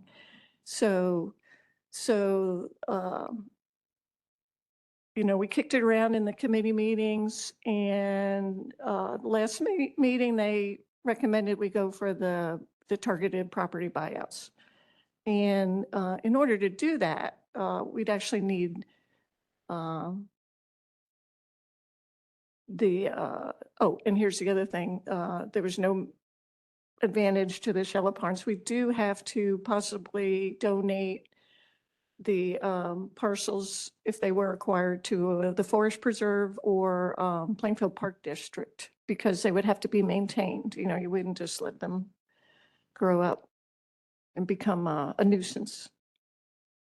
So the committee, these are the properties that were the most affected by the storms. The two on the left or the west are the most likely to get inundated in almost any rainfall event. And we've had the owners come and confirm this to us. And the orange properties are also inundated periodically, and as well as the yellow. Yep. So all those parcels were identified as being in the danger zone there. So we looked to what kind of help we could get with funding for acquiring. They're called acquisition demolition type contracts. And we contacted the IDNR, contacted FEMA through IEMA. They kind of work hand in hand, and the Army Corps of Engineers, which is currently doing a DuPage River project that we're started about 8 or 9 years ago, and we're still doing the last acquisition demolition on that project. So that's still ongoing. And there's another person that gave me that would be able to help with a new project similar to that. That is the most lengthy project because the Corps of Engineers would have to do their own stormwater study. They couldn't take our study and go with it. So they would have to do their own study, which takes years. And, it would probably come out with a good result, but it just takes so long. But the IDNR seemed very favorable, and FEMA, IEMA have actually just opened up FEMA funding through the BRIC program, Building Resilient Infrastructure. And they've got a June 26th deadline for applications. Again, it takes time. You're on a list. You're competitive, especially the FEMA, IEMA, you're competitive around the country. Whereas the IDNR, they have an annual program also. It might take a couple years to get in the program. It's not quite as much money, but if you did it piecemeal, like 2 or 3 houses at a time, they suggested they would be absolutely open to it also. So it looked like two viable options. The big thing is that we need the county to sponsor. It would have to be the county to sponsor this. You know, the Stormwater Management Committee wouldn't do it.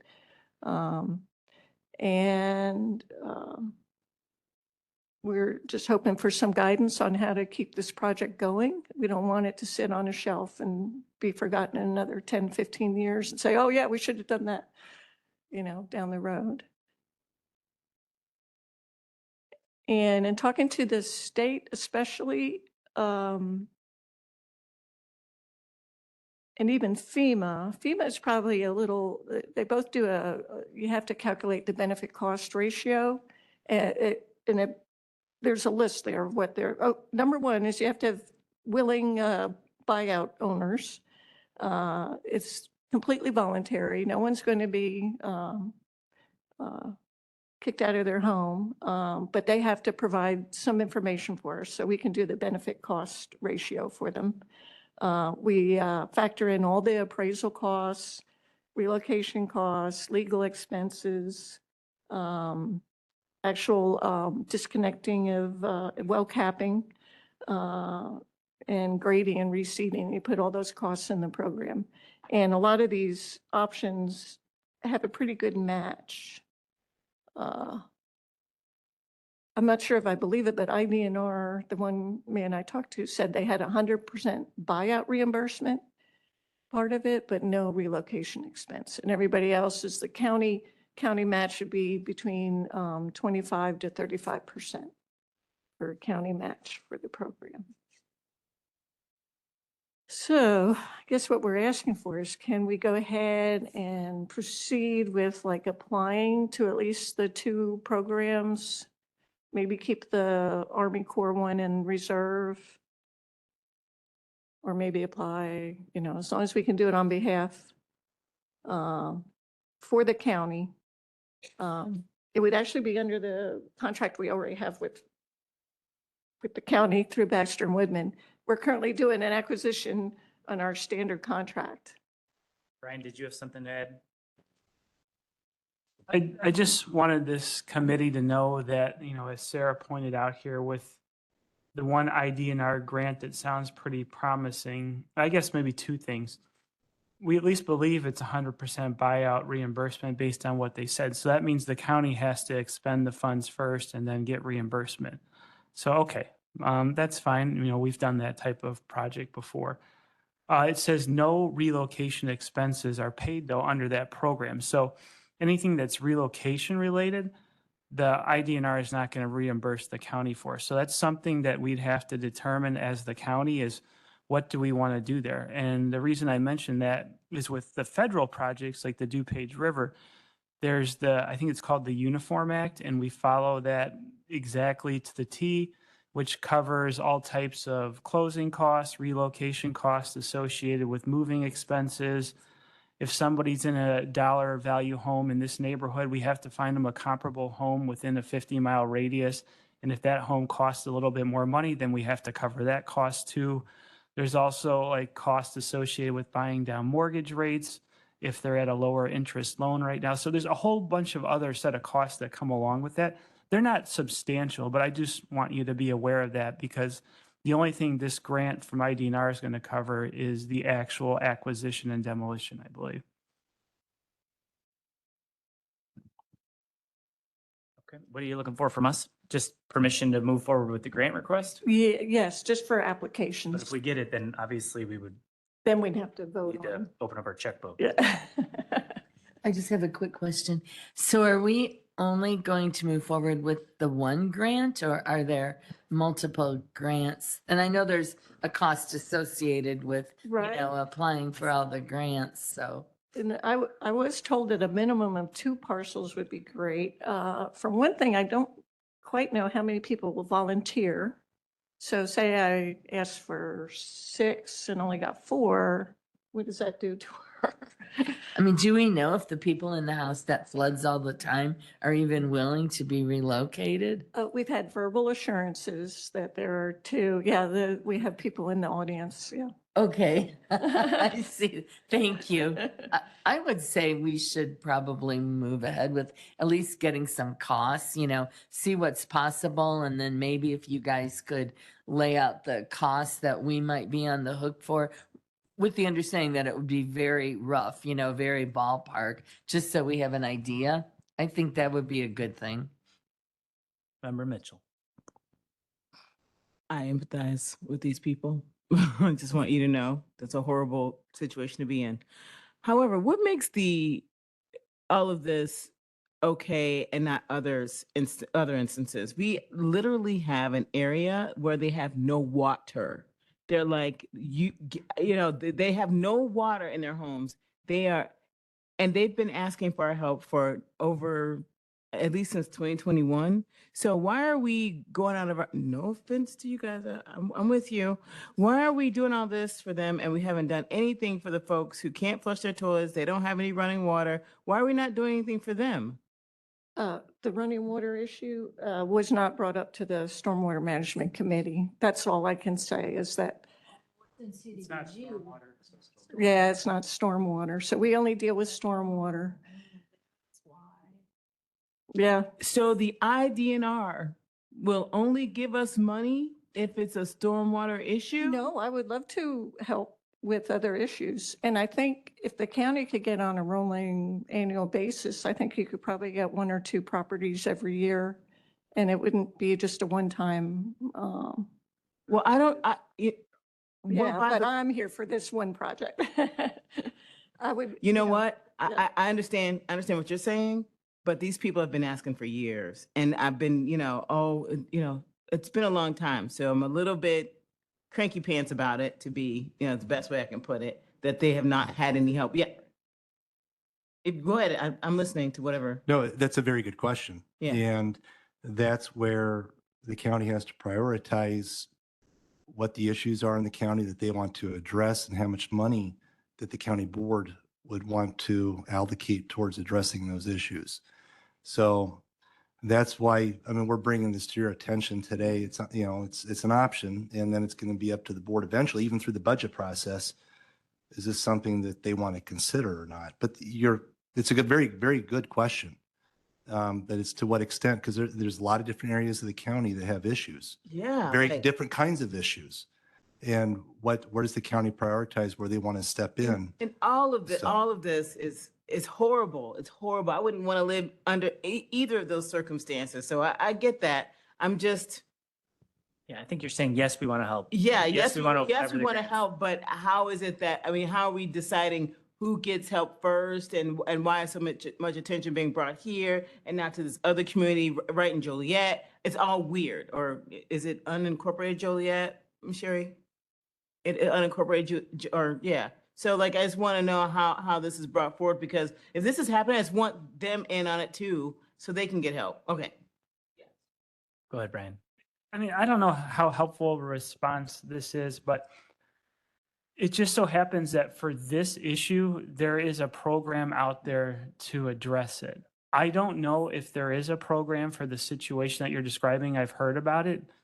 I believe people have researched it, and maybe there's just not a grant funding opportunity out there to do it. Now, there is for this issue on Harris Drive, and that's why we're looking at that. But the other one, I don't know, but I would assume that they would, look at every opportunity that they possibly can. And then, there's always, with this here, even though some county dollars would be expended, most of it would be reimbursed. The other one may require 100%, funding from the county to fix if there's not a program out there.